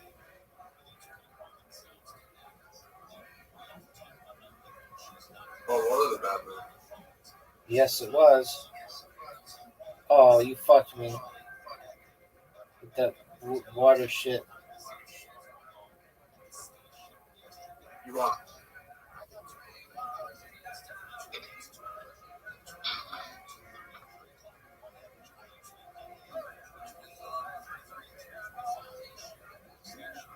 Rabbi, you might have lost. Yeah, you just lost. Do you know how you lost? Let's see it, baby.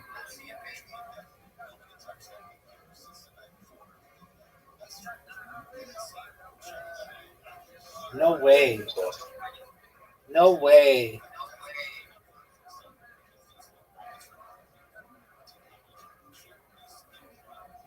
Dude, that was incredible.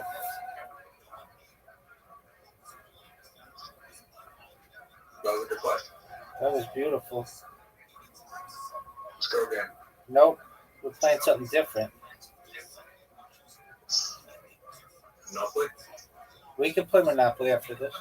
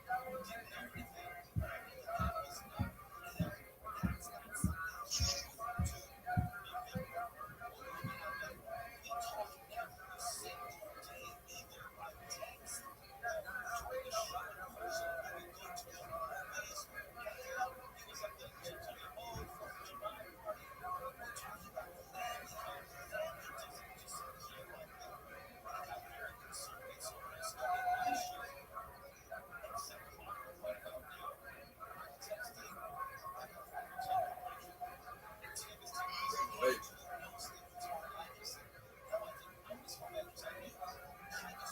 Greatest shot you've ever seen? Yes, sir.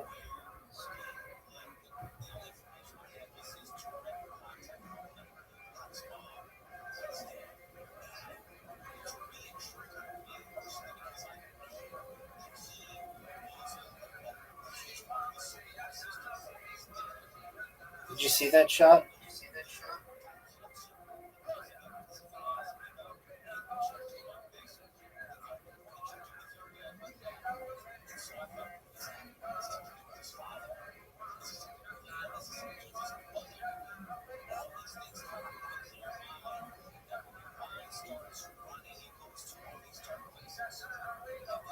What are you gonna do?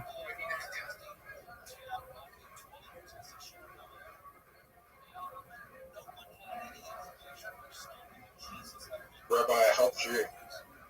Yeah, you did, baby. That was a terrible shot by you. Thank you.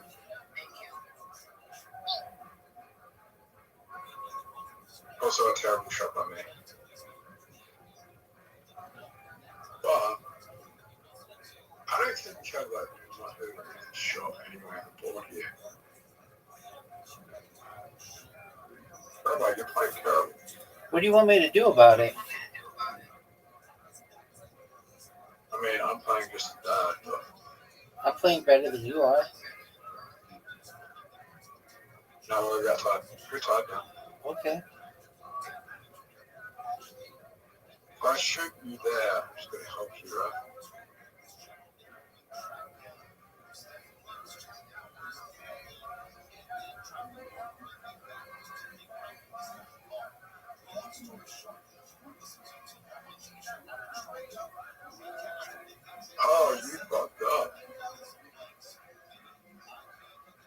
but you know you're meant to hit the black, huh? Sorry, the black.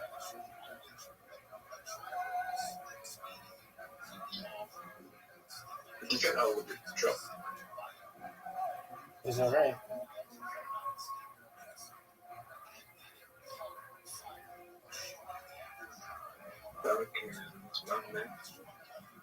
What's your favorite song? All of them.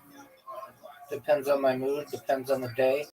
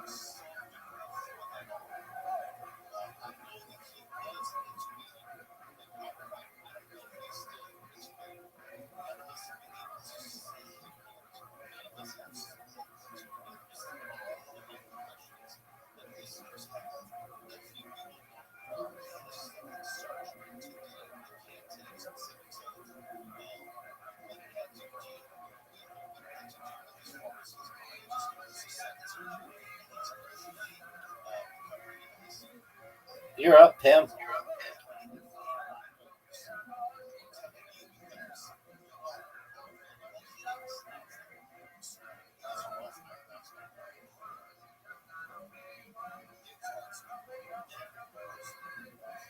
Did you see how good a shot that was?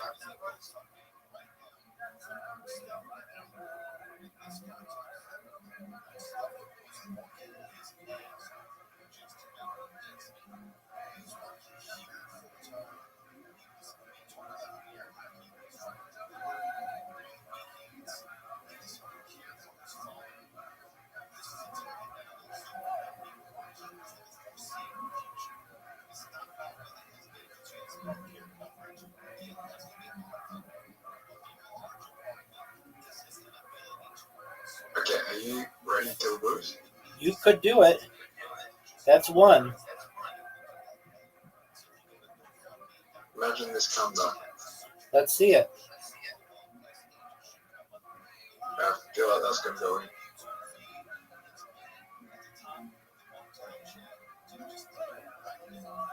Do you get like an extra shot for me fucking money? I feel like you should get an extra shot for me pocketing. No, they add a disc to the board for you. Oh, they do. Word, dog. Oh, that sucks. Well, what do you want me to do about it? Well, it was my fault, it's mine. Oh, baby. Oh, I nearly won the dance. No, I would have had to hit the red one in. No. Yeah.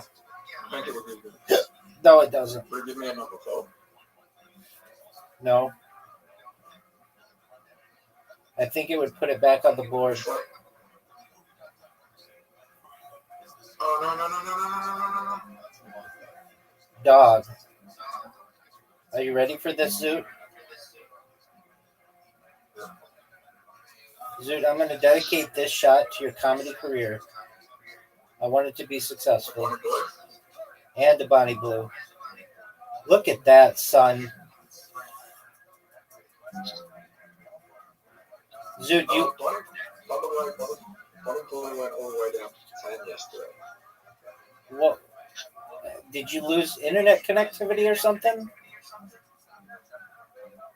I said, yes, we went all the way to 10.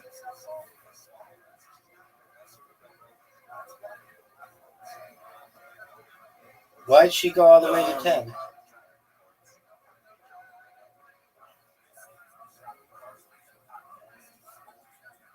Why'd you go to 10? Yeah.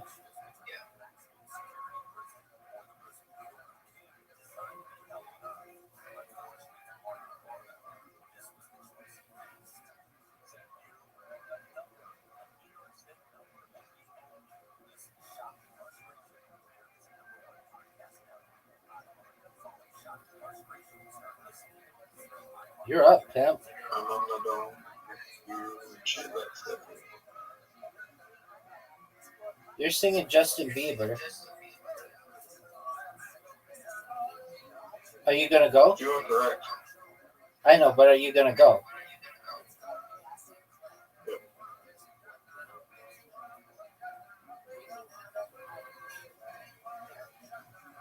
You just helped me.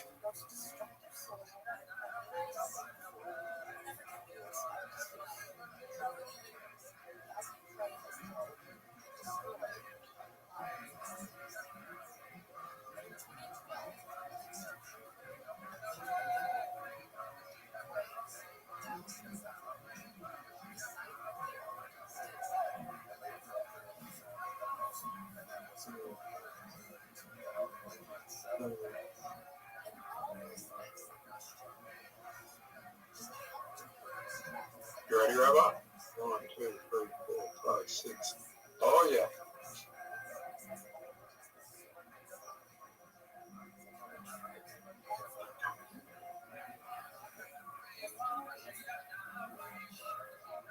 You didn't move the A. I was going to take it. I know.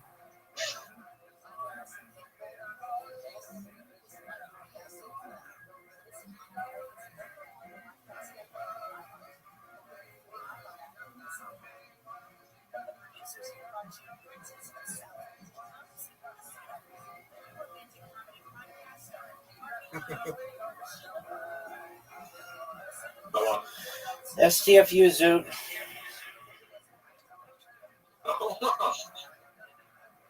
Zoot, do you want to play the Olympics with me? That's 32 to 16. Zoot, I asked you a question. Are you ready to answer it? Yeah. Do you want to play the Olympics? Do you want to play the Olympics? Special Olympics? Only if you're in it. Do you want to play the Olympics? We play one of every game and keep track and see who does the best. Oh, then you're going to win. Okay, well, what do you want me to do about it? We can't play every game. Some games you need 4 players, but No, but we play all the major games that we play. Good move, dog. I just won. Maybe.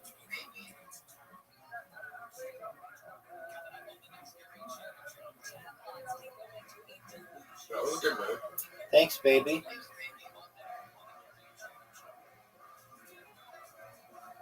You're up, pimp.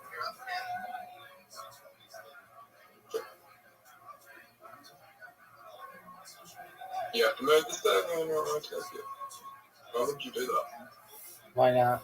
That was like what worst move you can make. Perhaps.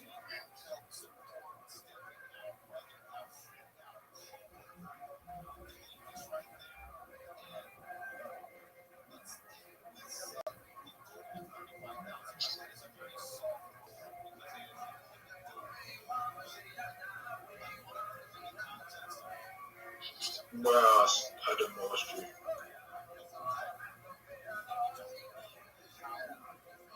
What are we playing after this game? We're going to keep playing this. Do you win? Perhaps. Why are you so bad?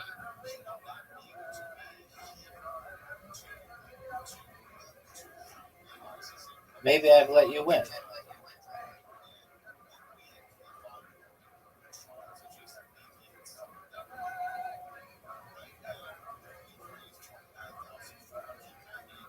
Let's play the Olympics. We go in alphabetical order of games. Is that what you want to do? Yeah.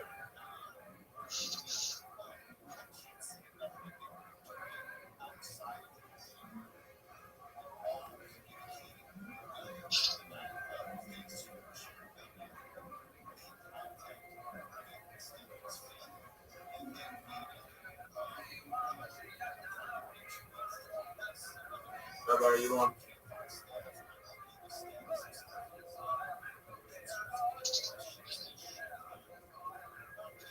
All right. I don't know if we play them in alphabetical order, but we'll play them from top down. So the first game is Ocho. Now, you can't just leave in the middle of this. You recognize that, right? Give me a sec.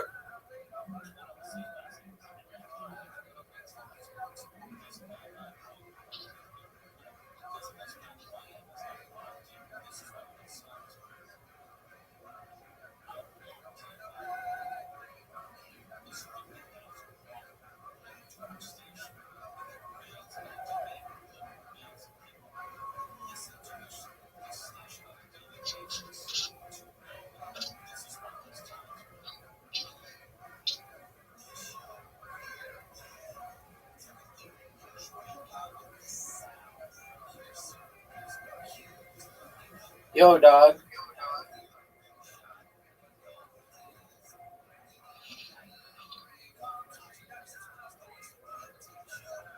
Dog.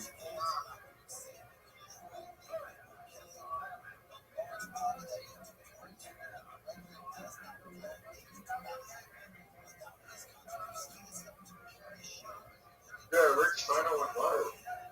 Who did? Rick Steiner. Who's that? Some guy.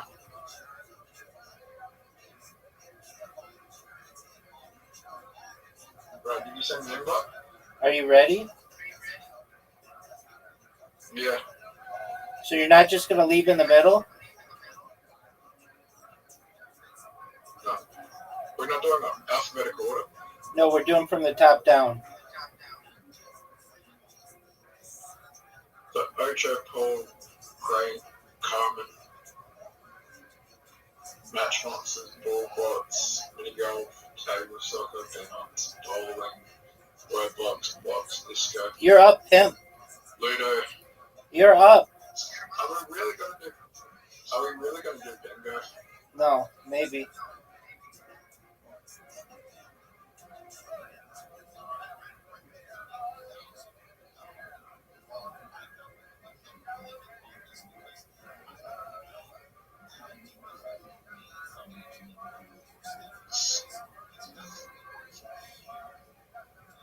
Rabbi, I got a really bad hand. I mean, what do you want me to do about it, pimp? I mean,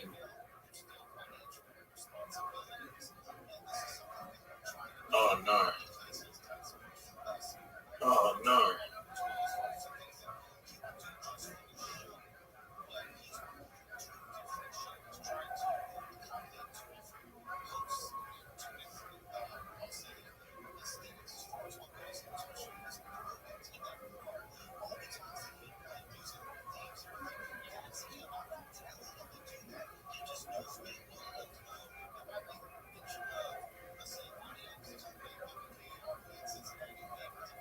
Baby, that's 1-0.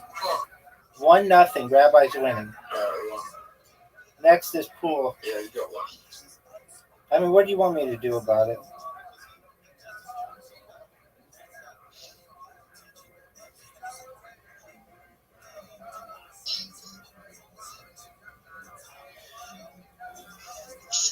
Alright, you're terrible at full verse, so this is gonna be easy. That wasn't a bad shot.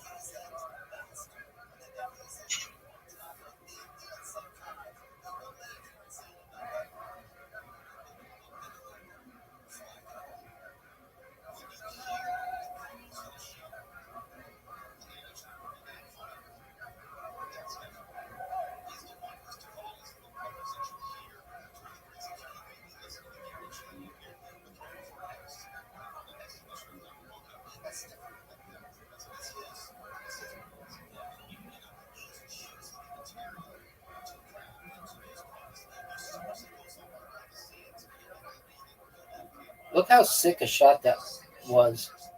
Did you see that?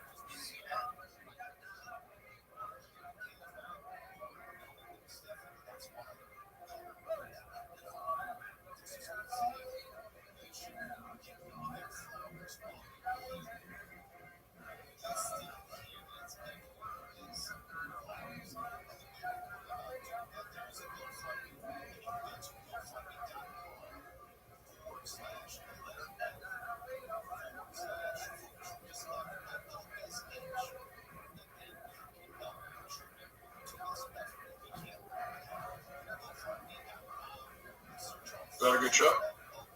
I don't think so. Because you failed to hit the strike first, son. No. Does that give you two? Fuck yeah. STFU Zoot.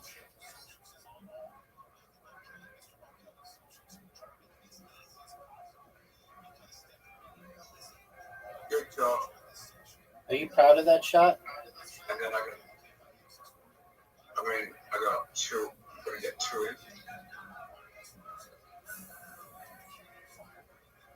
That was really a really bad shot. Do you agree? Yep.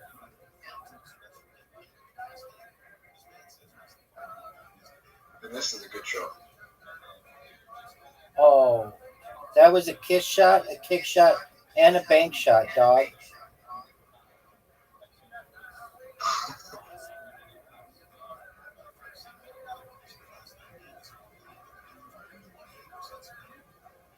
Do I get like bonus points for that? In some types of games, but not this one.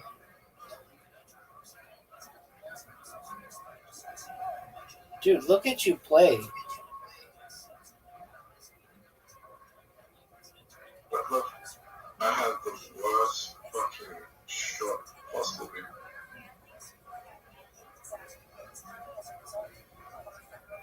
I don't think I'm gonna hit the ball where I'm at.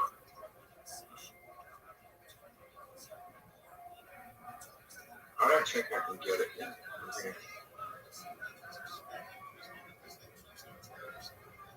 Time's running out, son. I'm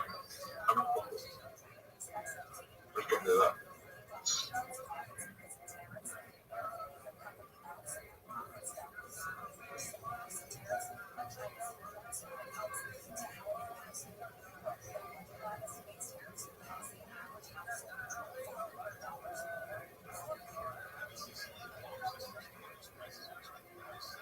Oh, yeah, you get to put the ball anywhere because I didn't hit the stroke. I don't think that was a good job. Go, you ran out of time. I know. Why did you do that? Why not? Just give me the game. Maybe. Or maybe you'll scratch it.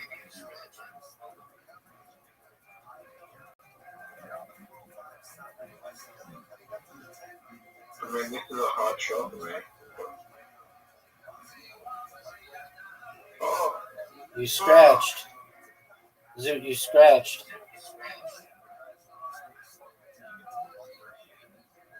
I had the perfect shot, but didn't go in.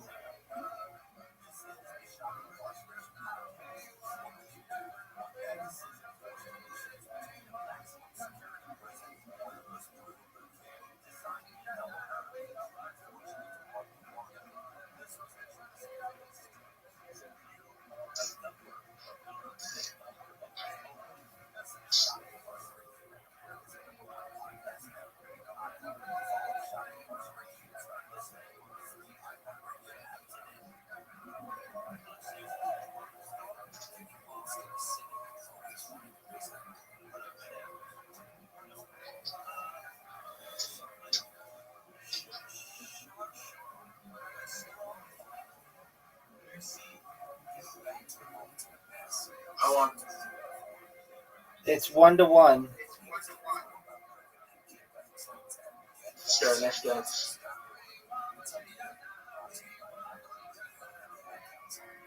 Oh, fuck.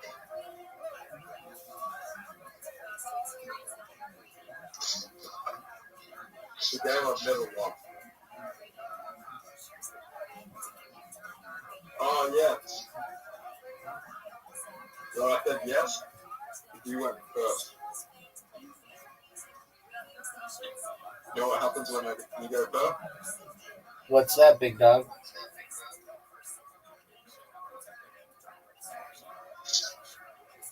You don't get it in if you go first.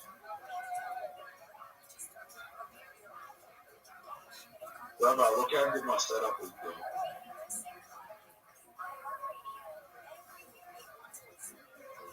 have old. I know, Zoo. I don't think I do though. I don't think you do either. I think you have Tourette's syndrome.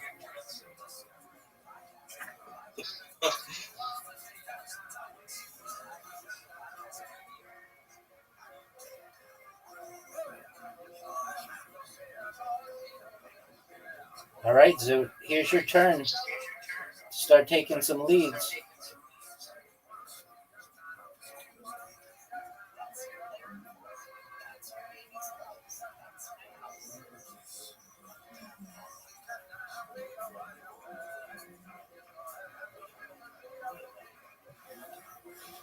I know that I get free housing if it's autistic.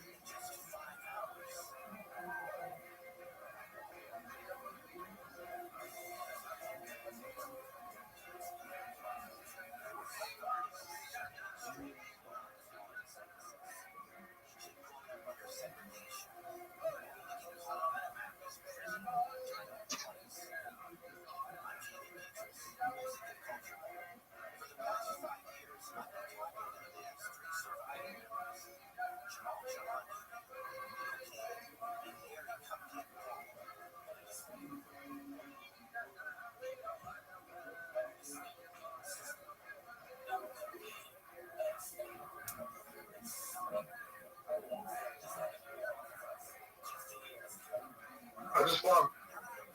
I love hearing you say that.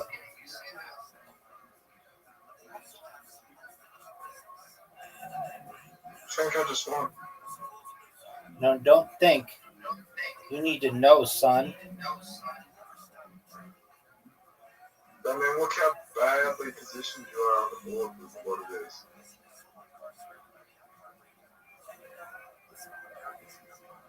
Bad to get them.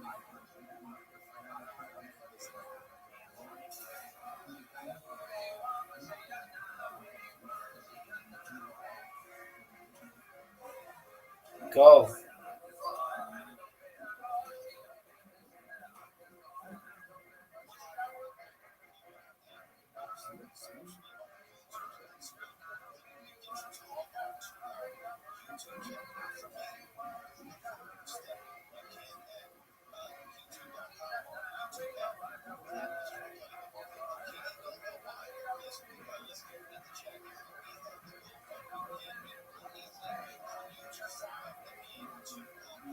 What an amazing shot.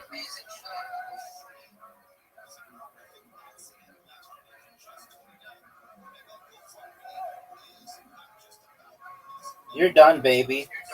2 games to 1. Bro, what's next? Match Monsters. Match Monsters. Match Monsters is the biggest game of the lot.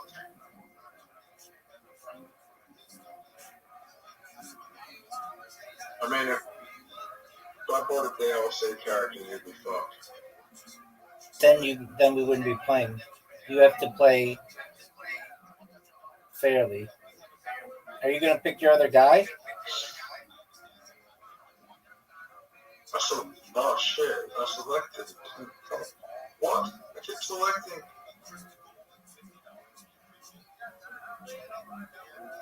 Rabbi. I think I accidentally hit the wrong one. What is it? You're up, pimp.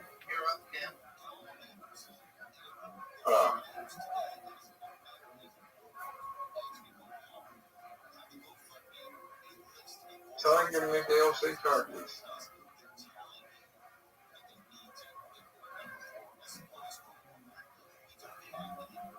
Okay. What's the battle What's the bonus? Evolving restores blood health.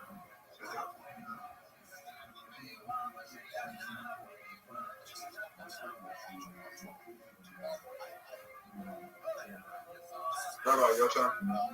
I know, big dog.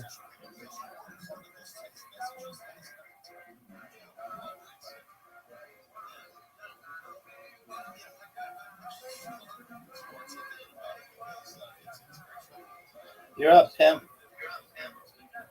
Alright.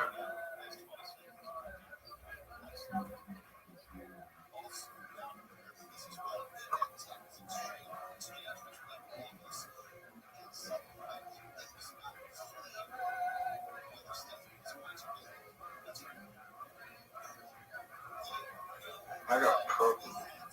You're right, you do.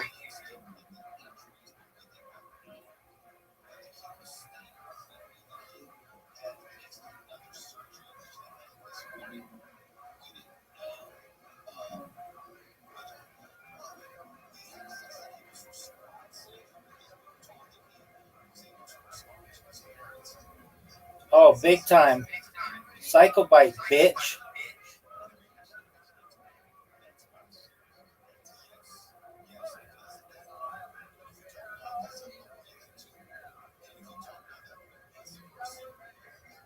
Oh my god, do you say what I said?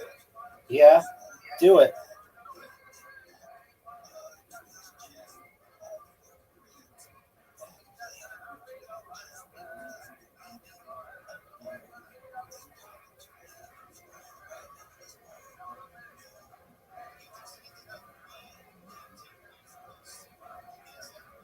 And again.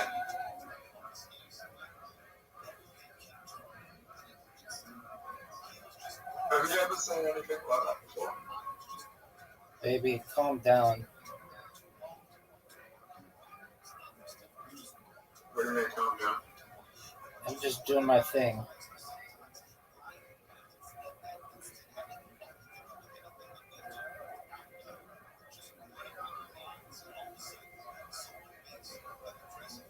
Did you know that it's your turn?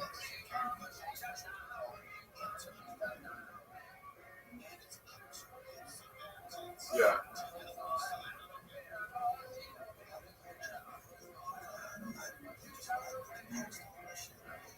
Oh, fuck.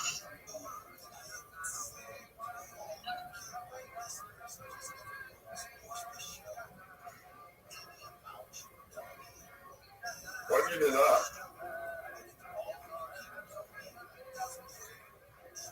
Oh no. Oh no, you got lucky.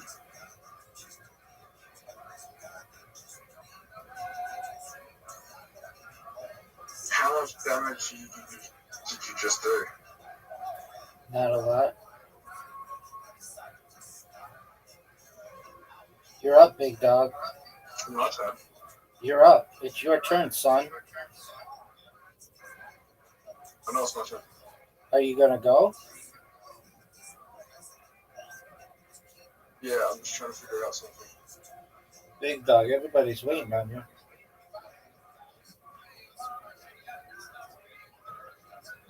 Yeah, I think I got it.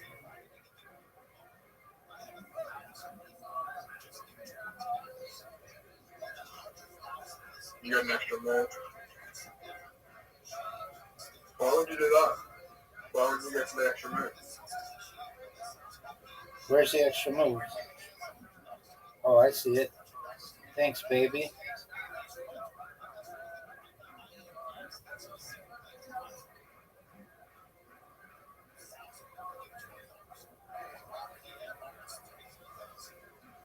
Yeah, we're done now.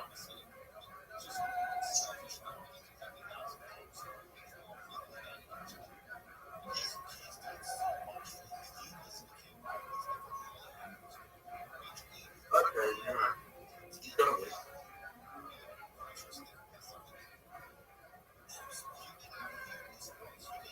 Good job, Zoo.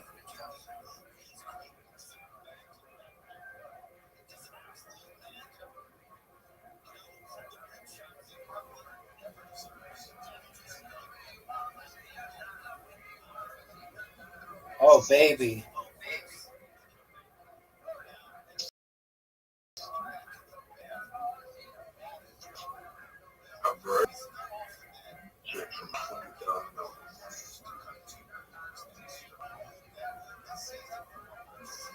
you ready to leave?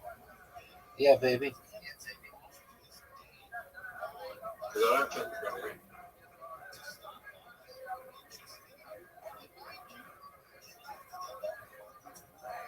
Rabbi, Yo, pimp. we just healed a little bit.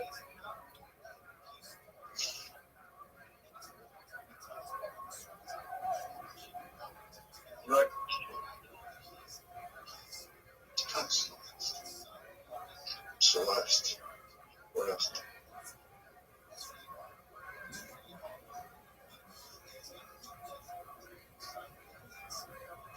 Yeah. Abilities.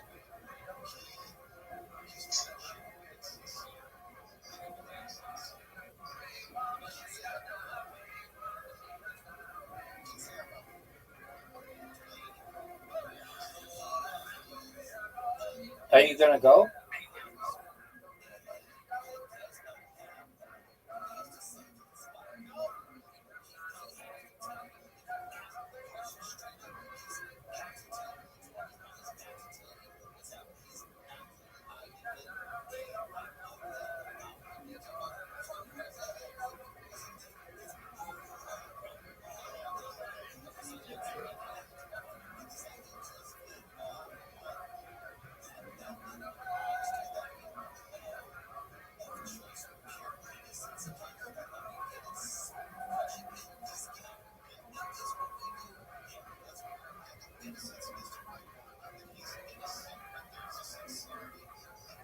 You're up, pimp. Did you know that?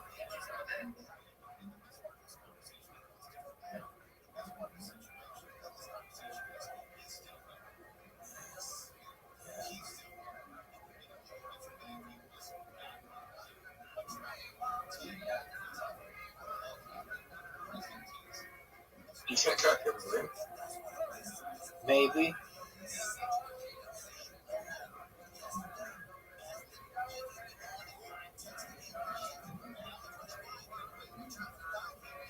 Baby, it's over for you, son. It's over for you.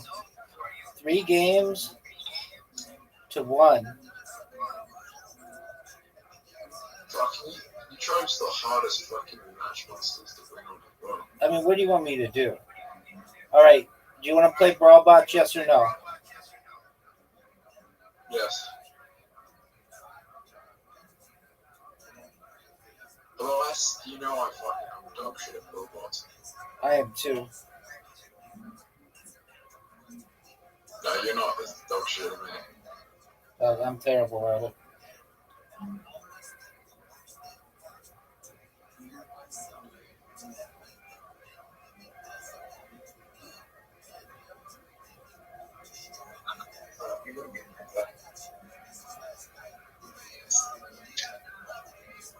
What did you choose? Raptor because I'm a pimp.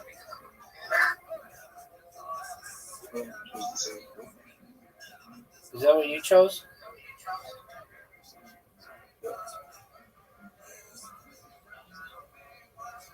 You're gonna walk into me.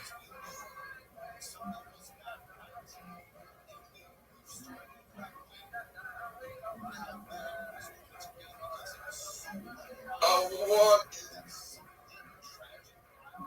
You're going to hurt yourself.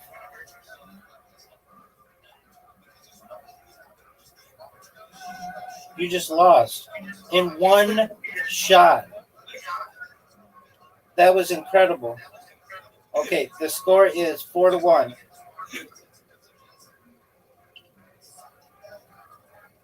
And I didn't even shoot it. That was your shot. No, you don't mean to go. It's 4-1. I'm gonna come back. Here you go. You have an invitation and everybody's waiting on you. I'm gonna come back. Go, baby. Oh, you think that's a good shot? I don't think it's the worst shot. I'll show you a good shot.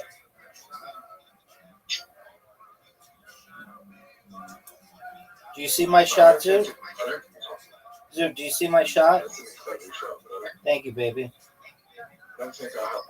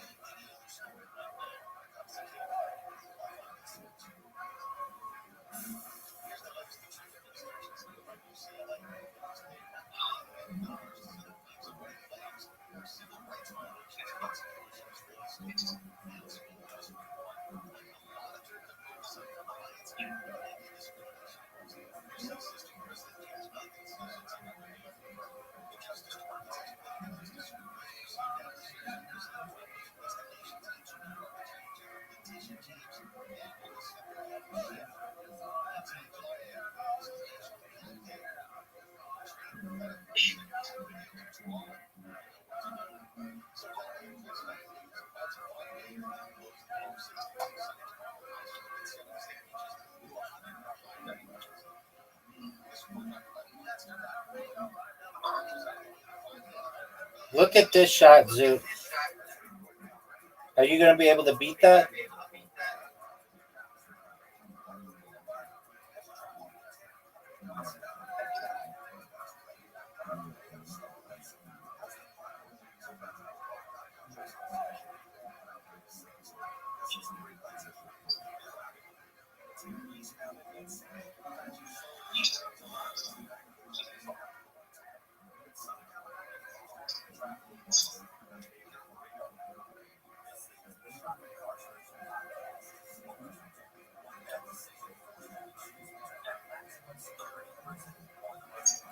Look how good a shot this is, Zoot. Zoot, look how good a shot this is. Zoot, look how good a shot this is.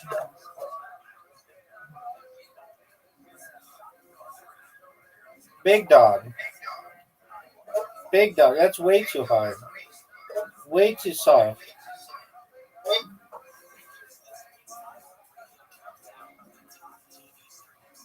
Zoot. Zoot. Zoot. Zoot, can you hear me? Zoot. Zoot, what are you doing? Zoot, go. Thanks, big dog. Zoot. Zoot, can you hear me? Yeah. Do you know what a double bagger is? You know you swung. Zoot, do you know what a double bagger is? What do we do if we're tied? We do a playoff. Zoot, do you know what a double bagger is? Yeah. It's a chick that's so ugly that not only do you force her to wear a bag on her head, but you wear a bag on your head in case her bag falls off.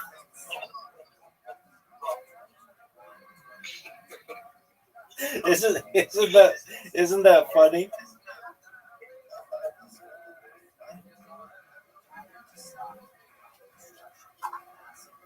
Zoot, isn't that funny?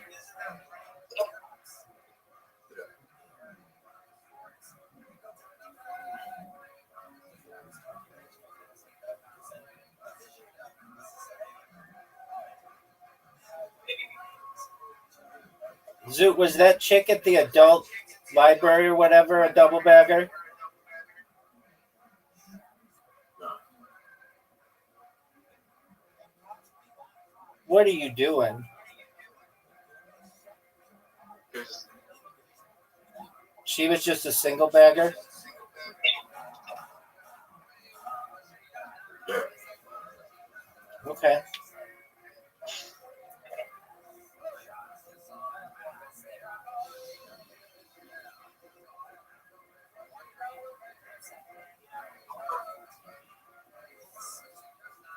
Look how sick this shot is.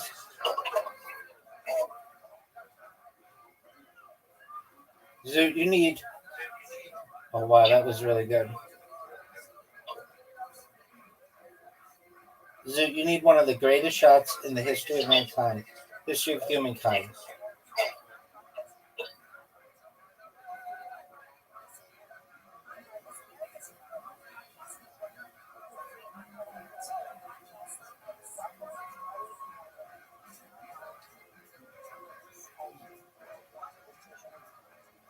Zoot, it's over. It's over. You're done. All right, that makes 5-1. I won the first. You won the second. Okay, so it's 1-1, 2-1, 3-1, 4-1, 5-1. Table soccer time.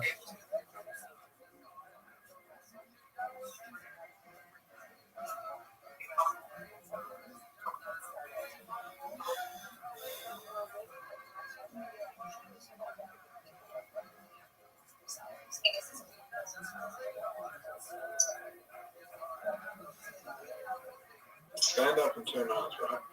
You got it. Are you going to use that joke about a double bagger? Why? It's funny. Did you make that up? 1000% not.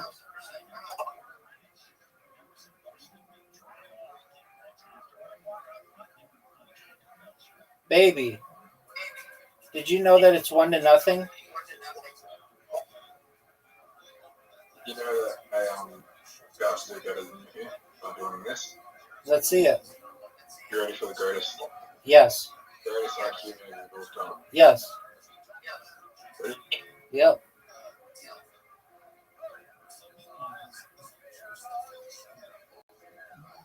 Okay. Now you're in a really bad position where you're just going to give me the ball. Like, no matter what you do, you're just giving me the ball. Dog, what did you just say?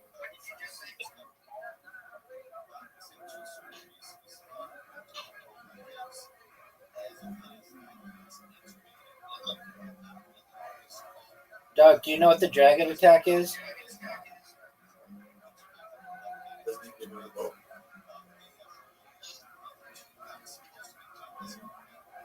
$100.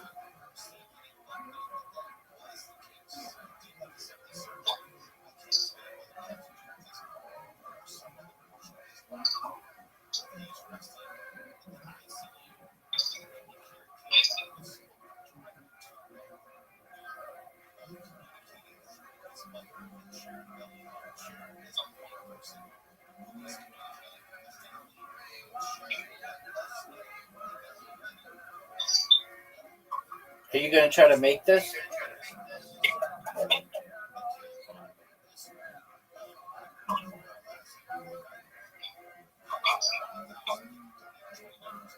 Rabbi Rothschild misses the easiest shot of all time. Not at all. That was a difficult shot. No, that was easy.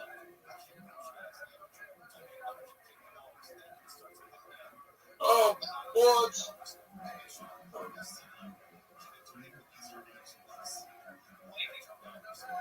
Rabbi, look at my defense right now.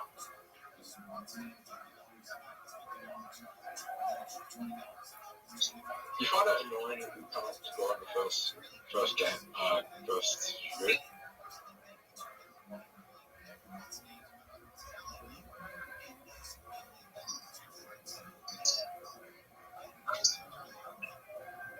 That's a terrible shot.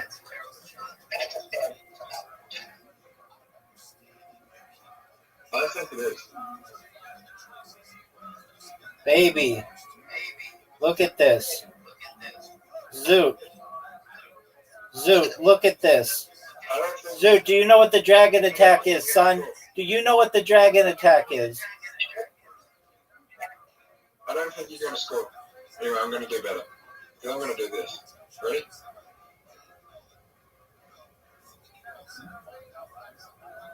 No, you think that was a good shot? No. Rabbi, Yo, pimp. you have really good defense. Thanks, baby.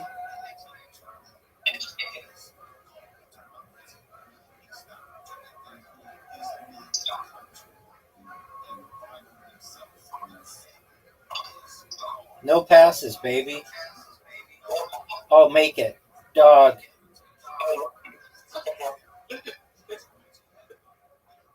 Rabbi, I'm going to say something. What? If that wasn't an own goal, that would have been an incredible trick shot. Word, dog. It's not. Like doing that intentionally, that puppy you intentionally, that is fucking difficult.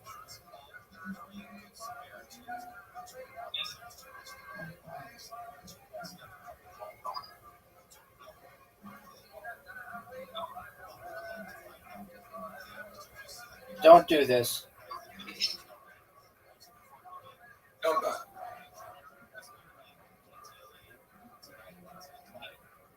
Imagine the comeback. I think I have an incredible show here.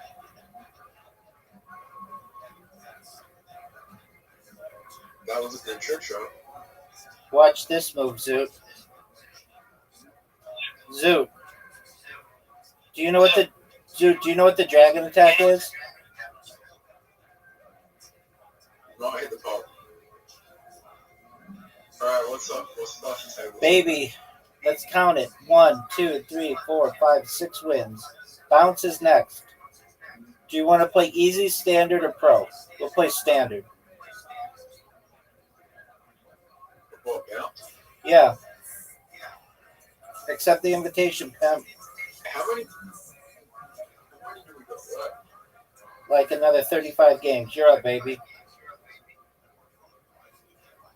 No, I want to go on 4 players. I know.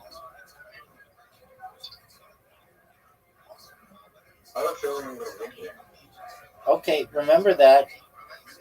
Because I'm destroying you. You're only 1 second.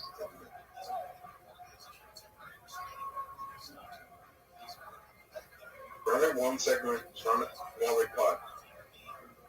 How did you fuck up this one? I'm not good at this one.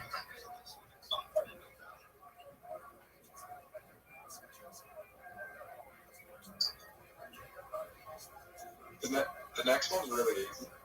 I know, I like this one.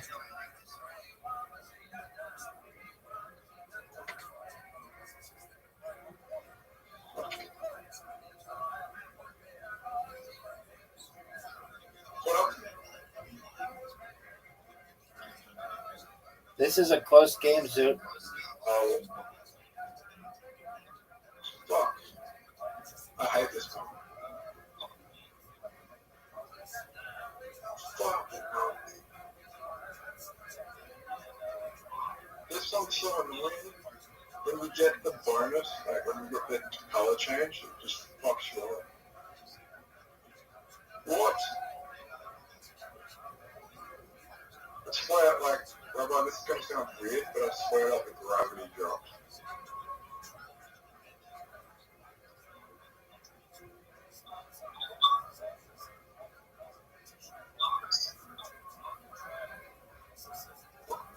Rabbi, there's something happening on my screen. What do you want? You won? What? Did you win? No, something happening on my screen. Okay, well, what's happening on your screen?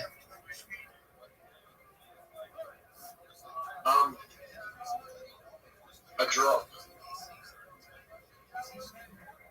Dog, that's 7 wins. I lagged like crazy. Okay, well, what do you want me to do about it, big dog? Give me a better time. Not gonna happen. 7-1, Zoot. Now, it's bowling.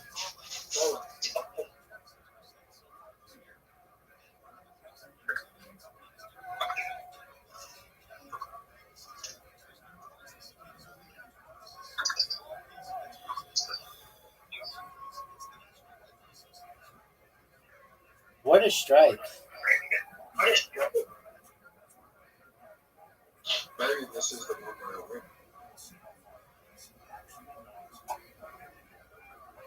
You know I'm terrible at bowling. Yeah. But you started off really well.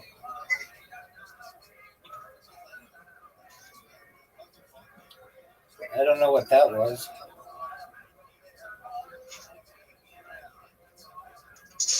Is that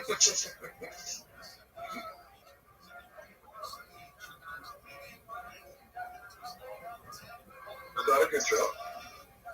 I don't think so. What better? It was okay. Is this one better? No. So I still, you're 10 points in front of me. Yeah, baby. Now I'm 26 points ahead of you. 48 points. 30 points. 50 points? 30 points ahead of you. Big dog. Big dog, I'm 30 points ahead of you. Really?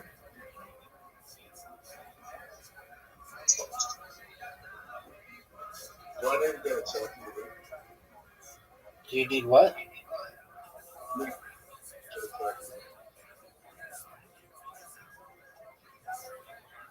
You said 72? 69. Get it, big dog. Copy line. You're done. It's over for you.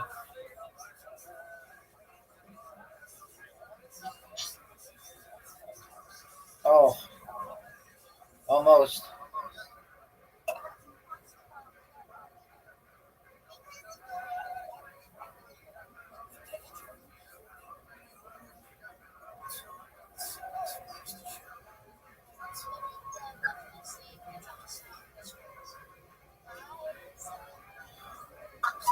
Dog.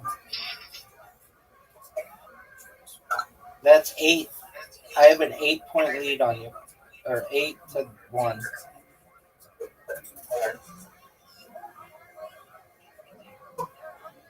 You're up, big dog. Everybody's waiting on you. It's 8-1.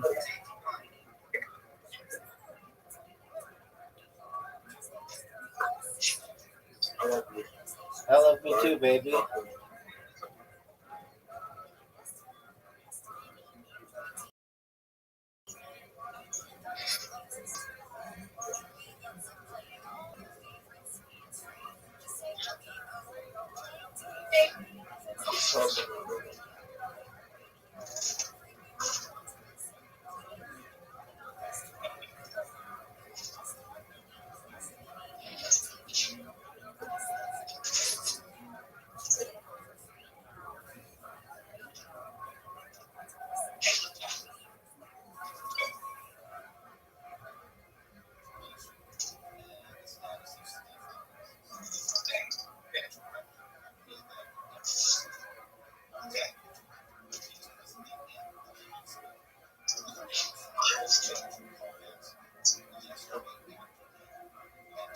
Zoot. One more round, baby.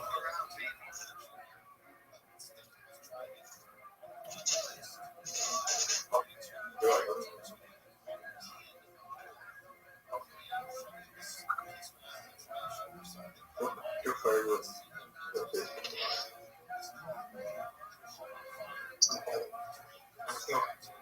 Oh.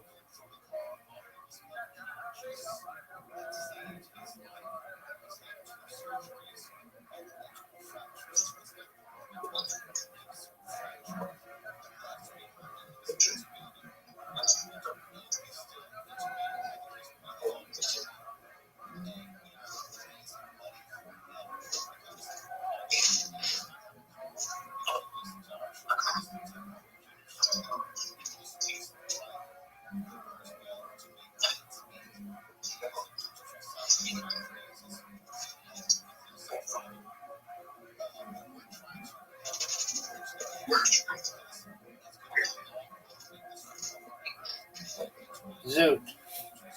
You just lost another game, son.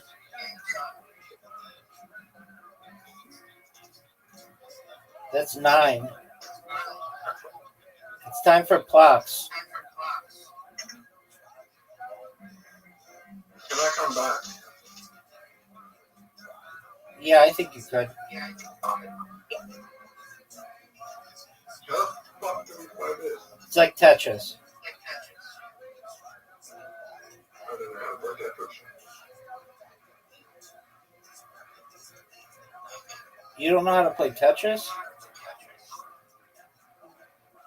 Not really.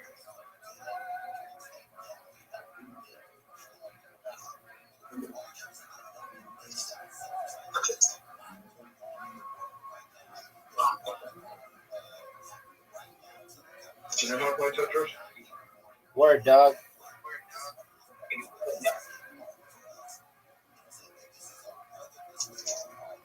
Rabbi, do you like making iPhone Tetris? Yep.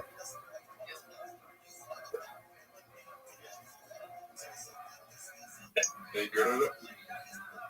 Yep.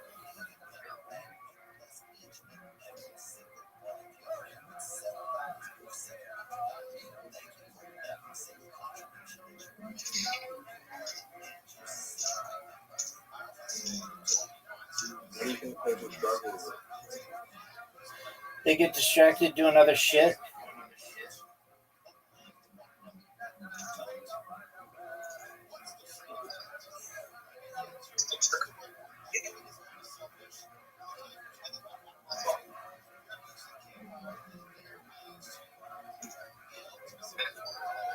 You're not 98 today? No.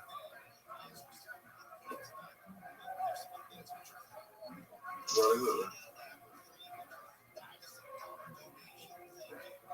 Could just be someone's distracted, but that doesn't necessarily mean they have ADHD. They could just be distracted.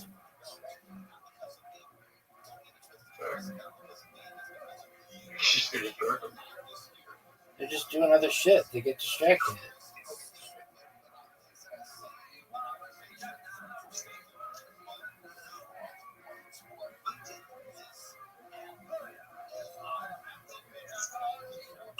You're doing really well.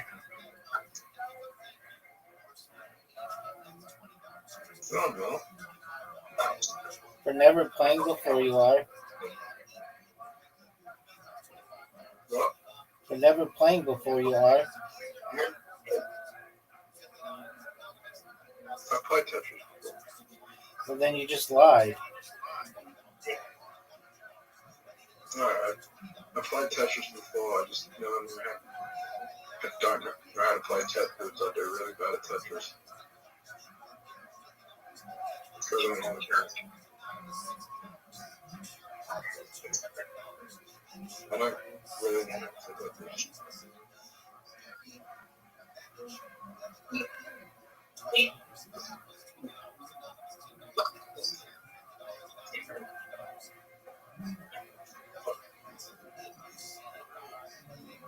Rabbi, it's nearly over. It's over, baby. That's 10 games to 1. This goes next, son.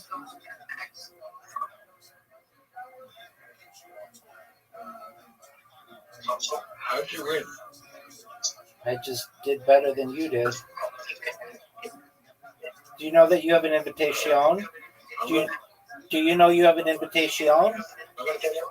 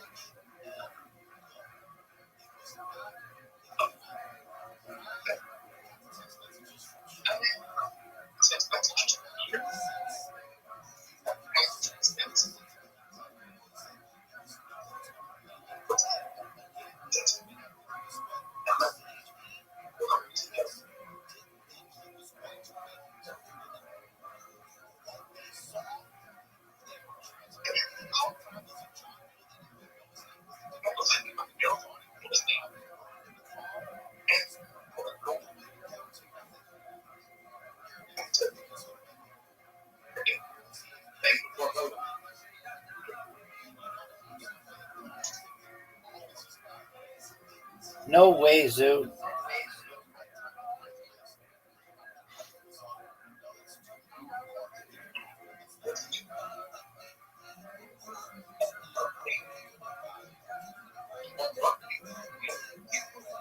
Playoff. Oh, the perfect throw.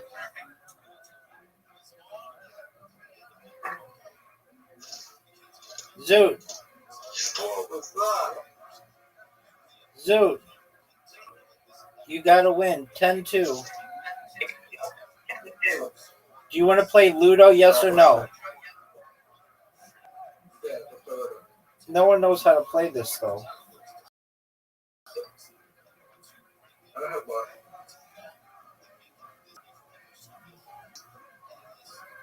We're playing everything.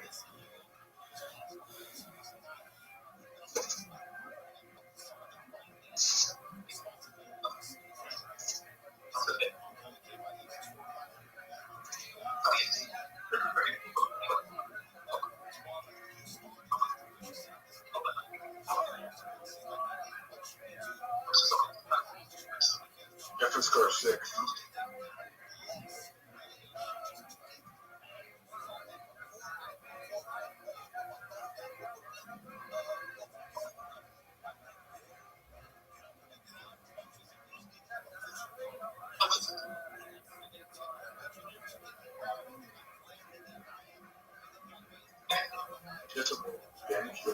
This game sucks.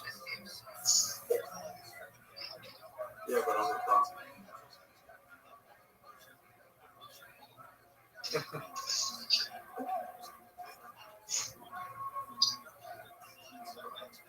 Then you're moving to a 6.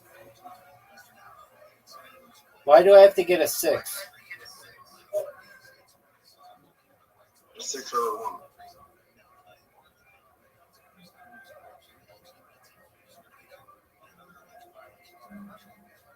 Oh, yeah. You did it.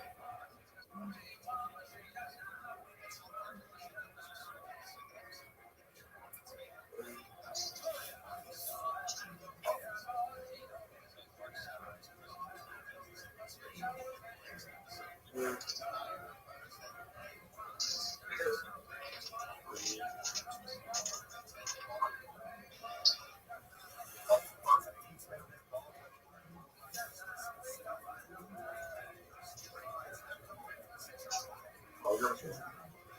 Are you gonna go?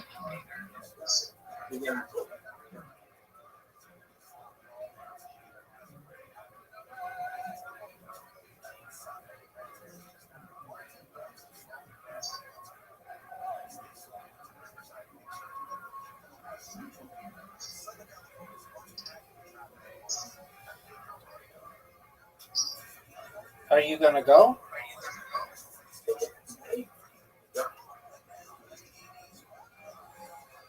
Oh, I had to start all over? Fuck you, Zoot. Yeah. Yeah.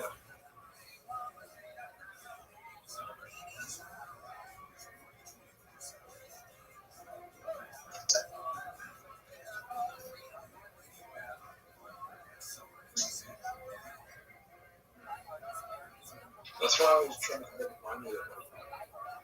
money. There's no, like, strategy to this game. It's just roll.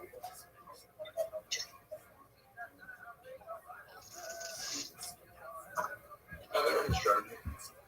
There's absolutely no strategy to this. But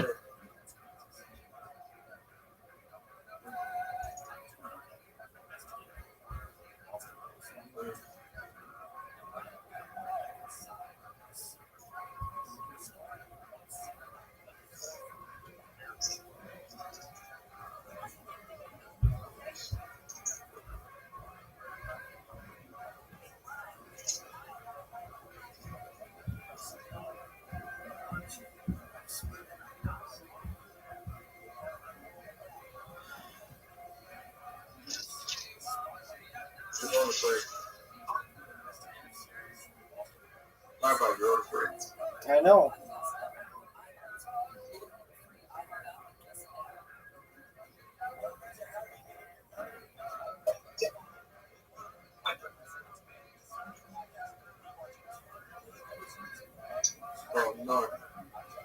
You're up, pimp. Thank you. I see what you're trying to do. Yeah, you do.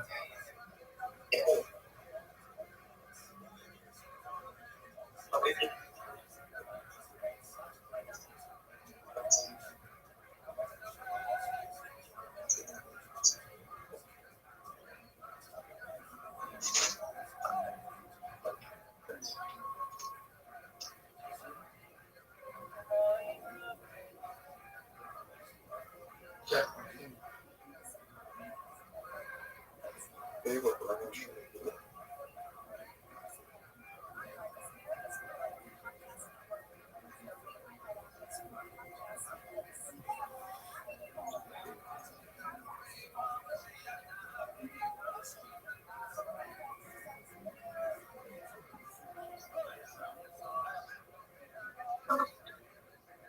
Okay.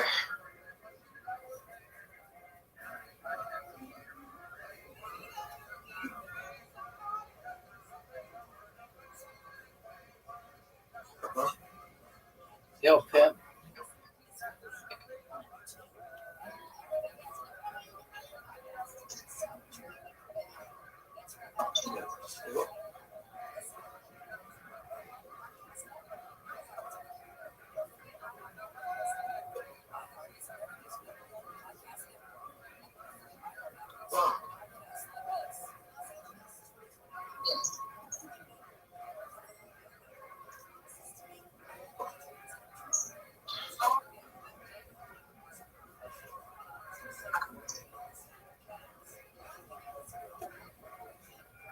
Oh, yeah. STFU, dude. That's it. This game sucks. I don't think so. Okay, well, your opinion sucks.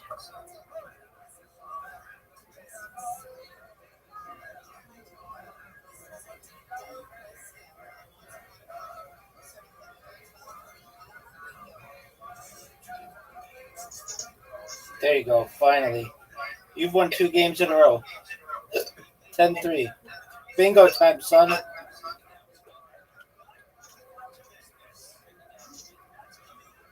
don't know.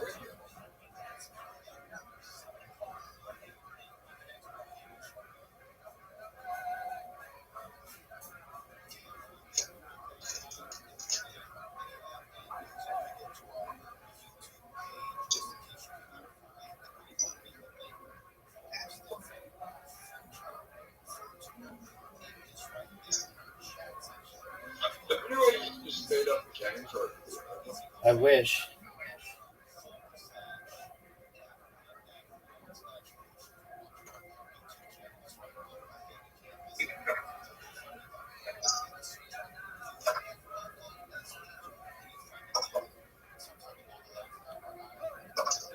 you get 50 people.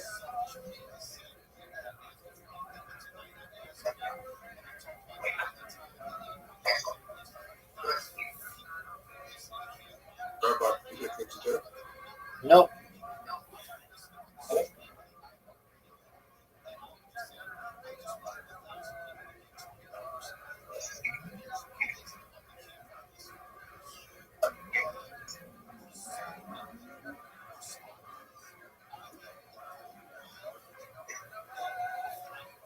What a happy inside come.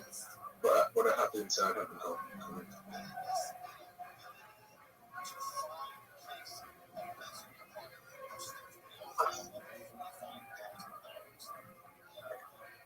Rabbi, what a happy inside haven't come. Their emotions.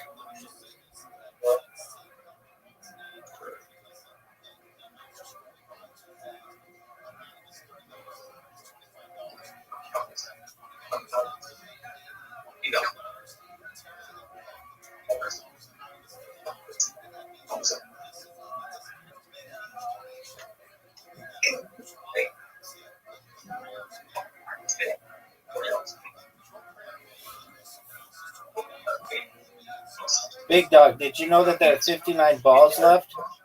Big Dog, did you know that there are 59 balls left? Big Dog, did you know that there are 59 balls left? Big Dog, did you know there are 58 balls left? Big Dog, did you know there are 58 balls left? Big Dog, did you know there are 57 balls left?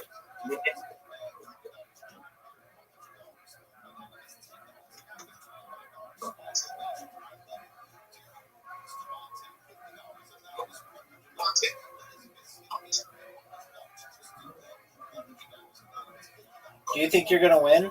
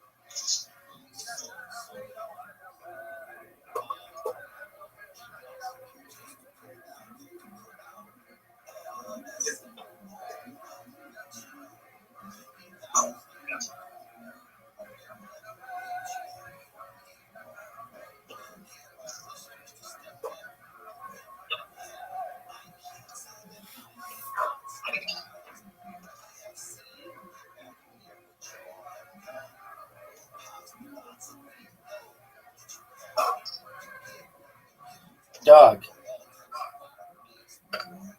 how do you think you're doing? You remember that time when the game finished and we both won, but then we forgot to both check in, and then we realized we could have just won. But we were too fucking. We couldn't pay attention to what we've been doing. Yeah, because it's boring as fudge.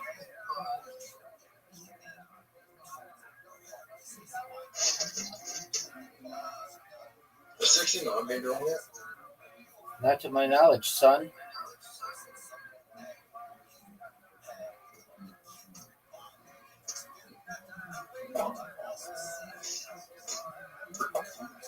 Is this just one row, or do you need the whole thing? You need just the one thing. Do you need everyone? No. I need G54, son. G54. I need 45 or 6. 54, son. 54. Is the 6 thing going? You can click on the balls and it'll tell you everything. Alright. 24.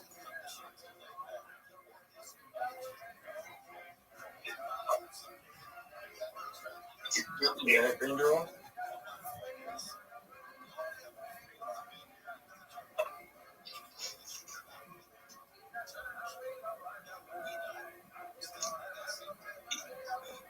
I need 54, dog.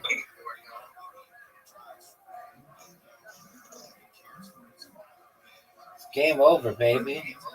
This bitch is over. Dog. It's 1, 2, 3, 4, 5, 6, 7, 8, 9, 10, 11 to 3. 11. Blitz League now, son.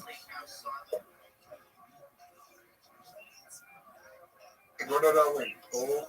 I won Pool, Ludo, and what was it? Pool, Ludo, and the other thing. Just go. Disco. There you go. All right, you're up, pimp. Everybody's waiting on you.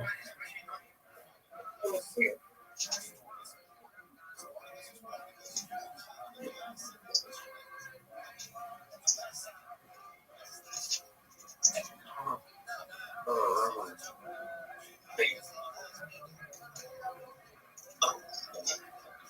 Rabbi, you are just one with it.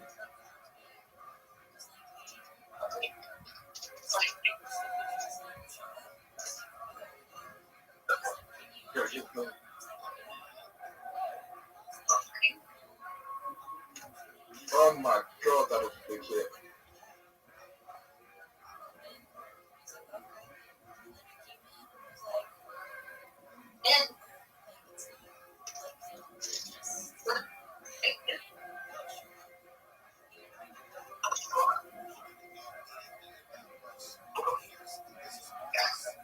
I'm going to take that damage. I am going to take that damage.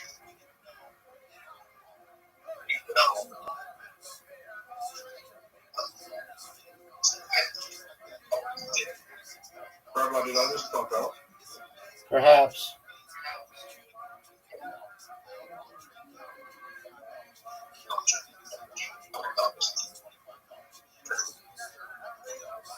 They've got mini bombs on them now.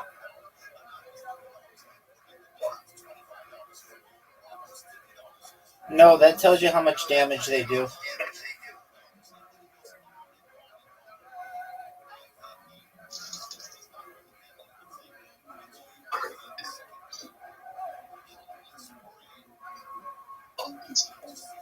Rabbi, minute.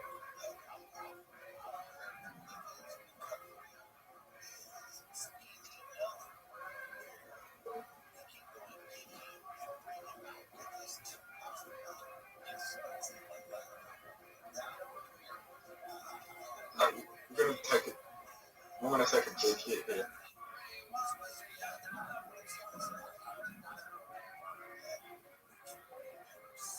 But, what are my chances of winning? Pretty good.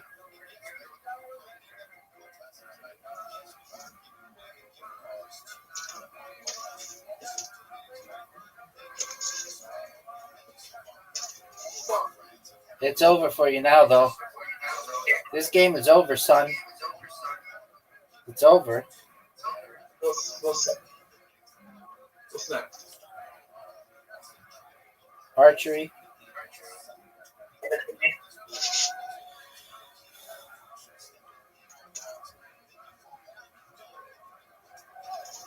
This is quick draw 5 rounds. So you want to do it as quickly as you can.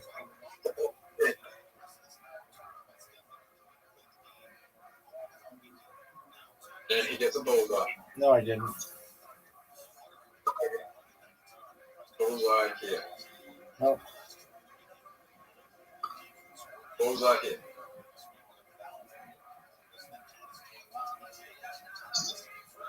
Oh, you are actually very clever.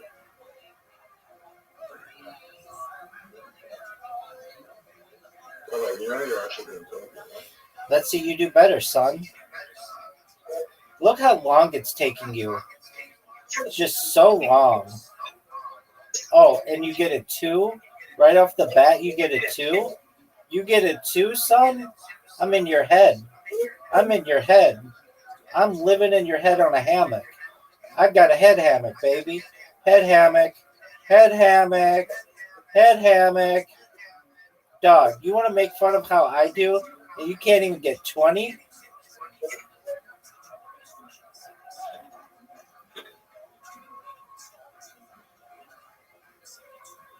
I'm going to shut up so you don't distract me.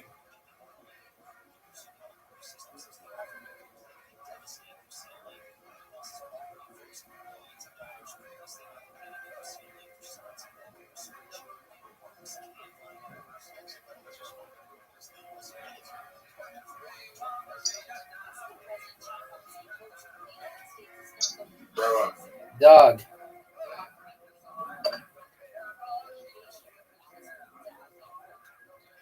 I've got a head hammock, baby. You are so bad at this.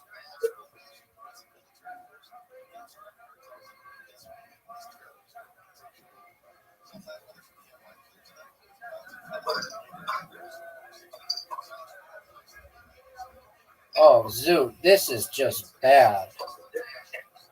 Zoot, this is just awful.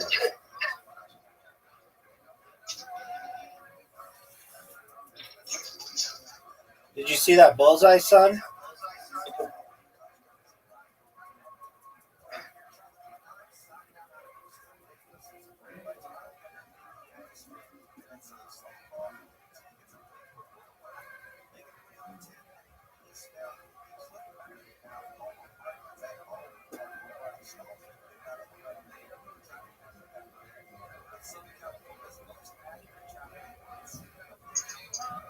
Dog, are you even gonna get to 100? Dog, are you even gonna get to 100?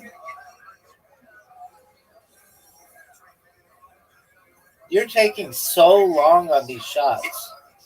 It's just ridiculous how much time you're taking. Just long, terrible shots. Look at this, how bad this shot is.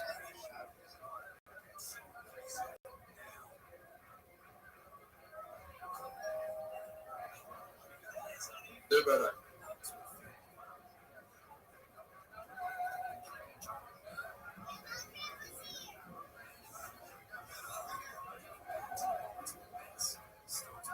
That was terrible. 7? Baby, I'm destroying anything that you think is good.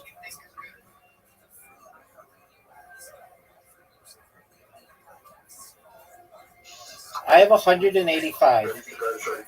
You have 69. This game is over, son. Dude, this game is over. You missed the whole thing. Zoot, you missed the whole thing. Zoot, you got a 1. Zoot, you got a 1. Zoot, you missed the whole board. Zoot, you missed the whole board. Bullseye. Bullseye.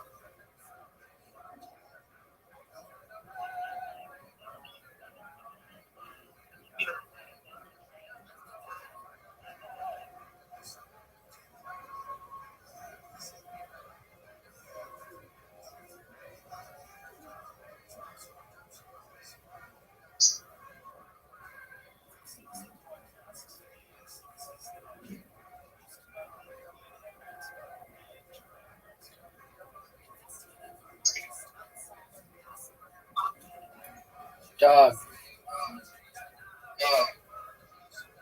You got blown the fuck out. You got blown the fuck out. Son, you got blown the fuck out.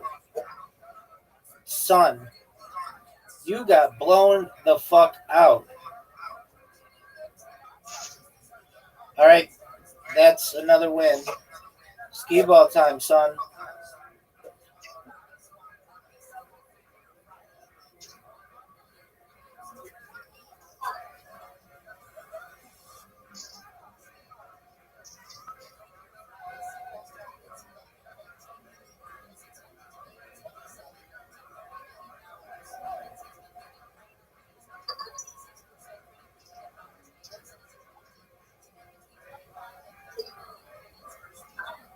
Oh, it's over, baby. This one's over. 450 in the first round. What do you want me to do about it, son? Do you recognize how good that is? Baby, do you recognize how good that is, son? Baby, congratulations on your $100. Zoot.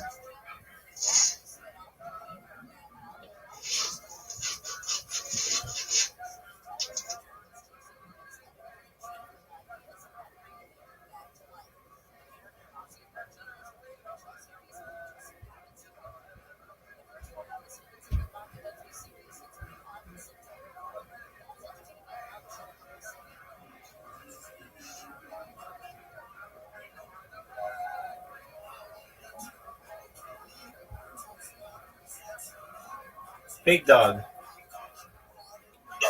Big dog. This game is over. I'm in your head. I've got a head hammock, baby. I have a head hammock. This bitch is over, son. My G. My G. My G.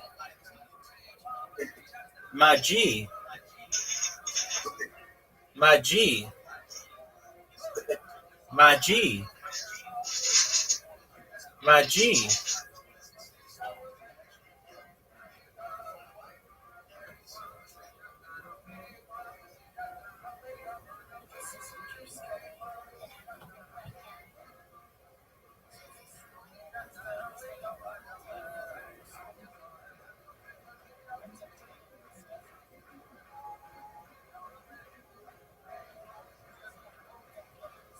Big dog.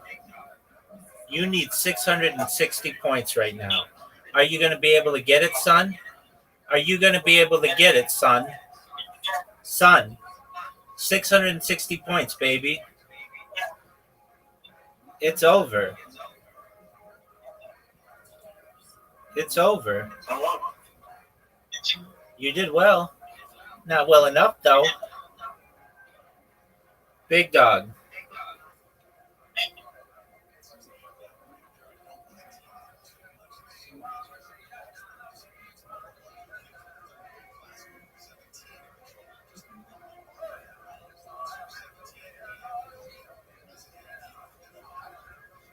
Big dog, you know you're up? Big dog. Are you going to go, son?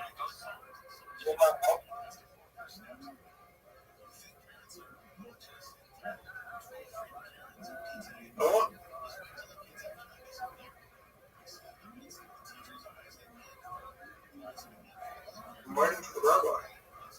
I'm going, baby.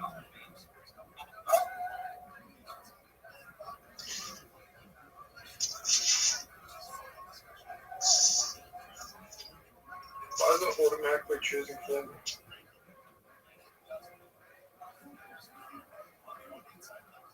I'm not pressing anything.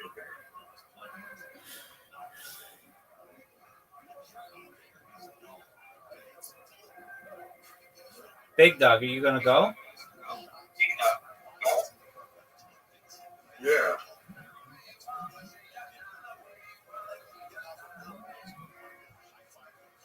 Thank you. F you, dog.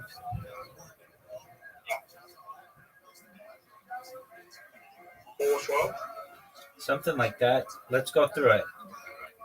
I'm up one, or 1-1, 2-1, 3-1, 4-1, 5-1, 6-1, 7-1, 8-1, 9-1, 10-1, 10-2, 10-3, 11-3, 12-3, 13-3, 14-3, 14-4, son.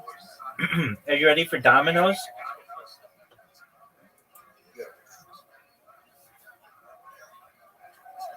Do I even have a chance? You know, these are questions that I don't even know. All I know is that you did well there. Considering the last one literati, I'm absolutely. You're up, pimp. I don't know how to play this game.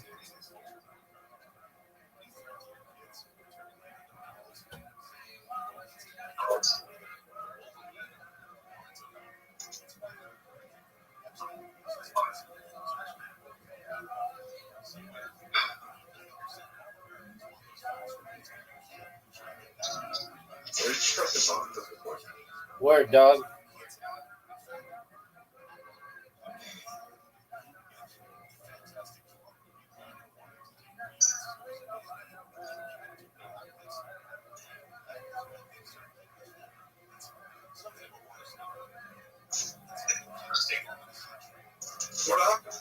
No one knows.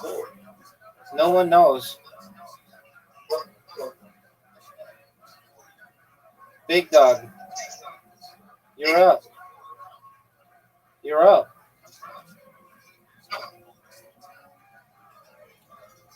I'm ready to play the game. Was that my issue? Yes.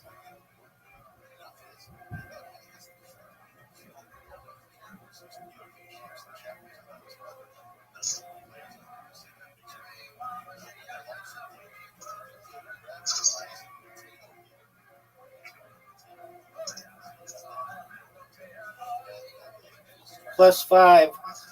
Fuck you. Fuck you. This game. It's a good thing. You're up, pimp. Are you sure? Word, dog.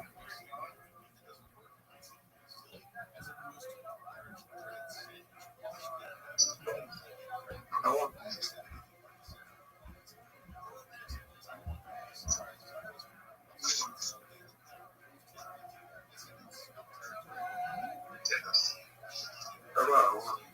Are you sure?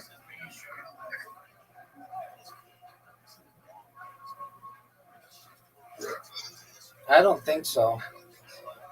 Are you gonna go?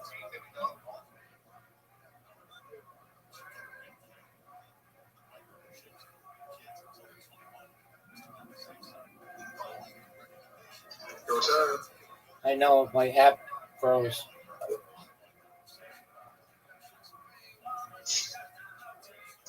Or maybe I can't go. I'm trying. It's like frozen.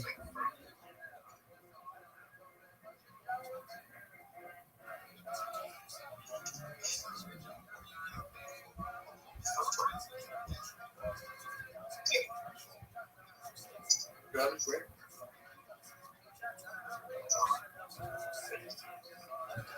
I got 9, son. What? I got 9, son. How? Because I'm sexy with a big dick. What do you want me to do about it?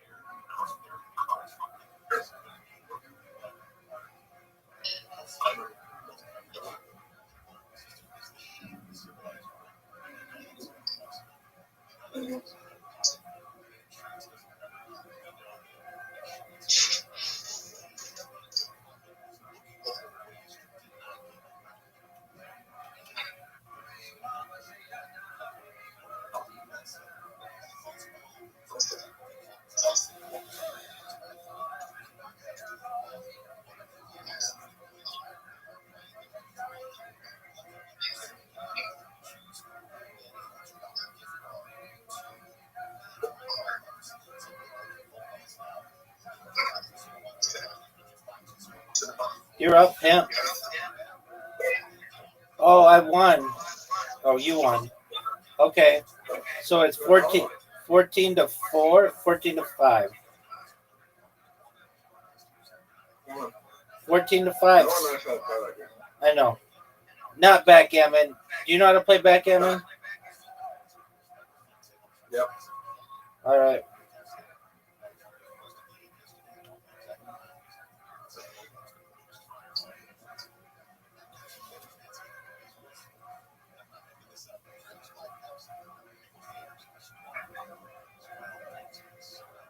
Zoot.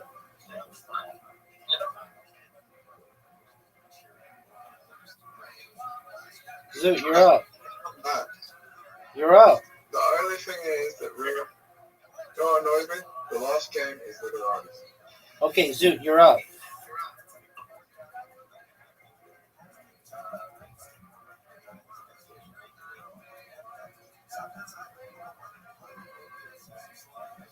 Zoot, are you going to go?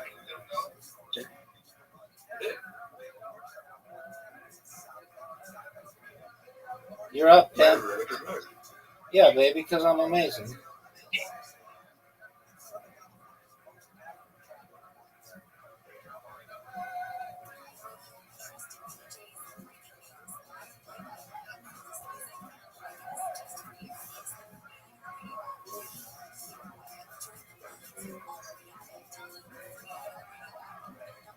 Big Dog, are you going to go or are you just going to jerk yourself off raw? Look at this move. Yeah, I don't think that's a good move. Oh, it's an amazing move.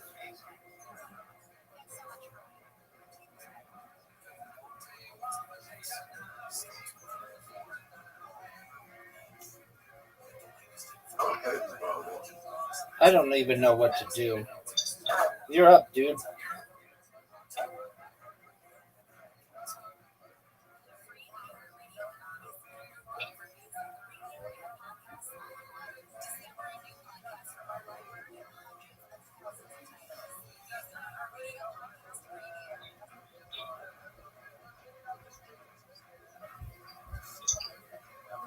I don't even know what to do.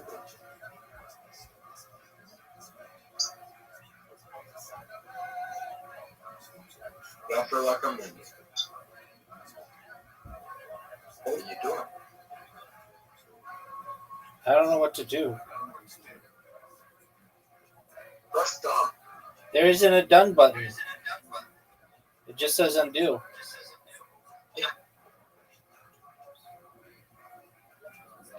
Oh, It's upside down. now it does. Because I had guys on the other side.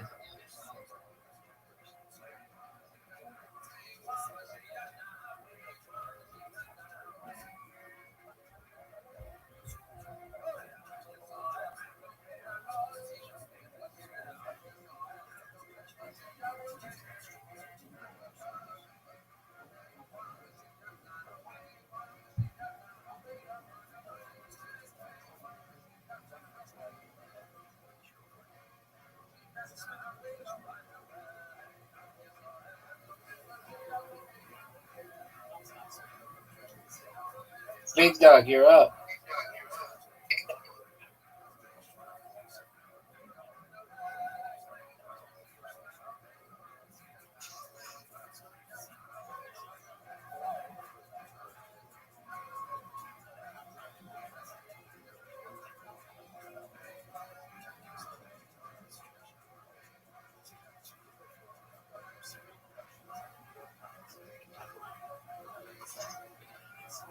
Okay, we're doing good. We are winning.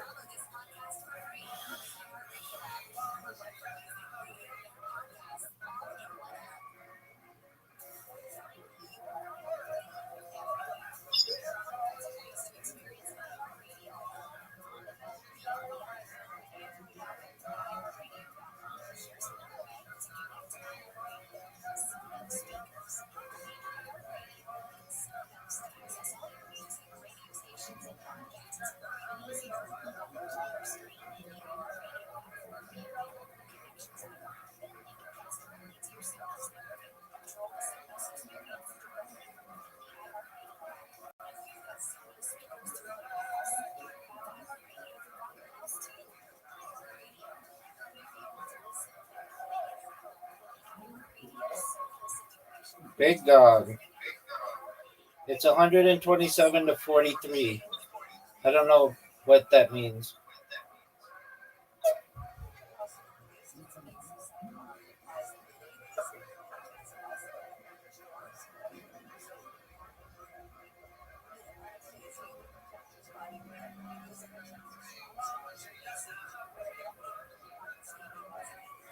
Rabbi, you say hello, right?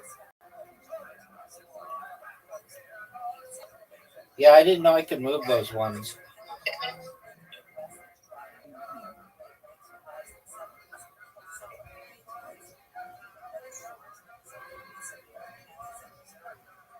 You count it.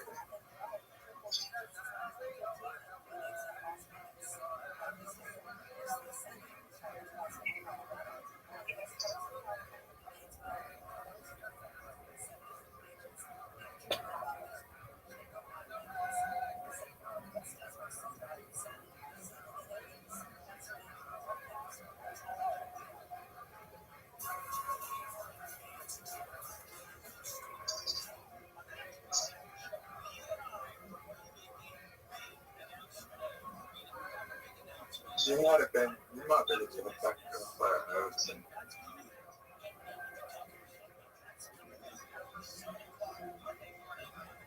All right, it's like 14 to 6 or something. Okay, let's see voice. Can we do voice? 2 seats. that voice doesn't work. Voice is just a chat. Skip the cribbage. You ready for cribbage? Correct. Voice is just a voice chat. Going into voice and that takes some time. They just get very annoying.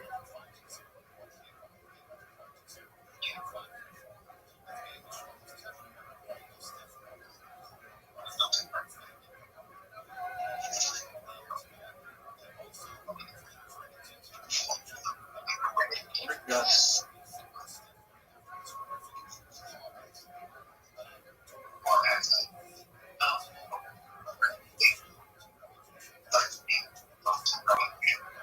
Zoot, are you done? Come back and say. No, Zoot, you got to continue to play. Yeah, just give me like 20 seconds. Take your time.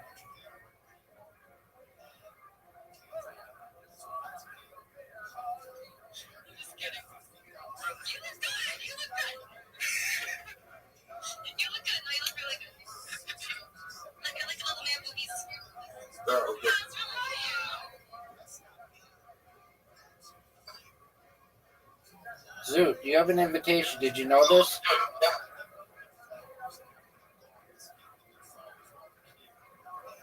Discard 2 cards into the crib.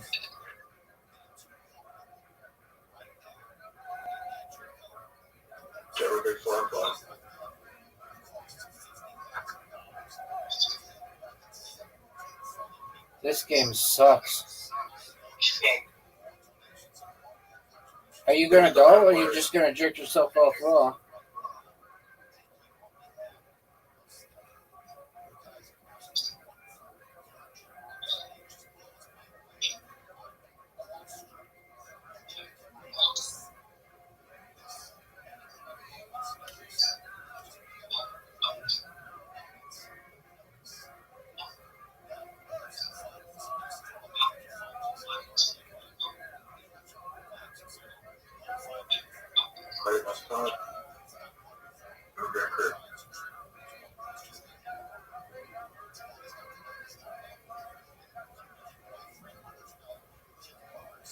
What is going on?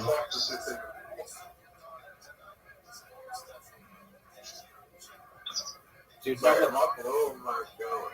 no one knows. I think you're blue. I'm yellow. You're blue.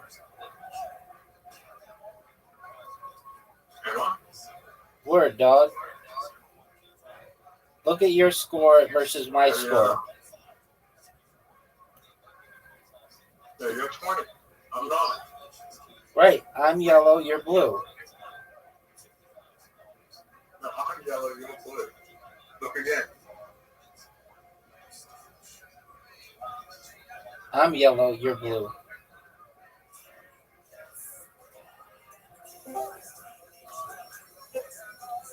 Welcome, Miss Aquarius. How are you?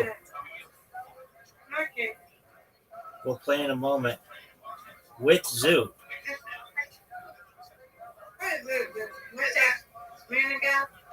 We're playing what I call the Olympics, which is where we play one of each game. Even if we don't know how to play it. That's what I said, Zoo.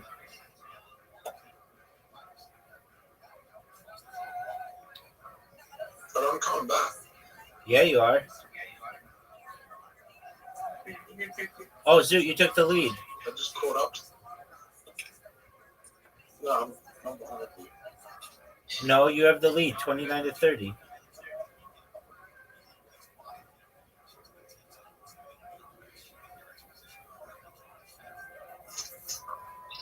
Zoot, are you gonna go?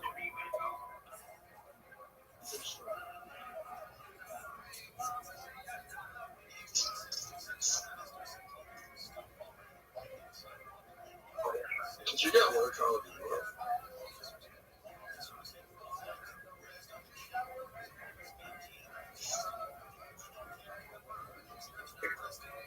No, I just worked it.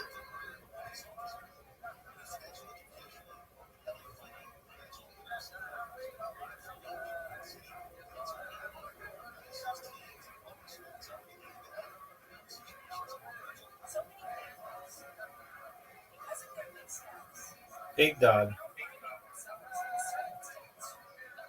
I have no idea how to play. No one does.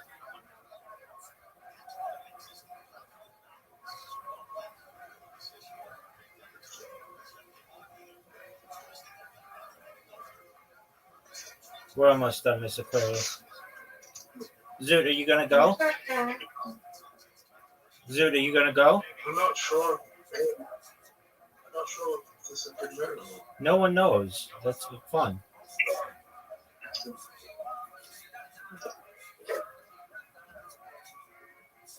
I'm not sure if ace is good or not. No one knows. Oh, you got a pair of aces?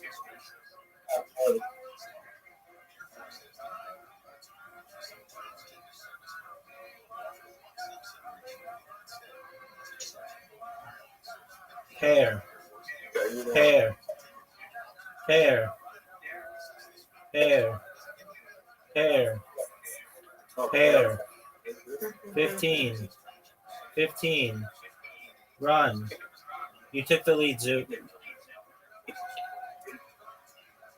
Okay, so that's good. That's good.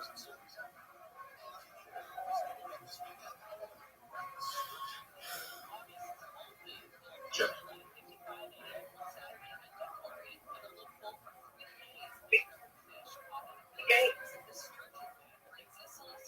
I think I'm wrong. Well, I got there, huh?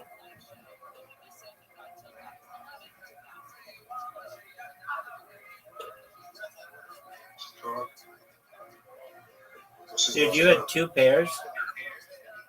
Okay.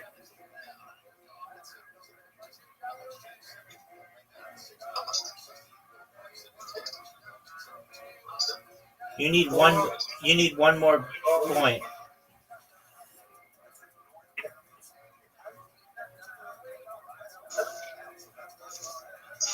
Zoot, you need one more point. Zoot, you need one more point.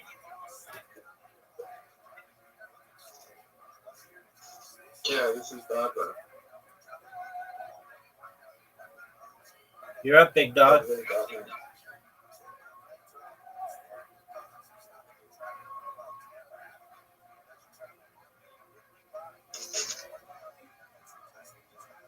Okay, it's bowling time, Zoot. Yeah. I know, but we're gonna play with Miss Aquarius. They don't want to play. Zoot, get your shit together.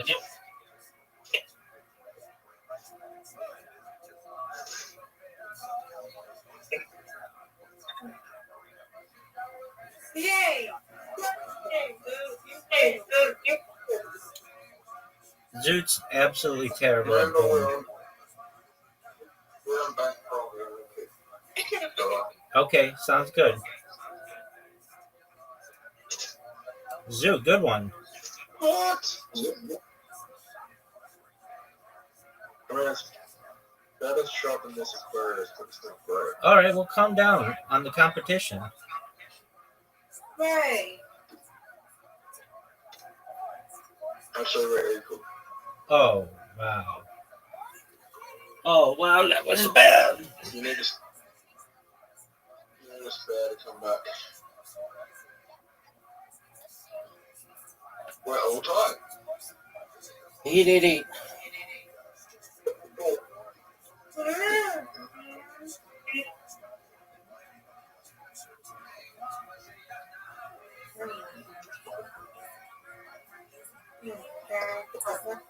Come on, Zoot. Good strike.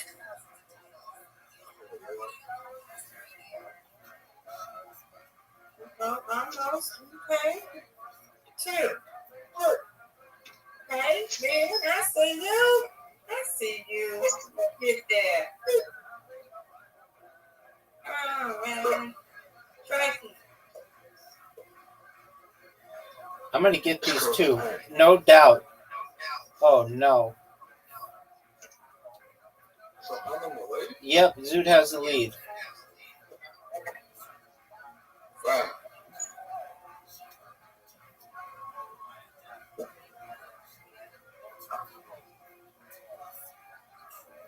Or you just gonna stand? That's not my shot.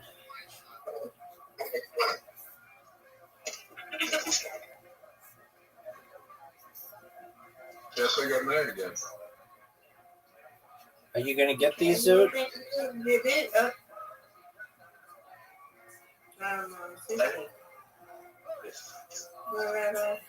No.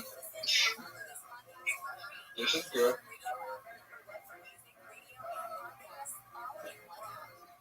Go ahead.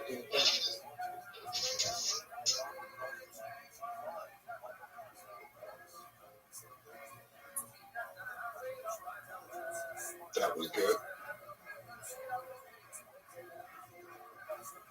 Australian football stuff.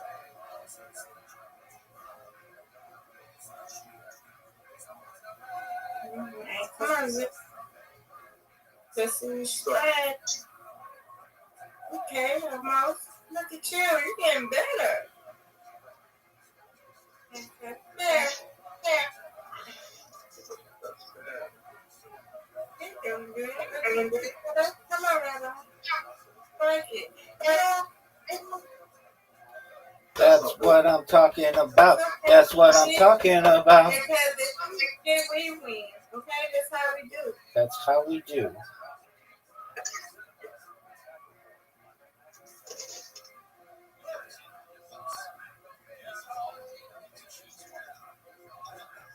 Not at it. Come on, Joe. Alright, this I'll close track shark.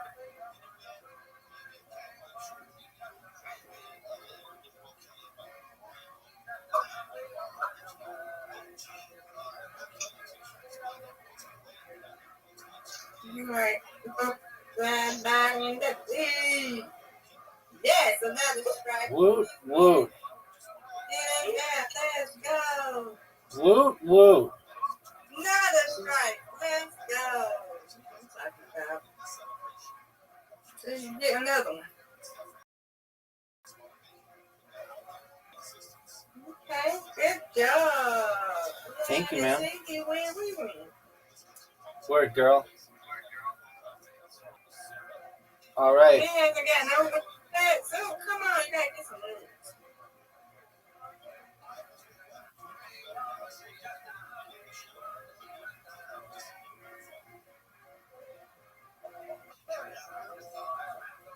Just me and Rabbi. Oh, he left.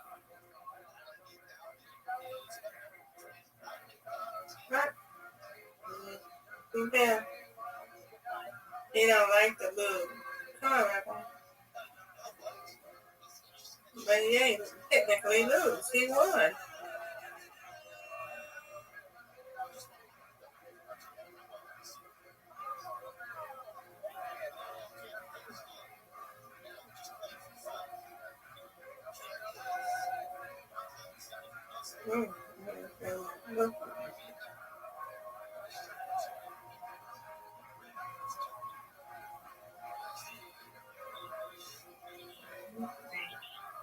Come on, Rabbi. Okay, look at you. On the Look road. at me. Nice strike.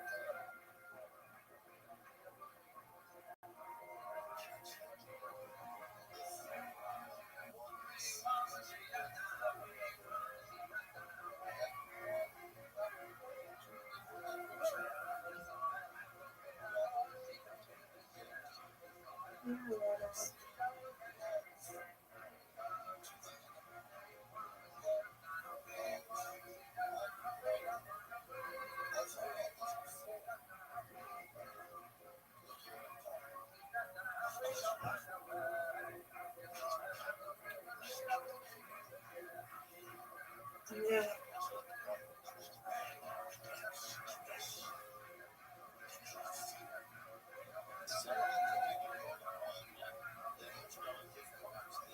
Come on, Rabbi. You got this.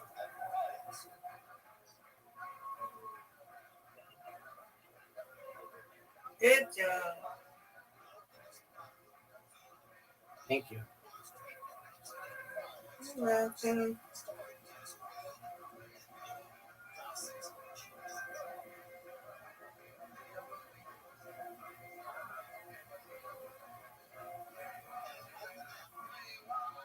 All right, Rabbi. Come on, get the win.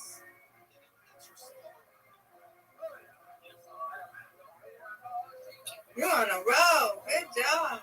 Woo, woo. Do it again.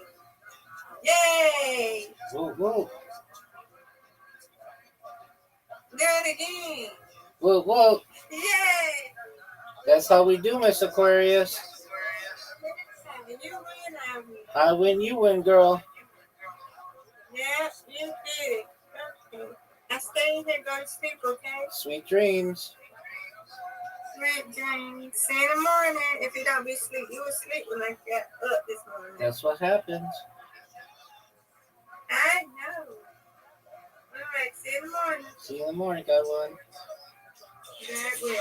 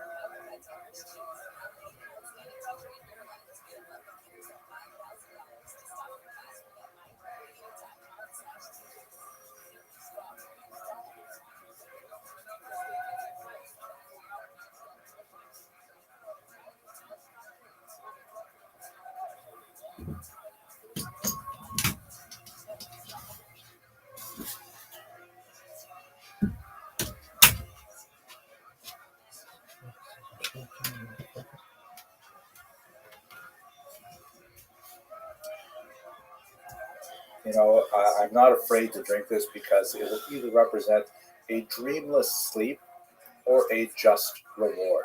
Meaning he had a very well thought out ethical system, so much so that he was not even afraid to drink the hemlock. But maybe we'll get back to this a little later on the course. What do we mean when we say medical ethics? What are medical ethics? What are bioethics? So these are basically a sort of subset of general ethics that specifically relate to medical procedures. Meaning, if you have an ethical system and then you find yourself in a medical environment where you have to apply those ethics, the application of those ethics to those medical settings are medical ethics. The kinds of issues that are really very fundamental, and we'll get into them throughout this course, are priorities in medicine, for example. If you have scarce resources and you have to apportion them according to an ethically consistent system, how do you decide which person gets the medical treatment first? Or how do you decide which person gets it at all? This is a very, very crucial burning question that continues to affect all societies, including the United States of America. Secondly, what about types of treatments? There are certain treatments which might be effective on a medical level, but would be highly unethical on another level. Like, let's say, for example, stealing an internal organ from a living person in order to give it to another person. That would clearly be a violation of most basic ethical norms, but nevertheless might be a very effective medical technique. So choosing your medical ethics, working them out, is so crucial to functioning in the medical field. And there's no one system of medical ethics. There are some basic principles which are widely accepted, and we're going to go over those, but it's subject to cultural, historical, geographic variation. Let's look at one classic example, the Hippocratic Oath, which was an oath that was first outlined in the 4th century before the Common Era, not too long after Socrates. That was an attempt to kind of, in a paragraph, say what doctors believe when it comes to medical ethics. But it is so deeply steeped within the cultural environment in which it was written. For example, it invokes the divine authority of all kinds of Greek gods that are certainly not accepted by Jews or any monotheistic faiths today. Like it says, I swear by Apollo, physician, and Asclepius, and Hygeia, kind of saying all the gods and goddesses. Like, invoking that as your authority is clearly a violation of the beliefs of many people. How could we base our ethical system if it's fundamentally founded on a polytheistic faith system that we do not adhere to? There's all kinds of other interesting things in there about debt to teachers, deference to surgeons, in particular, a huge distinction between various types of medical workers, and a massive, massive opposition to abortions, which would also be quite problematic for modern medical procedures, as we shall see in a later class. So even though we have something that everyone seems to sort of generally agree on, the Hippocratic Oath, that's really an important thing, when you actually look at the text of the Hippocratic Oath, it has a lot of difficulties for modern medical ethics. So we have to go a little bit deeper, and we have to say, what are ethics based on? So they are based essentially on values, meaning what are the things that we consider important? When we can rank the things that we consider important, we can structure our ethical system based on that ranking. Once again, values are culturally determined. A couple of examples. Not too long ago, it was considered absolutely appropriate to pay women less for identical work, especially in the Industrial Revolution. Men were considered the ones who were responsible to be the prime breadwinner, and therefore salaries given to men had to be larger because they were expected to support a wife and children. Women, on the other hand, were basically just, getting money on the side, that sort of thing. It was a side hustle, as they say. So therefore, they didn't have to be paid as much. Obviously, this would be highly problematic and illegal in contemporary values, especially in the Western world. Other things, for example, Jews would consider very valuable, meaning very full of value, would be the need to preserve the dietary laws of kashrut, to observe the Shabbat, to preserve tzniut, right, with the laws of modesty. All these kinds of things are extremely important to Jews, but not necessarily shared by the broader society. So what you value is something that is clearly shaped by the society in which you live, and you live in a multicultural society in which you may be dealing with patients who have a very different set of values, which you have to deal with, and hopefully respect them whenever possible for in a medically appropriate way. Now, these values frequently clash. One person may have one set of values, another person might have a very sincere belief in a different set of values, and those two things will come to clash with each other, and you have to make a decision.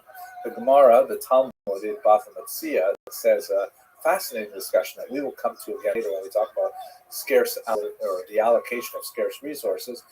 Two people are traveling in a desert, scenario set up. It's kind of a lifeboat morality situation, and they have one flask of water. Two people, one flask of water. The distance between where they are and the next point of civilization is sufficiently far that if they try to share that flask of water, they will both die of thirst. There's not enough for both of them to make it to the next town. On the other hand, should the person who owns that flask of water simply say, it's all mine, and refuse to share it with the other person, even though that will mean certain death for the other person? So the Talmud goes into a tremendous discussion over what does it mean and what are the values. Is it more important to share and risk your life with others, or is it more important to say, hey, my life comes first? And these are the kinds of examples where there's no clear-cut answer. Ultimately, you do have to make a decision, but there's no clear-cut answer right away. And structuring a valuable system or a values-based system is so crucial to the issues we will face.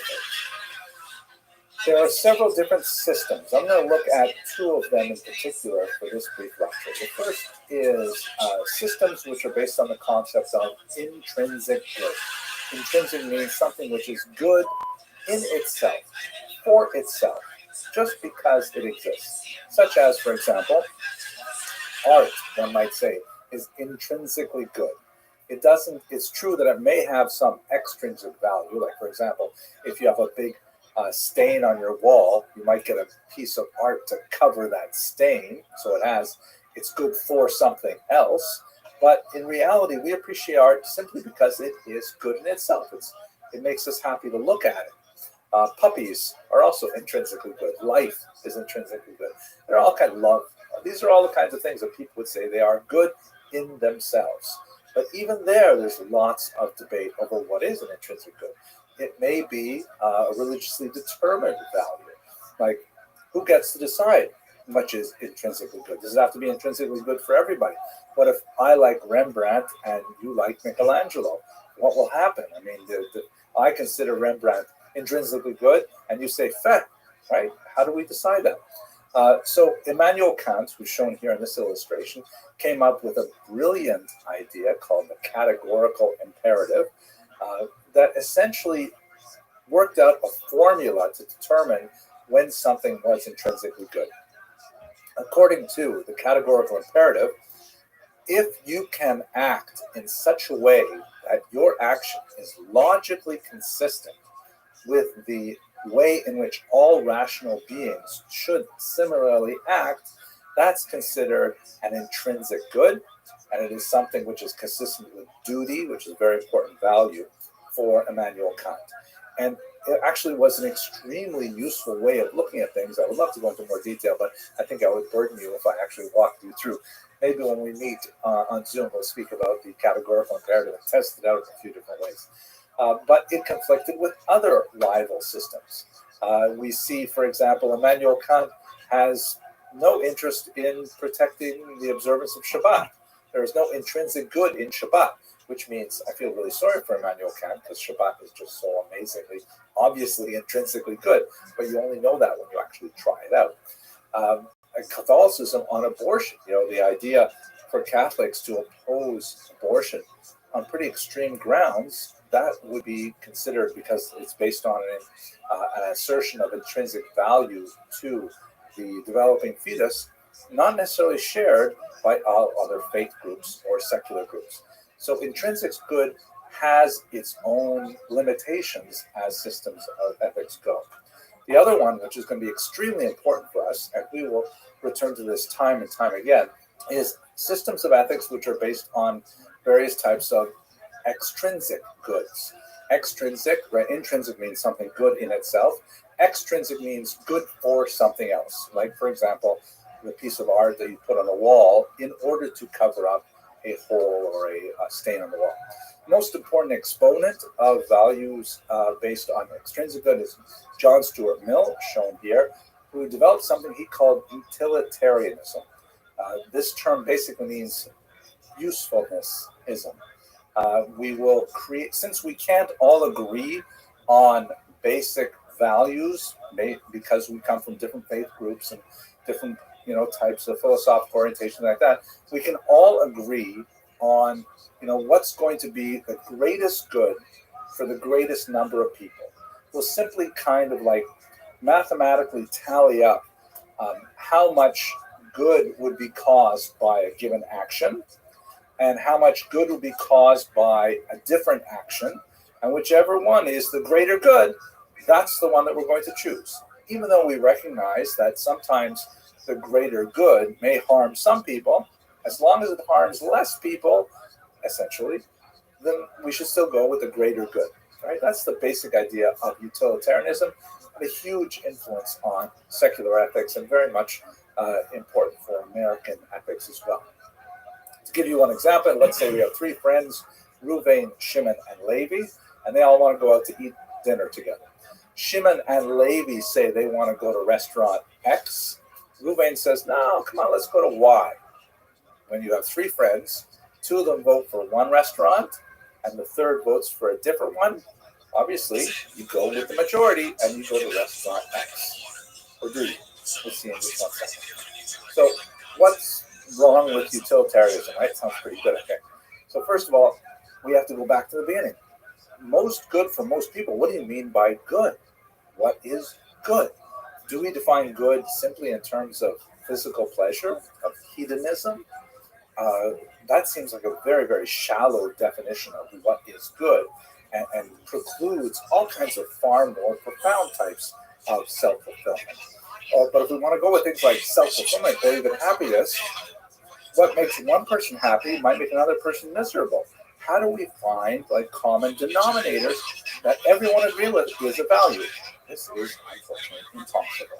So, and one good example of it, if we go back to our restaurant situation, let's say Shimon and Levi are hugely, they're huge fans of a given restaurant X, but Reuven is allergic to peanuts.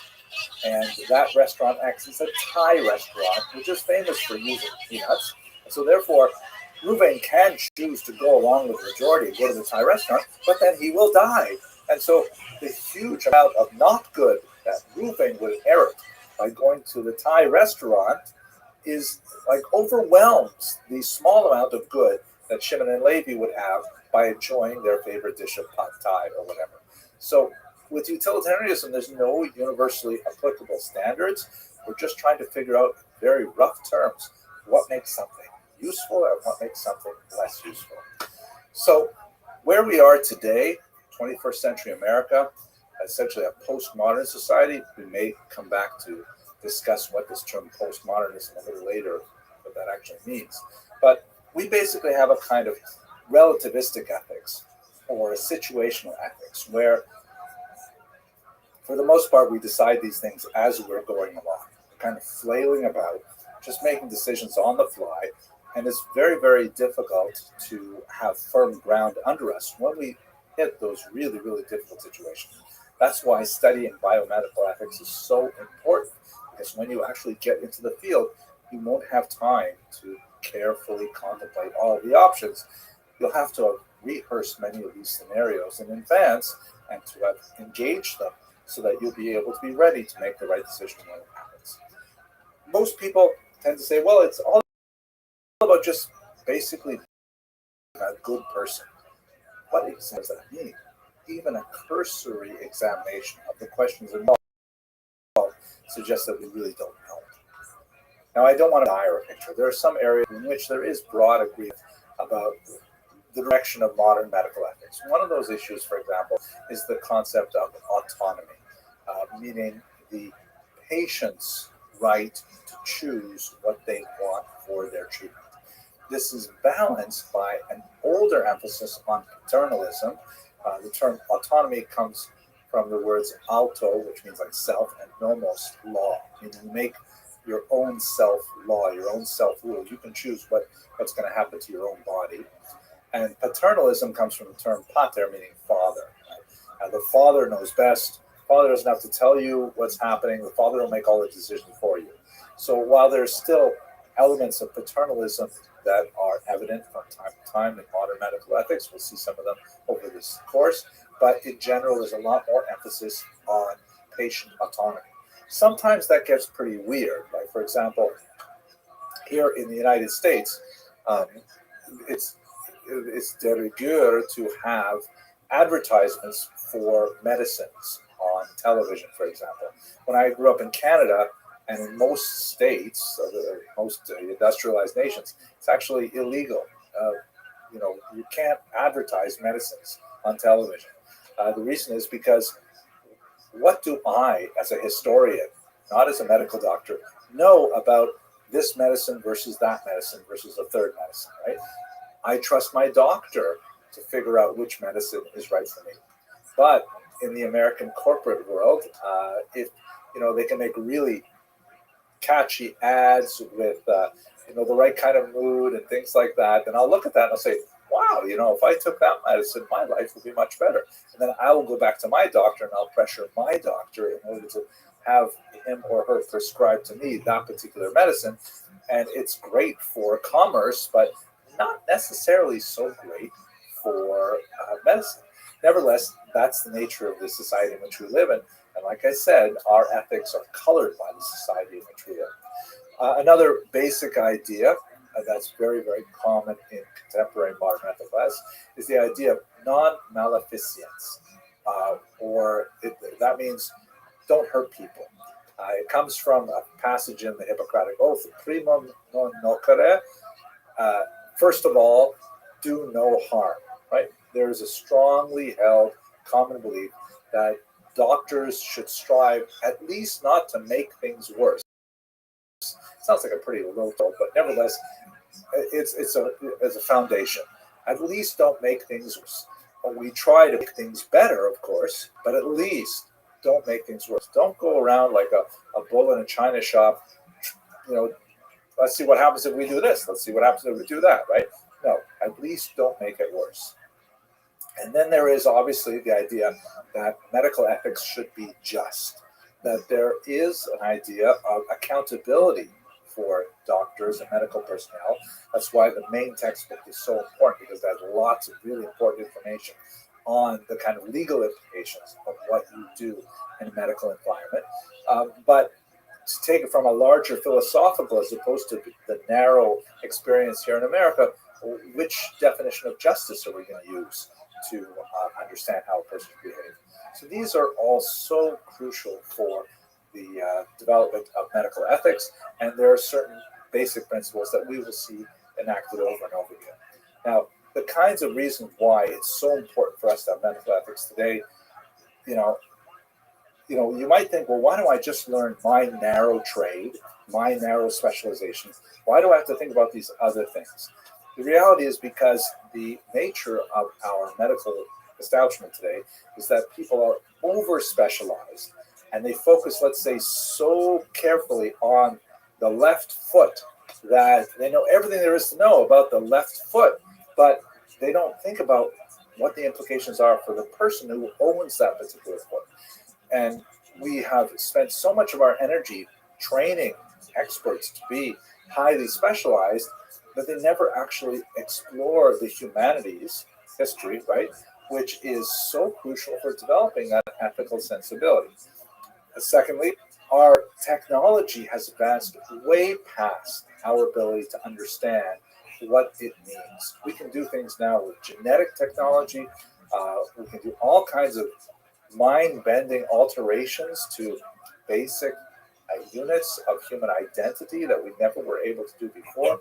And sometimes we know how to do things before we understand whether or not we should do things. We live in a highly litigious environment where doctors and medical personnel are sued all the time, and this is part of the downside of the lack of paternalism as a value. Autonomy means that when people are dissatisfied with their treatment, they have the right to sue their caregivers, and so you have to be protected against that and make sure that your behavior is, of course, corresponding to best practices, ethically and otherwise. And also, one of the huge questions is who ultimately gets to make the medical decisions today? In the American environment in particular, with the nature of health insurance and how that functions, a lot of these decisions are not made by doctors, but really made by the commercial enterprises that support the entire medical infrastructure, and that has to do primarily with health insurance.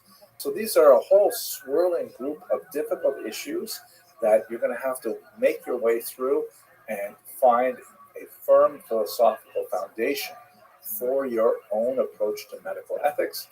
We're going to go into some more details in the next videos, but I just want to say thank you very much for watching this one.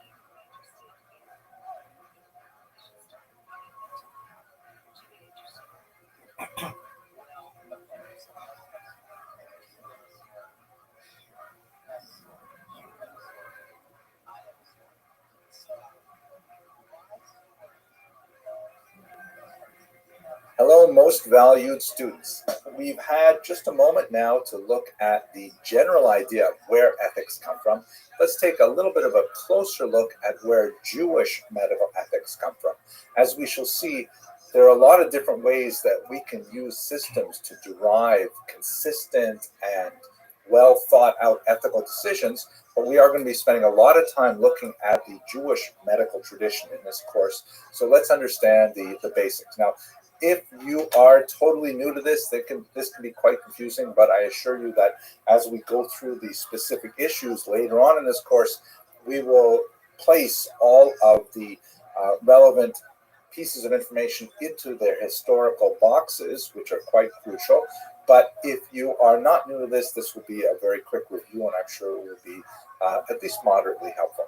So first of all, one of the most important differences between Jewish medical ethics and other systems, particularly modern systems based on utilitarianism, are that Jewish medical ethics are based on a fixed system of values that are derived from a revealed source. In other words, the Torah. That is, Jews rely, and when I say Jews, I'm talking about the Jewish tradition. Obviously, in modern age, Jews can make individual decisions that may not conform to Torah priorities. But historically, Jews have relied on the Torah as their basis for definition of what has value. And on those values, Jews have been involved in creating their medical ethical system. This is quite different from, let's say, utilitarianism, where there is no fixed given set of values, hence revealed, right? Meaning God says, don't worry about figuring this out. I'm going to tell you in writing, these are the things that are most important, and these are the priorities, and so on. So not only do Jews start with a fixed, revealed source of already defined values, Jews also rely on a narrative tradition of how to interpret those values, specific rules, hermeneutic rules, to determine when an apparent contradiction exists, how it can be resolved. The books, the texts that have ultimately defined these things and record these things for later generations are what we're going to focus on today.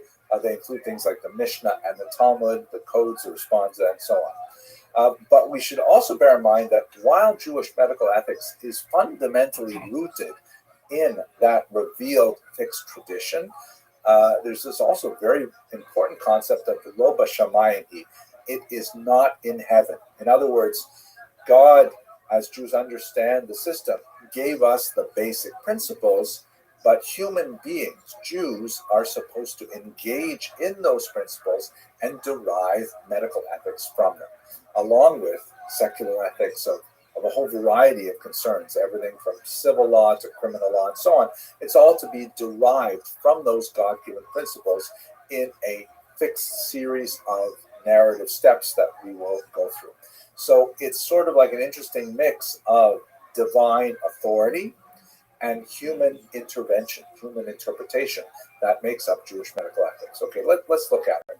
We should also bear in mind that in this system, there is no difference between what we would call interpersonal, the Hebrew term is bein adam v'chavero, ethics that determine behavior between one person and another, and what one might call ritual ethics, meaning things that are between a person and God, bein adam l'makom in Hebrew. In other words, we tend not to consider things like how does a Jew honor the Sabbath as being fundamentally different from how a Jew respects his or her neighbor's personal property, right? They're all part of the same system. And although we may see that there are different levels of stringency based on human interpretations, but it all fits within one big body of commandments. And this will be extremely important because when it comes to medical ethics, where multiple values, multiple priorities often clash, decisions have to be made, and sometimes certain ethics have to be sacrificed for other ethics. We'll get lots of examples of that throughout this course. But let's go through the text now and try to understand, how are these values codified? First of all, let us begin with something that may be surprising to those of you who are new to this material, the concept that there are actually two Torahs, right? That's really important. The first is the written Torah, known in Hebrew as Torah Shebechsav, and that refers to the 5 books of Moses. The first 5 books of the Bible, which according to Jewish tradition, are given by God in the form that we have them today. This is obviously at variance with a lot of ideas of modern biblical criticism, but that doesn't matter because we're working within the intellectual ecosystem of Jewish medical ethics, which understands these first 5 books of Moses as being totally authentic and inviolate. Now, along with the written Torah, Jewish theology holds that there is a complementary oral Torah, Torah Shebaal Peh, which is a body of teaching, as the term implies, that was delivered orally from God to Moses and then handed down subsequently through generations of scholars all the way up until the present day. And that oral tradition, which we're going to explore in a little more detail in just a second, is then somehow divided into various areas of teachings. The Mishnah is going to be extremely important. That's essentially a body of law. But there's also the Midrash, which is a kind of a poetic appreciation of ideas in the Torah that do not necessarily have to do specifically with ethics, but may say something about, the universe, the nature of life, philosophical ideas, things like that. And then finally, there is the esoteric or mystical tradition known as the Kabbalah. All of these 3 types of information, which are codified in different types of books, as we shall see, are forms or expressions of the oral Torah. And the oral Torah, crucially, is something which is still engaged in today. It is still something which requires the active engagement of students in order to find out what does the written Torah really mean. It's only found out through this oral exchange of ideas. So let's look, what is the nature of the written Torah? The traditional understanding that Jews have held dear for centuries is that those first 5 books of Moses are of divine origin. They are infallible, even when it appears that there are spelling inconsistencies or grammatical infelicities. All of those things are intentional, including things like, for example, letters which must be written upside down in the scribal form of the written Torah, all kinds of things like that. And that it is fundamentally inscrutable, meaning we can't plumb it to its very depths. We can understand it on a certain level, but we will always come against things which are fundamentally secrets of the Torah, and those are accessible only by the greatest scholars who have delved and plumbed the depths of the mystical tradition and so on. But that's basically the level of awe and respect that Jews come to the Torah, the written Torah in particular. It is understood as the blueprint of the universe. That's a sort of a paraphrase of the description of the Torah that's written in Talmud, that God looks into the Torah and then creates the rest of the universe, that it is the model for the universe, that it has, no limitations on its applicability. It is eternally relevant, as a passage in the Mishnah says. You can turn it and turn it. Of course, it's a scroll, right? So when you're turning it, you're going through it. For all is within it. The written Torah, as Jews understand it, includes all the answers you could ever find to any question. The problem is you have to know how to ask the Torah the question that you want solved.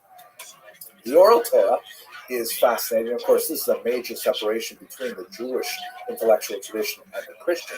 The Christian tradition does not have the oral Torah at all. The Christian tradition does accept the Tanakh, the Hebrew scriptures, as authentic, and then they attach at the end the New Testament, which are Christian scriptures that, that's not our area of discussion today, but the oral Torah is a totally Jewish thing. Jews have believed for time immemorial that the oral Torah has equal authenticity to the written Torah, but it is open to debate. Open to debate in the sense that you can say yes or no, in the sense of, well, what does it really mean? And the oral Torah, because it is, enshrined within the living voice of students that ring throughout yeshiva halls to the present day, there are so many ambiguities and complexities that arise from the fact that it is, when compared to a written fixed text, quite ephemeral. You wonder about the broken telephone phenomenon, where things get changed over time. And more significantly, the intentionally deceptive nature of some teachings, which are meant to disguise the final answer from students who may be unworthy. There's a lot of questions about how to get to the bottom line when you're working with oral Torah ideas. I'll give you a few examples. Well, one of the most important ideas in oral Torah is the notion that every student is capable of defining something new, a chidush, something new. But this discovery of something new is actually the rediscovery of something that is actually already buried in the text of the written Torah. But through the exercise of the oral Torah, it becomes revealed as well. So something that previously existed, then found again. I know this is complex. We're not going to go into this in a lot of detail because we're going to get to medical ethics per se in the very next lecture. But let's just get our sense of what the major texts are. Okay, so here are the three major groups of texts. The first one is, as I mentioned earlier, midrash, which are kind of like poetic riffs on passages in the written Torah. Sometimes the midrash has a legal implication. The word for law in Hebrew is halacha, which means the way. And sometimes they are homiletic. The Aramaic term is agadata, or the Hebrew is agada. And that refers to kind of like things which are not necessarily teachings that imply that you should behave differently as a result. This chicken is kosher, that chicken is not kosher. But they illuminate basic ideas of Jewish thought and philosophy. The midrash were collected primarily in the Middle Ages, some of them in the ancient period, and we have them in many different books, including things like the Midrash Rabbah, the Great Midrash. The second major body of teachings, and here we will be very active for the rest of this course, is the Mishnah. The Mishnah is almost exclusively legal in orientation. It is a body of teachings that was codified somewhere in the early 3rd century, and it is the foundation of a much larger body of work called the Talmud, right? The Talmud is essentially a commentary on the Mishnah. The Mishnah is not a commentary on the Torah, the written Torah. I'll explain that in the next slide. And then finally, the Kabbalah, which are the mystical teachings. And in terms of Jewish medical ethics, The Mishnah is hugely important, the Midrash somewhat important, and the Kabbalah least important. In other words, if these principles, if these three major texts come into conflict with one another, that has relevance to a specific medical question. Like, for example, we see this happen in IVF, in vitro fertilization, where there are certain ideas in the Kabbalah that are not discussed in the Mishnah. And in fact, a particular choice of action might be totally appropriate vis-a-vis the Mishnah, but in terms of the Kabbalah, it would be discouraged. Well, the Kabbalah and its teachings may be sacrificed because the halacha has primacy over the mystical teachings. Although obviously it would be ideal if a person could choose to follow each of them, the Mishnah has pride of place when it comes to actually determining halachic or legal activities. I know that might be confusing for you, so just hold on and it will become clear as we get to their specific issues. So those are the three basic kind of groupings of oral Torah works. What exactly does it do? So, for example, the oral Torah clarifies ambiguities in the written Torah. I'm recording this, by the way, right around the holiday of Sukkot, where one of the things that Jews do is they go to synagogue with 4 species that are connected with the harvest season, the palm frond, the myrtle, the willow, and a particular fruit, which is simply called in the written Torah, the fruit of a goodly tree. The written Torah does not tell us which fruit to use. So theoretically, I mean, what is the fruit of a goodly tree? Is it a pineapple? Is it grapefruit? I mean, if I showed up to synagogue carrying a grapefruit, I would be laughed out of the building. We all know that the correct fruit to bring is an etrog, or an esrog in the Ashkenazi pronunciation, but it doesn't say so in the written Torah. There is an oral Torah that goes alongside it that clarifies the ambiguity that the correct fruit is an etrog. Similarly, you see in the picture here, the phylacteries, known in Hebrew as tefillin, these prayer boxes worn on the arm and on the head, what are they supposed to look like? Right? The Torah doesn't tell us anything about what these prayer boxes are supposed to look like. The business with the straps and square and how they're shaped and all kinds of, these are all things which are discussed in the oral Torah. Secondly, the oral Torah supplies what are apparent omissions, right? Like all the laws of how animals are slaughtered to be kosher is not discussed in the written Torah. You need the oral Torah to get that whole manual, really important for the Jewish diet. And finally, the oral Torah sometimes even contradicts simple readings of the text. Like, for example, the written Torah says an eye for an eye, a tooth for a tooth, which sounds very Hammurabian, meaning that if Reuven knocks out Shimon's tooth, then Shimon should be able to go back and knock out Reuven's tooth, which serves him right for forcing him to come to that Thai restaurant anyways. But the idea is, actually I got that verse, I think it was Reuven who had to go to the Thai restaurant, right? Anyways, maybe you didn't watch the first lecture, so that's okay. But the oral Torah says, no, it doesn't mean literally an eye. You take out an eye for another eye. What it means is you calculate the monetary value of one eye, and the person who was harmed by having his eye poked out, God forbid, has to receive from the person who harmed him the value of that eye in some kind of cash payment, along with other things, lost wages and medical bills and all things like that. So the simple reading of the written text often gives a very blunt description of what has to be done. The oral Torah refines it and sometimes even appears to contradict it. So that's what the oral Torah actually does. Okay, so let's go on now to the codes and responsa. Okay. Recall that all of these works are evolving historically as well.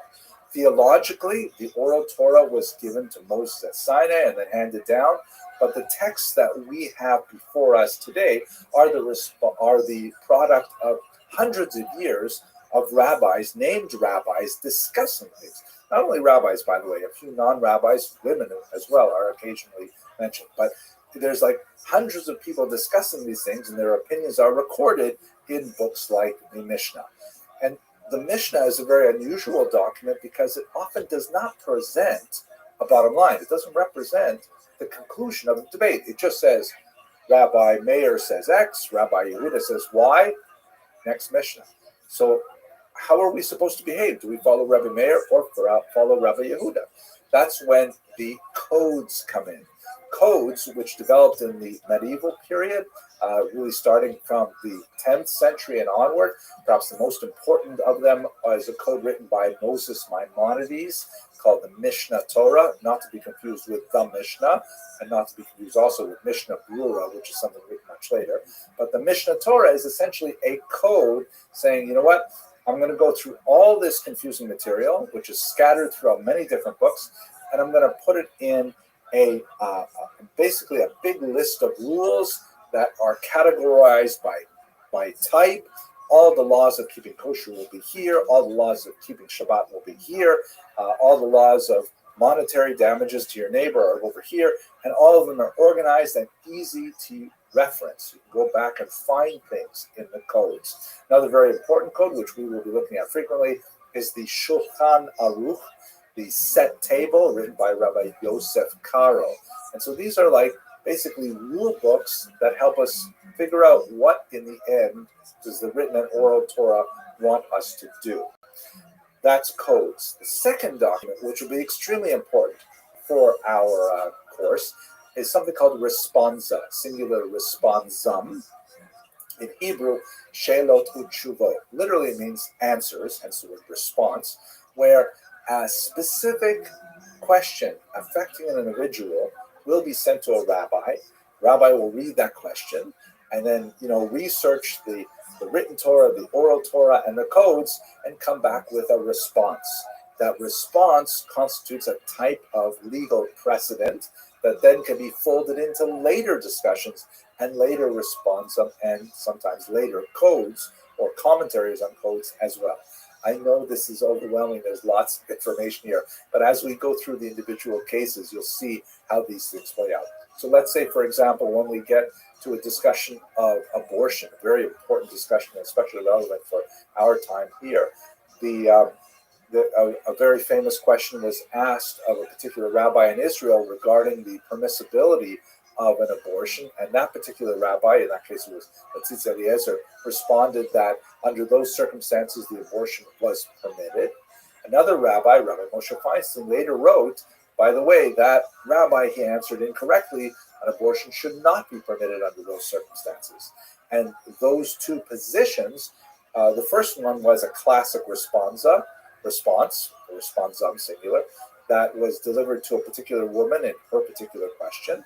The other one was really a follow-up response or a reaction to that response, but both of them constitute legal precedents that have a lot to say about what to do about abortions in the future, as we shall see.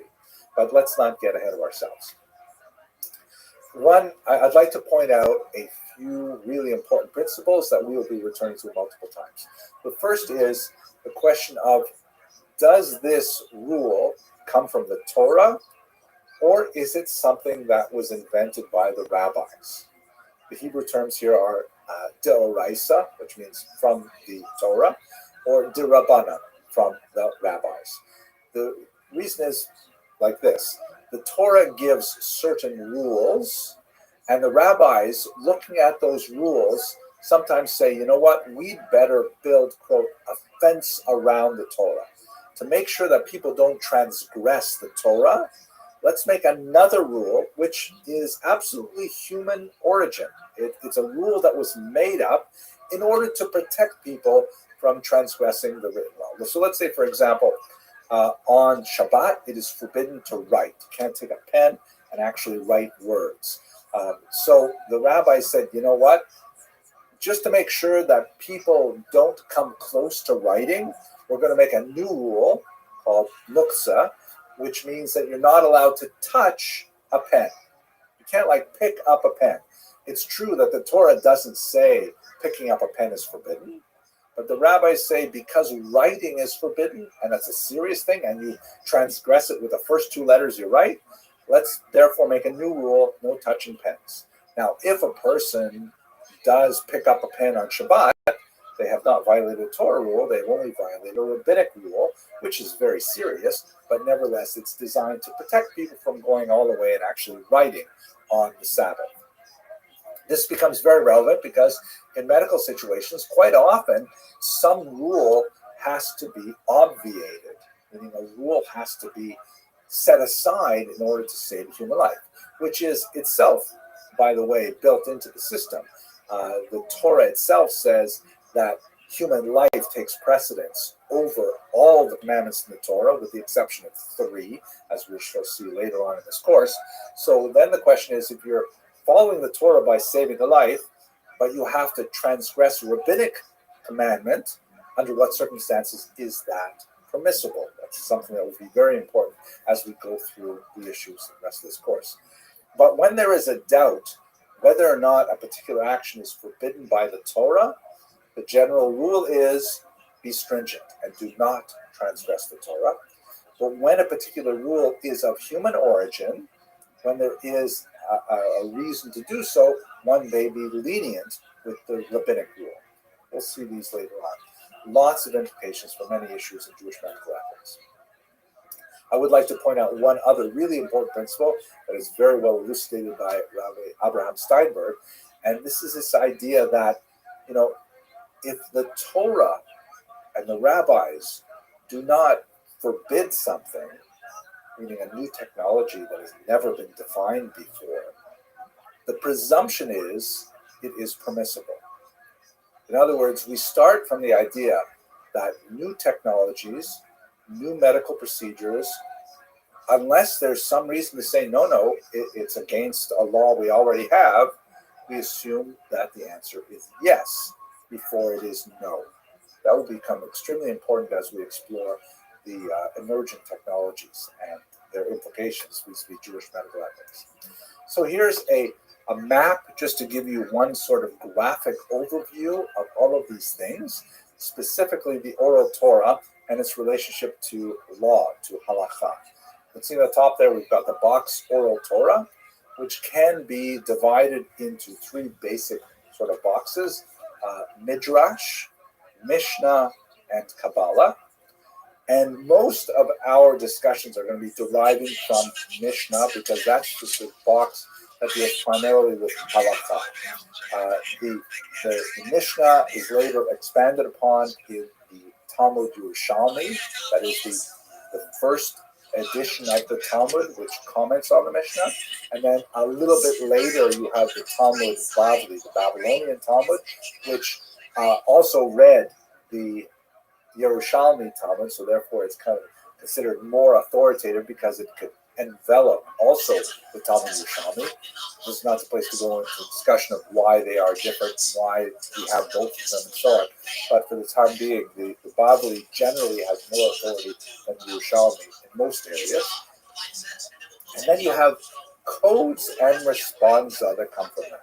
The codes are written because the Talmud, by dint of the nature of its structure, is quite diffuse. There's very few areas where all the information on a given topic are concentrated, and in order to really understand anything important, you have to study the entire Talmud in order to know that you're not missing anything. So the codes go back and organize it in new books like the Mishnah Torah or the Shulchan Aruch. And then we have responsa, which really date from the period of the Talmud Bavli shortly afterwards and come right up to the present day, 21st century. There are definitely lots of responses still being written today where individuals will ask rabbis specific questions. Those questions will then be answered in writing, and they constitute case law precedent for future halakha. Okay, that's a quick overview of the big areas of text that will inform our discussions. Let's get into the actual examples of Jewish medical ethics, beginning with very, very difficult issues like the allocation of scarce resources. Thank you very much for listening.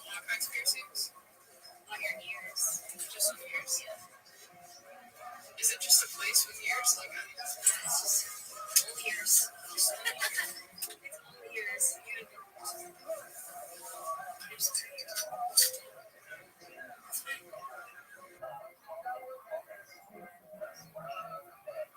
Hello, fellow students of Jewish history. I'd like to begin a brief series of lectures on the Jewish encounter with Rome. Today we're going to focus on the reign of King Herod, but I'd like to begin with the very first encounter with Rome, which actually takes us back to the days of the Maccabees. Here you can see a beautiful representation of Judas Maccabeus, or Yehuda Maccabee, one of the great military heroes of the revolt that occurred about the year 167 before the Common Era. Let's place his role in the encounter with Rome within its historical context. First, we've got to jump back just a little bit further to the reign of Alexander the Great, who, as you can see in this map, extended the empire he created from Macedonia, which is in the green on the left, all the way out through the Greek territories, Asia Minor, all the way through the Eastern Mediterranean, including Egypt, and then all the way out to northern India, Afghanistan. And after he died, this area was divided among 4 of his generals. You can see that the yellow color is the Seleucid Empire, and the sort of bluish purplish that is dominant in Egypt, that would be the Ptolemaic Empire. And of course, Israel finds itself right in the middle of those territories. And one of the reasons why you can see in this particular map that the land of Israel is sort of colored yellow and purple is because it went back and forth between those 2 rival empires over the next century or so. We've spoken in other lectures about the Maccabean rebellion, and I'm not going to go into it in great detail here, but let us just recall that there were many Jews living in the land of Israel who actively supported the Seleucid Greeks in their program to Hellenize the population. That is, to get the Jewish population in the land of Israel to absorb more and more Greek values, including everything from philosophy and science to athletics and aesthetics. And there was a feeling that this was like a modernizing thing that would bring Jews into the larger world of the Eastern Mediterranean in particular. And traditionalists argued against it, beginning with Matisyahu, who was Judah's father. And this created a kind of a traditionalist revolt against those Hellenizing Jews and against the Seleucid Greeks. Please feel free to have a look at some of my other lectures to get a better sense of how that conflict progressed. At any rate, the point where I'd like to pick it up here is where Yehuda Maccabee, who has taken over the command of the rebel forces, has effectively fought the Greeks to a stalemate. And the Seleucid general Lysias, now after the death of the previous king Antiochus Epiphanes, he proposes an armistice with the Maccabees, saying, okay, you know what, sorry we pushed you too hard, how about we find a compromise? We'll let you, for example, choose your own high priest, which was a major concern for a lot of the moderate population in Israel. So it turned out that the Hellenizing population in Israel and most of the moderates, they liked the idea. They wanted to end the war, not achieve full independence from the Seleucid kingdom, because they felt they're going to have to pay taxes anyways. As long as they were left alone, they had enough autonomy, especially religious autonomy, that was enough. But Yehuda Maccabee and his shrinking band of followers said that was not enough and insisted on fighting further. So the conflict at that point continued. A good portion of the Jewish population in Israel sought support of the Seleucids to try and, end the fighting, whereas Yehuda Maccabee sends a delegation to Rome and says, hey, maybe Rome, you can help us out in our conflict with the Seleucids and in our ambition to achieve full independence. If you look at the book of Maccabees, which does not appear in the Hebrew scriptures, but does appear in a lot of Christian Bibles in the Apocrypha section, this is, by the way, a beautiful reproduction of a 17th century English translation, the King James. And if you zoom in, you see this interesting passage. There's kind of like this header at the beginning that says, Judas is informed of the power and policy of the Romans and maketh a league with them. And the articles of that league are described here. So the text talks about how Yehuda had heard of how powerful the Romans were, and that he thought that he could enlist them into his aid against his Seleucids. If we jump ahead to the end of the chapter, it says here, verse 24, if there come any war upon the Romans or any of their confederates throughout all the dominion, the people of the Jews shall help them, right? This is like a mutual assistance treaty, as the time shall be appointed with all their heart. 26, neither shall they give anything unto them that make war upon them, meaning they will not help the enemies of the Romans at all, or aid them with victuals, weapons, money, or chips. And I wondered about that. Why are they not giving them chips? What's so important about the chips? It must be they had these great chips housed. This is not, by the way, a paid product announcement. I actually like these chips a lot. So that was a joke. I'm sorry. I don't know why I put these things in there. But at any rate, let's go back. As it has seemed good unto the Romans, but they shall keep their covenant without taking anything therefore. So the idea was they signed a mutual assistance pact. The Jews would help the Romans if anyone attacked Rome, and theoretically, at least, the Romans would help the Jews if anyone attacked Israel. Now, it turned out that it was more of a kind of a cynical agreement, and we don't. Well, you'll see how it turns out. If you look at the Greek original, the text has both the Jews and the Romans virtually promising the same to each other, but it didn't work out that way. Meanwhile, the Seleucid kingdom lost control of Israel, and the Maccabees were able to actually achieve Yehuda Maccabee's dream of independence. He himself was killed in battle, but as you can see from this map, not only were the Maccabees able to establish a new dynasty called the Hasmonean kingdom, or Hashmonaim, but they were actually able to expand it significantly throughout the region, on the other side of the Jordan as well, and that's essentially the history of the Maccabean kingdom from the revolt in about the year 167 until the arrival of Pompey, a Roman general, and that's what we're going to turn to next.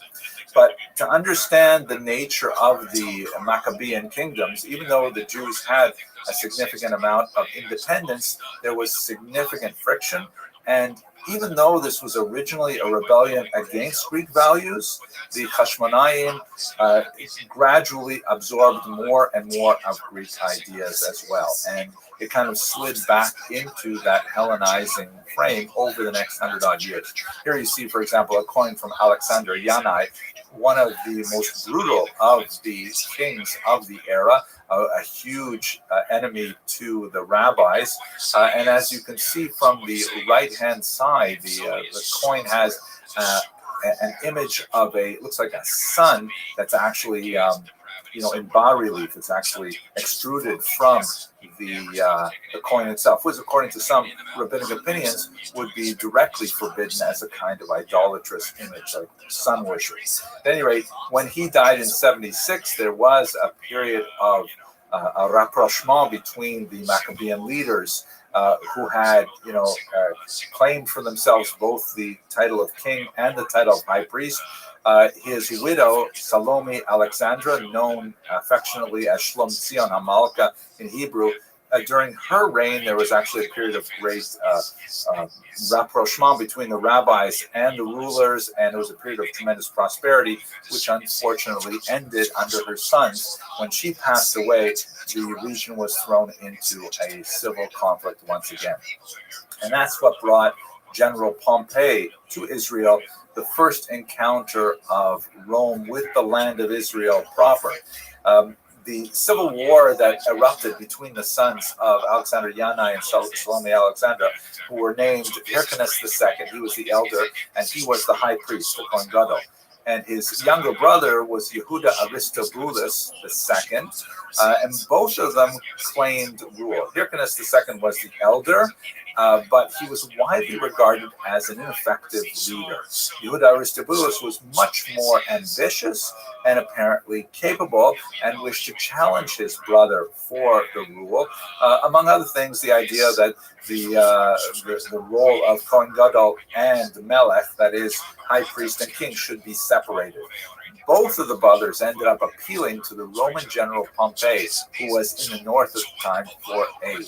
Pompey looked at both of them, and he technically favored the weak Hyrcanus, but in reality, he just wanted to subjugate Judea to Rome. And when he came into the area, he nominally supported Hyrcanus, but in reality, he took it over and, in fact, defiled the temple in a rather disgusting manner. This was in the year 63 before the Common Era. About 20 years later, Hyrcanus would ultimately be deposed by his nephew, Antigonus, who was actually Aristobulus' son. According to Josephus, Antigonus actually bit off his uncle's ears, which mutilated him in such a way that he was no longer fit to serve as the Kohen Gadol, because there are certain laws about how the high priest has to appear. Rather nasty kind of event. But this means that from 63 before the Common Era, Rome is officially in charge of the land of Israel. Let us now turn a little bit later in time to the rise of one of the greatest kings of Israel in this era, King Herod. And when I say great, I'm not necessarily saying great in the sense of like wonderful, we love him, but great in the sense of being extremely powerful and leaving a huge mark on history.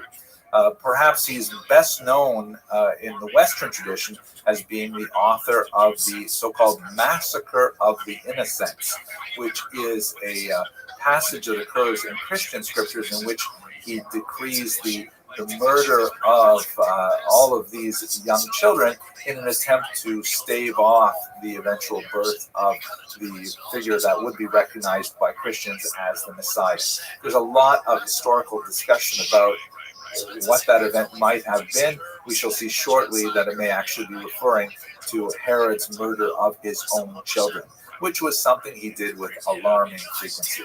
At any rate, Herod was an Idumean. You can see the region of Idumea here is in the south of Judea. This is a region that was forcibly conquered by the Maccabean kings, and in a rare moment in Jewish history, the population was forcibly converted to Judaism. This is one of those moments that reverberates throughout history. Of course, Judaism has forsworn that particular practice, partially as a result of the horrible experience that they had under King Herod following this forced conversion. But at any rate, the Idumeans were a population that ultimately identified with the Jewish people, but they also felt somewhat separate and occasionally resentful of that. When we get a little further in the series, I'd like to discuss the role of the Idumeans in the First Roman-Jewish War, which was quite significant. Herod's father was Antipater, who was an ambitious advisor to Hyrcanus. Herod was one of his multiple sons. He was born in the year 73, and his father, as a result of his attachment to Hyrcanus and the support of Rome, was able to give his sons political rule in various parts of the land of Israel. Herod was given the Galilee, the north, and he immediately charged in and used rather brutal means to put down an incipient rebellion that was happening there. He actually imposed the death sentence without the authorization of the Sanhedrin, which got him into trouble with the great Jewish court. And we have two parallel descriptions of a rather unusual event. It's mentioned in Josephus, who is, of course, one of the great historians of this era. Once again, I hope to discuss his complicated backstory a little later in the series, but he provides us an unusual glimpse into the moment when Herod was brought before the Sanhedrin to answer for his precipitous brutality in the Galilee. And we also have the same story with some significant differences in the Talmud as well. According to the version that Josephus offers, Herod appears before the Sanhedrin fully armed, which was considered a great act of nerve, to use the Hebrew term chutzpah. It was a great act of insolence to appear before the great court wearing armor. And he effectively cowed all of the judges into submission. And essentially, they let him go without any kind of reprimand. In the Talmudic version, which you can see here, appears on page 19b, of Tractate Sanhedrin. In the Talmudic version, it is Shimon ben Shetach, who is the great rabbi who stands up against Alexander Yanai the king and challenges his colleagues. But in the Josephine version, it is none other than the great Shammai, the interlocutor to Hillel, who was the only rabbi who has the courage to stand up to Herod, but unfortunately he is not supported by the rest of the Sanhedrin, and Herod walks. Why these two versions, Josephus and the Talmud, differ in the important details of which figures are speaking is beyond the scope of this discussion. Herod brought three particular skills to his rule in the land of Israel, and we'll see them play out over his long career. The first is that he was capable of bold, brutal repression, that he had very little qualms about using violence to support his rule. Secondly, and ironically, this was combined with a remarkable level of public generosity, that he was certainly capable of recognizing the needs of a larger population and to provide for their tax relief and grain whenever possible, and especially, as we shall see shortly, in a massive series of public building works that were designed quite often for public benefit. So this combination of being very brutal and bold and at the same time very generous is rather unusual and certainly helped to promote his rule. And the third skill that he possessed was he was an extremely shrewd cultivator of relationships and alliances, particularly early in his life. He was very, very careful and able to thread the needle between various Roman factions and to find supporters and patrons and know when to genuflect and when to fight back. He was able to secure his realm primarily because of these three skills: bold, brutal repression, remarkable public generosity, and his shrewd cultivation of relationships and alliances. Thank you very much for watching. This is good because right now the internet, social media is the Wild West, and kids are making money and showing their tits, and there's other creepy shit out there. In 10 years, there's gonna be regulations. Yeah, you're right. Thank God you don't have a 6-year-old girl right now. Yeah, in 10 years, we're like, holy shit. Yeah, there's more mental health issues. I know. Yeah, remember when it was just when you could just you were 18, you could post whatever you want. All that's gonna go away. By the time our kids are old enough to deal with it, there's gonna be regulations that happen. Wait, hold on, guys. Maybe. Hello, fellow students of Jewish history. In the previous lecture in the series, we looked at the first encounter of the Jews with the Romans in the period of the Maccabees, and then brought it up to look a little more closely at the beginnings of the reign of King Herod. I'd like to continue with the discussion of King Herod, specifically looking at his remarkable achievements in public works and in great, fantastic displays of architectural skill. So perhaps the most significant and certainly the longest lasting of Herod's great architectural contributions to the land of Israel and the Jewish people is a huge renovation of the temple. The rabbis in the Talmud are somewhat ambivalent about it because Herod himself, even though he did a fantastic job beautifying the temple and expanding it, he was a really brutal, awful ruler, as we shall see in the next lecture in this series. So if you look at this very beautiful diagram, which I purchased from Rittmeyer, he has a great site that has all kinds of amazing architectural designs. You can see the Temple Mount as it existed under King Hezekiah. You can see the Temple Mount under King Chizkiyahu at the top. Of course, the temple is attributed to Shlomo HaMelech, but we're looking at the mount as a whole here. And then you have a few additions during the Maccabean era. And then the fourth picture from the top is how it was vastly expanded by King Herod. You can see the green area represents a dramatic expansion of the Temple Mount area as a whole. There's also a beautification of the actual structures. Josephus tells us that only Kohanim, only priests, were allowed to work on the construction. and that it never rained in the daytime, only at night, of course, during the rainy season and so on. And then on the bottom, by the way, you see that obviously it's changed dramatically because the temple structures were all destroyed during the first Roman-Jewish War in the year 70. The Muslims later built the Dome on the Rock and the Al-Aqsa Mosque, you can see on the right, but nevertheless the Temple Mount as a whole is still preserved. The area where we have the Western Wall, the Wailing Wall, is the wall that's facing us is the Western Wall, so it looks something like this, and you can see the Dome on the Rock in the background, the later Muslim addition to the Temple Mount, and of course the Jews gathering to pray at the site of the last retaining wall of the temple. Note that it is a retaining wall at the end of the Temple Mount, not the wall of the temple itself.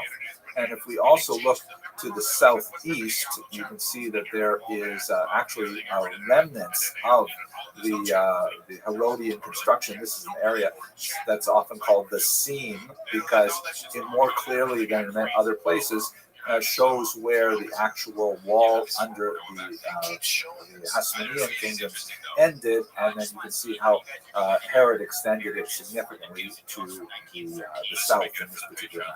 Anyway, that was one of his greatest public contributions because, of course, the temple was the central ritual site for all Jews of the world, and by beautifying it and expanding it like this, he made it much more accessible to the larger population as a whole. And I should also mention, by the way, that his public generosity in terms of temples extended throughout the Eastern Mediterranean. He was not shy about offering sacrifices at non-Jewish temples as well, something which the rabbis would not approve of, to be sure, but he often generously gave donations to other temples elsewhere in the Eastern Mediterranean, and he was known as kind of very, philanthropic king from a significant territory in the land of Israel. Caesarea is one of my favorite places. This is one of the most beautiful locations in the land of Israel, and Herod had designated it as the primary location of the Roman-Jewish nexus in Israel.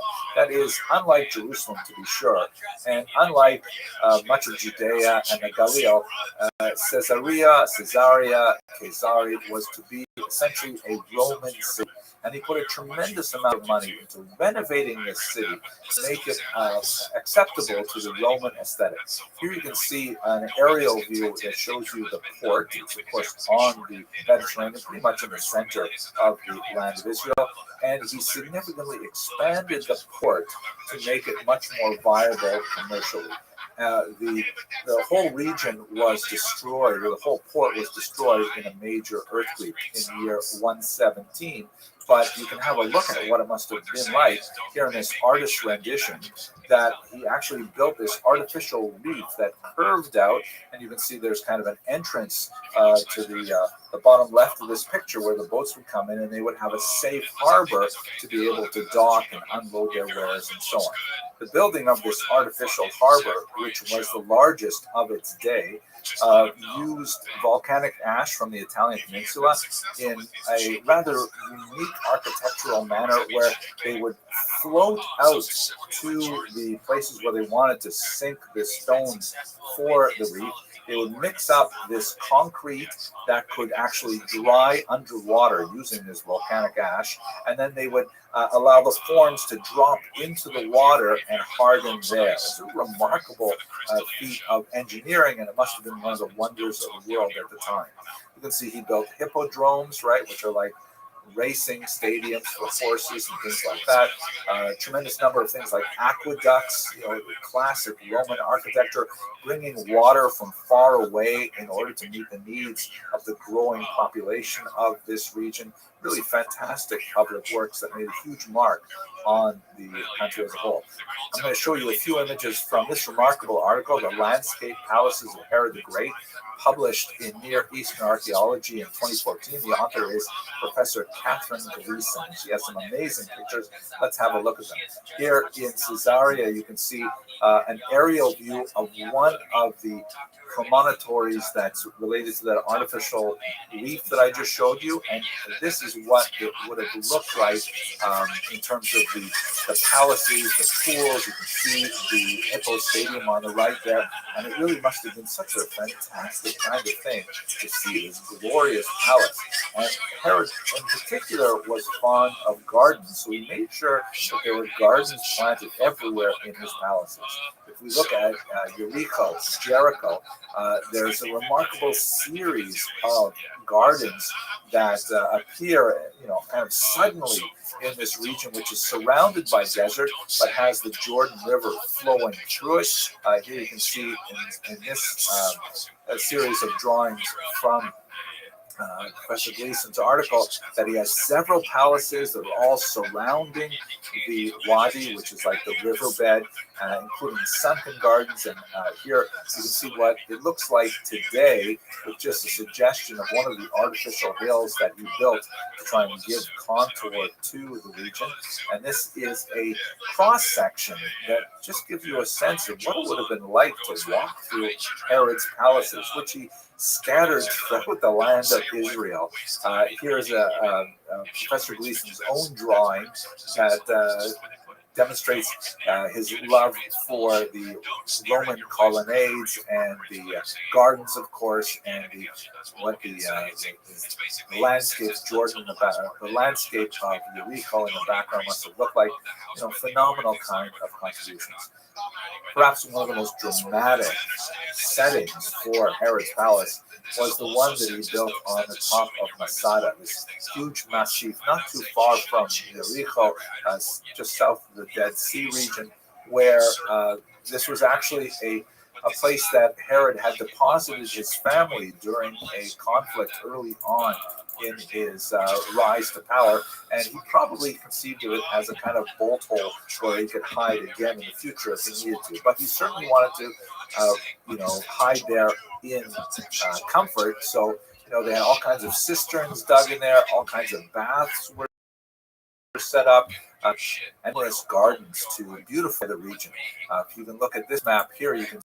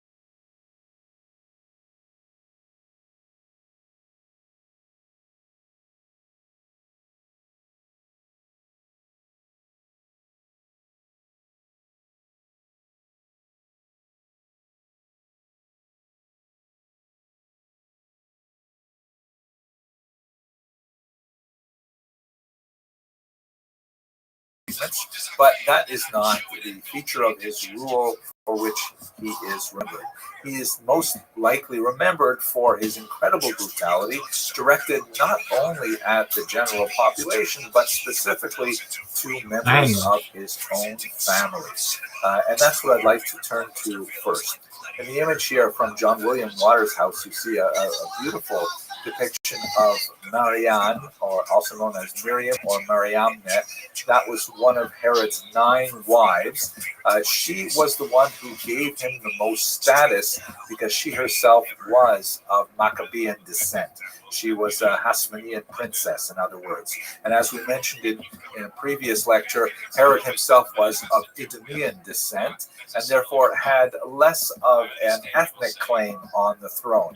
by marrying a Hasmonean princess, he was able to attach himself to the bloodline of Jewish royalty, however, but that was not to last, because in a fit of rage, he had her executed in the year 29 before the Common Era.